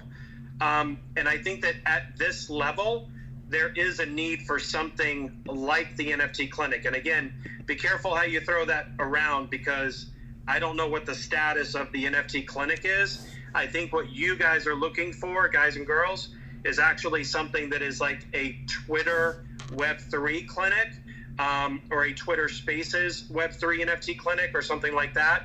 But I don't, listen, don't apologize by any means. I think that it's, I'm the first to admit that I don't know everything, and I'm not going to pretend to know everything, and I'm not going to preach everything. I just feel like it's important to share what we do know with those that are looking for information to better themselves, their projects, and what they're doing. So I don't want to, again, I hope I'm not coming across as the person that is preaching and saying it has to be this way. I am not that guy by any means. I feel like my concern is that we should have some sort of an educational space, but here are the challenges. And I think that there are more challenges now than there were, 2 or 3 months ago. And, it is what it is. I mean, Carrie, to your question, I can't do it every day anymore. I maybe could do it once a week, but that's I run a small business and Q4 is our busy season. And right now I'm stuck right in the middle of Q4. So, it's a challenge. Again, there's that balancing act, right? It's that delicate balance between both worlds. And I'm skirting the line big time in terms of sleep and stuff like that. But I'm also building something special in Web3, in my opinion, with Craig. And that's important to me as well, in addition to helping others. So, there's a lot on the table for everybody. And I think that it is important to focus on education at all levels. I myself am just focusing on it from a Twitter space, mentality, because that's what, I've it's become my lane, you know what I mean? And I'm pretty good at staying in my lane. It's just a matter of time before someone brings out the NFT for newbies guide, right? Yep. The one of those yellow books. Yep. I'm surprised that one doesn't already exist, and it could even be minted on the blockchain just as a sort of, for the culture. But the one thing that I worry is that everyone, especially yourself, Amy, right? You're bogged down doing the stuff that you're doing to add to the extra amount of laborious work of trying to educate people that are maybe clueless and not doing their own research. It just makes you have so much more effort and time, and the thing is, you're not getting paid for it. Web3 is like a decentralized, trustless network that we're trying to do to try and allow people to have their own way of earning generational wealth. And we're given all this stuff for free, like Twitter Spaces and educational platforms like that are free. We're not earning from it, we're struggling to try and sell JPEGs to people because everyone keeps on flooding the whole thing that it's the bear market and there's people spending money. It's not a bear market. It's just a term that just mental blocks people from buying. Anyway, there's so much other stuff to do. Websites, YouTubes, like the whole thing. Like when we start just focusing on just having a Twitter space alone, we're still preaching to 10,000 people, roughly, approximately, active trading with NFTs on Twitter spaces alone. And then you've got all the other people that are listening to the big influencers, and I'm using the quotation marks here. The influencers, you'll find that most of the people that are listening are bots. They're not actually paid seats. They're not like anybody other than just place fillers to put them on top of the Twitter Spaces website. So, and it's not information they're given, they're just shit talking each other. So if you are to have like a platform where we can have people up and guest speakers up and stuff like that, I'd be more than happy to help in the background, but I also have my own things that we're doing within Web3, so it's like, you know, there needs to be something that is the outcome of it. Like, what I'm trying to say to people is just book a hall, get local people in your area that are interested in NFT or digital collectibles, and start there. Start on your doorstep and try and onboard people from your local town or your local city. And I think that would be more of a better structure, because you onboard them 10, they come on, they start Twitter space holding like what I do, they start learning more, and then they can onboard 10, and then they onboard 10, and it's just an exponential growth from there. But we're teaching to people that are already kind of almost savvy, probably have their own wallets, probably have their own 10k project that is garbage, that they've just watched a YouTube video and it's like, oh, just do this and you can have this and you can have your 10k project. And it's like, we're above and beyond that. We're at a point where we've got some high flying artists and photographers and videographers and musicians and stuff. Sorry, Jen. Yeah.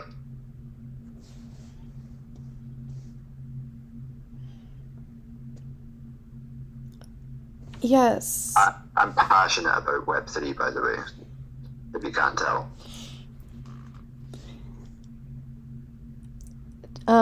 Yeah, Jen, what's up? Also, I really do want to speak to James Arts.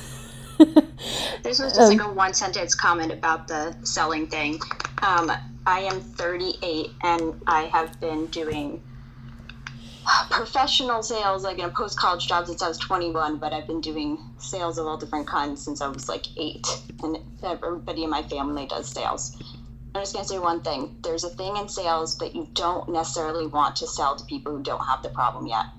So just be careful, because you can end up spinning your wheels a lot trying to reach out to the people who have like no interest or no knowledge or anything about it. If they come to you, that's one thing, but I would just kind of consider like how much time you would have to spend doing that. So maybe going to like a tech meetup where people maybe are in Web 2 but not Web 3, but just kind of like don't start with, like, if I literally went to my next door neighbors, they would probably close the door on my face. So just like, you know, don't push yourself too far in the wrong direction in terms of bringing new people in. Yeah, also to be fair, that this space topic was just an offhand topic from Matthew. He was like, if I had an advice space, a bunch of people would be, I was like, we'll just change the space right now. How about that? So no, I am not turning this into a regular advice space. We will figure out something. Like, I'm telling you right now, I do not have the bandwidth for this, but I am curious because I like to know who, like, if I come across someone that's new that's having a problem, I want to be like, oh yeah, go to this person's space, or like, this person generally has good advice. You know, like, I just like to direct people in the right direction. So anyway, James Art, I am so sorry that you've been up here for so long without being able to speak. How are you today? Nah, it's no biggie, man. Like, the whole lot has been said already by Homie and the photographer. The space is really educative, as it is meant to be, and I'm really chilled here. I'm learning also, so it really goes well with the header advice to get into NFT. A whole lot more to learn in this space, actually. So I'm pretty cool. I'm okay. I'm fine. Woke up over an hour ago, and I'm just trying to chill in your space.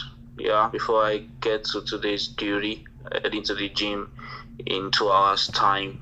It's part of what I do. I train people as well. So yeah, I'm just here. Shout out to everyone in the speaker section, everyone in space, Zilla. Yeah, thank you very much. Arts Inspired. Hope you are doing pretty great too, though.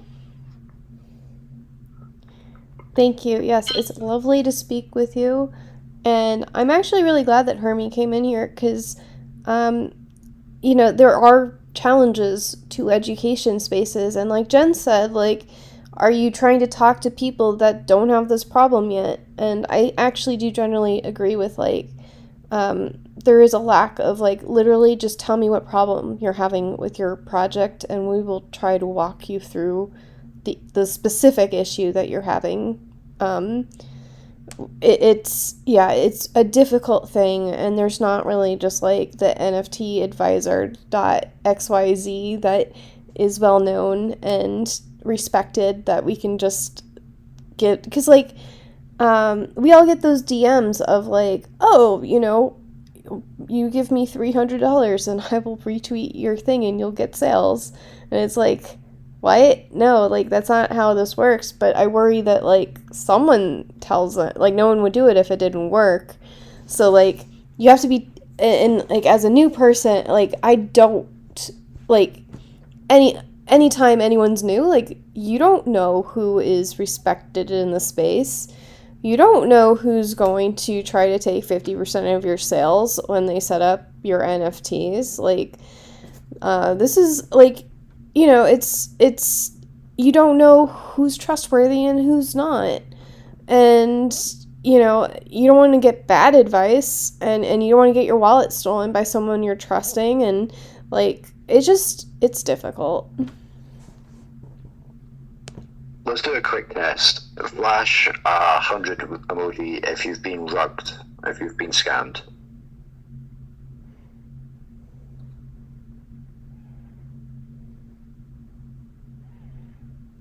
Okay, there's only a couple of people. I mean, I thought that would have been a little bit more. Yeah. I mean, I'm seeing more hundreds as well.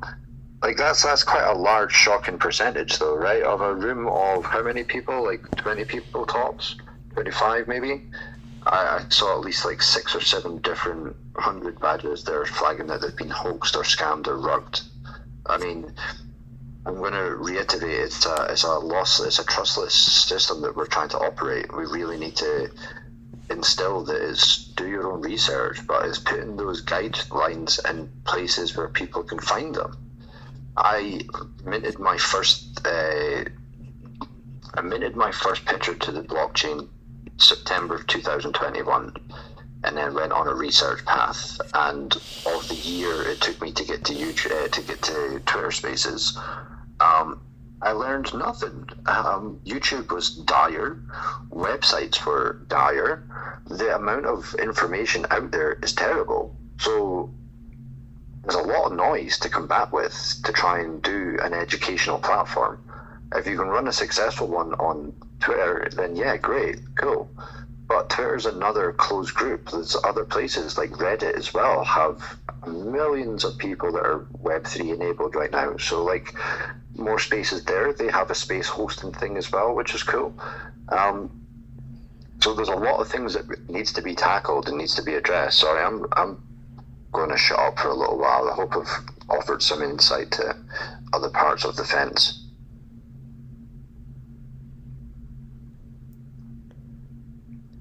I kind of want to circle back to the NFT Clinic. So the NFT Clinic was a project, or is a project, that was going to try to educate people or projects about every step from creating a wallet, shilling in spaces, how to list your art, yada, yada, yada, everything that you need to know about Web3. I'm not a part of the project anymore, so I have no idea where they are with the project. I could tell you logistically, it is not an easy task building that out, okay? I know that Comards, and I know this because Craig, or Comard, I should say, it's not plural, there's only one of them. That's twice I've done that, Carrie. I don't know why I'm doing that tonight. But at any rate, Comard and Craig and I were building something out that was going to be working with Isles of Meta. And that has been pushed to the side because Comard was busy and then Craig and I were busy.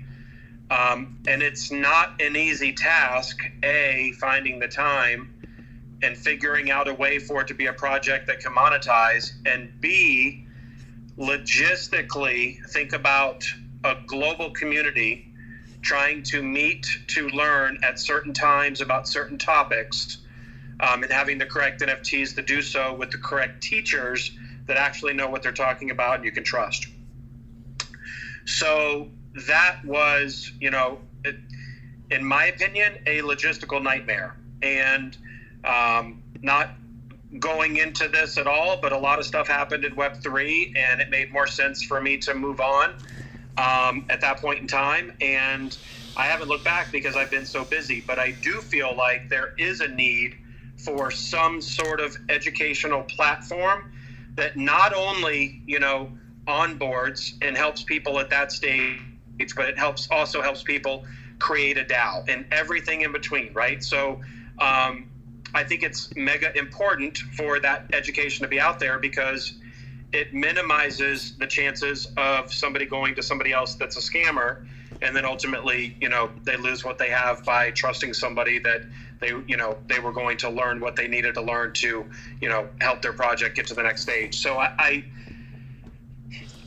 feel like the concept of the NFT clinic, however difficult it is, it should be taken on by somebody. I don't know if and when that will happen. I don't know if the NFT clinic, I think, could be close to launching. I have no idea. But I will say this. There is a need, in my opinion, for there to be Twitter spaces that educate. There is a need, in my opinion, for there to be Twitter spaces that allow people to go in and work on their shill, to discuss anything and everything that they have a question about.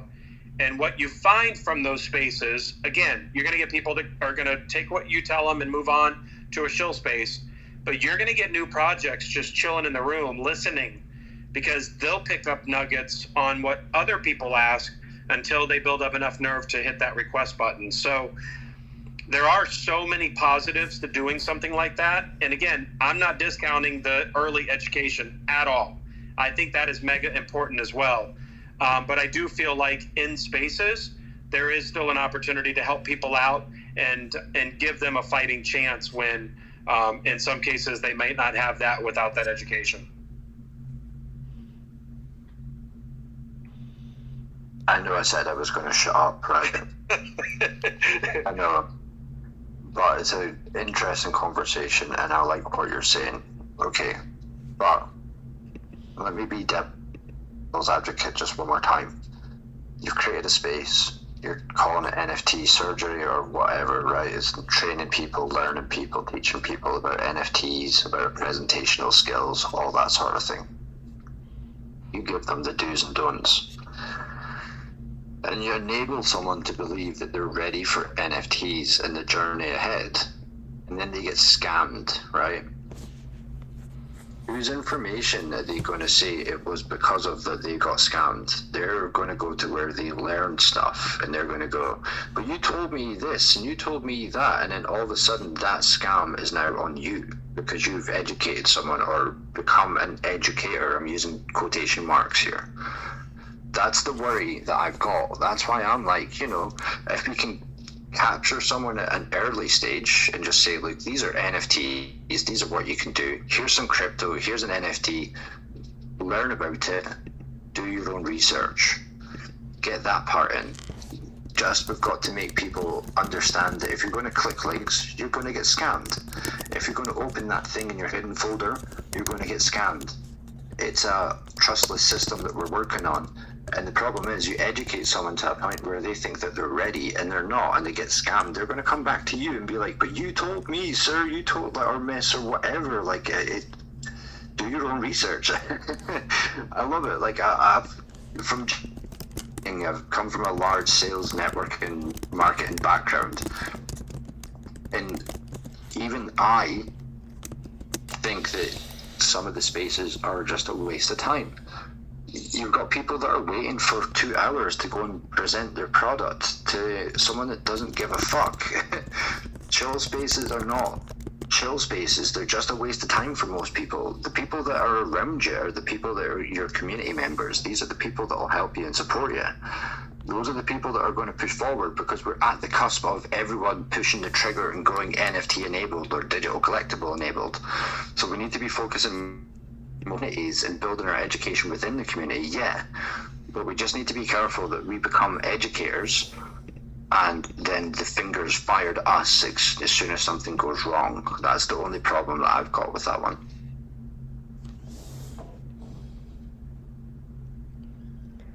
Yes and no. I mean, honestly, anytime you do a collaboration, like this is the same reason why people don't do collaborations within the NFT space. Like, name any person in this room and say they put their piece of art in my gallery, and then, they rug the entire, their entire audience. Does that mean that Banned Books Art is now, like, are we in cahoots with them, and that we've, we did show their artwork, so does that mean that we're now responsible? And, the thing with Web3 is it's all about reputation and how you're viewed and are you authentic. And so, like, being partnered with someone that doesn't turn out to be a good person can actually sink you as an NFT artist. At least that is the perception of the Web3 space. Okay, so we're going to get to Doge, but I would like to talk to everyone on stage. There's one person that is requested. I will let them up, but it is 12:25 in the morning my time, so this is like your hour warning of I'm trying to go to bed. So you know how it is with spaces and hosts, and then we all are talking. So just, this is my first noise of I have to go to bed. So anyway, Doge, and then Jen, we haven't really talked to you, or Petey or Matthew, so just jump in and we'll get through this space. Can I also just compliment Hermie on his amazing Slurpee cup, because I think it's fantastic. I've got a rare one as well. Skirp gang, what's good? Also happy Wednesday, guys. Also happy Thursday, Amy, because it's what you said, 12:20 something over there. So yeah, just wanted to chime in, just say hi, not be a stranger. But yeah, I've just been working in the background. Hope everyone's good. I'm picking up everyone's alpha.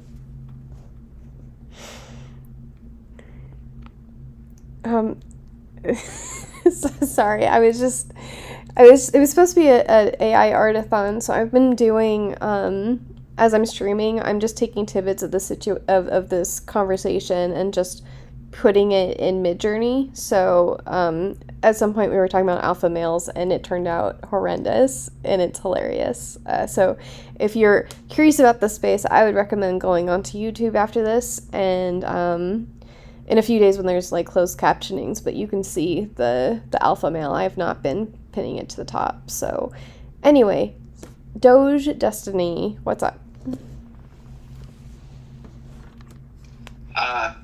You were talking before about if you feel responsible if you had someone on your metaverse and they rugged or did something malicious and you had their art. I think it depends on the relation, your relation, like what you kind of agreed with them. I think you in particular might be worried about this because of how you interact with the people you seem to have a very personal and sociable relationship with the people you bring into your metaverse, and there's obviously like some really good sides to that, but then I think maybe the other side is like you're going to be concerned about these types of things because you have this close relationship with them.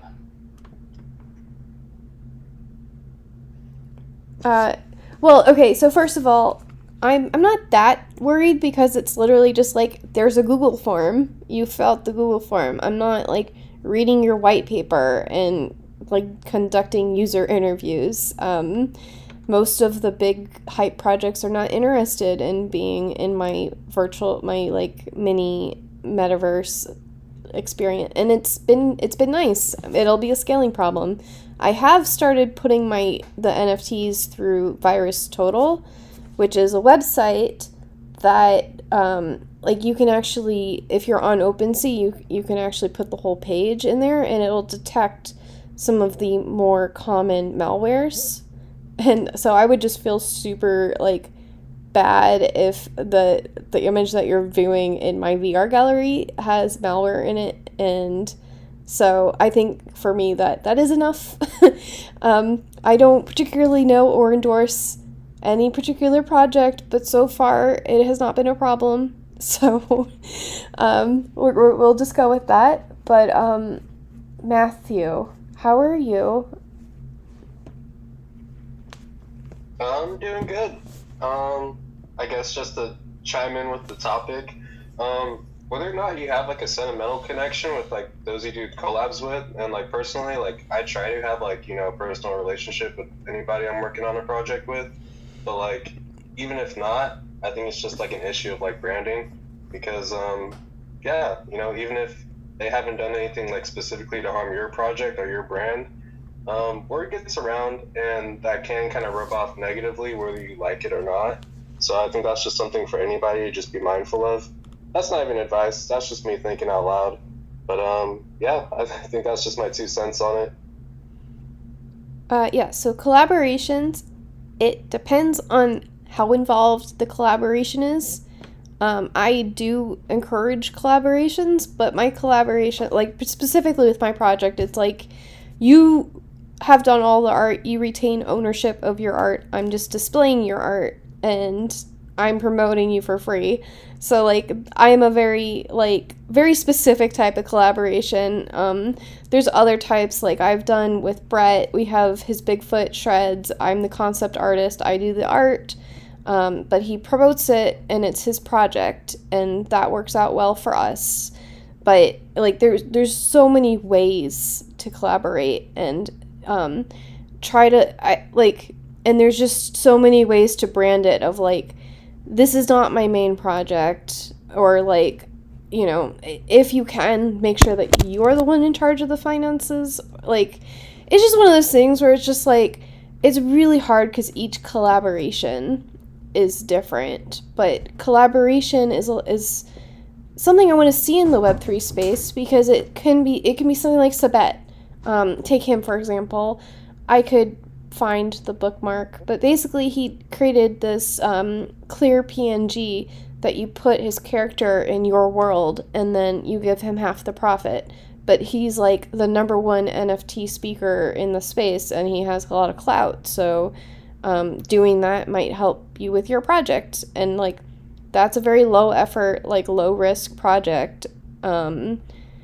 I don't even know where I was going with that, but yeah, you do have a point where it's like, it depends on how you brand it and how you recover from it, but like, not having to recover from a bad partnership is always like the best route.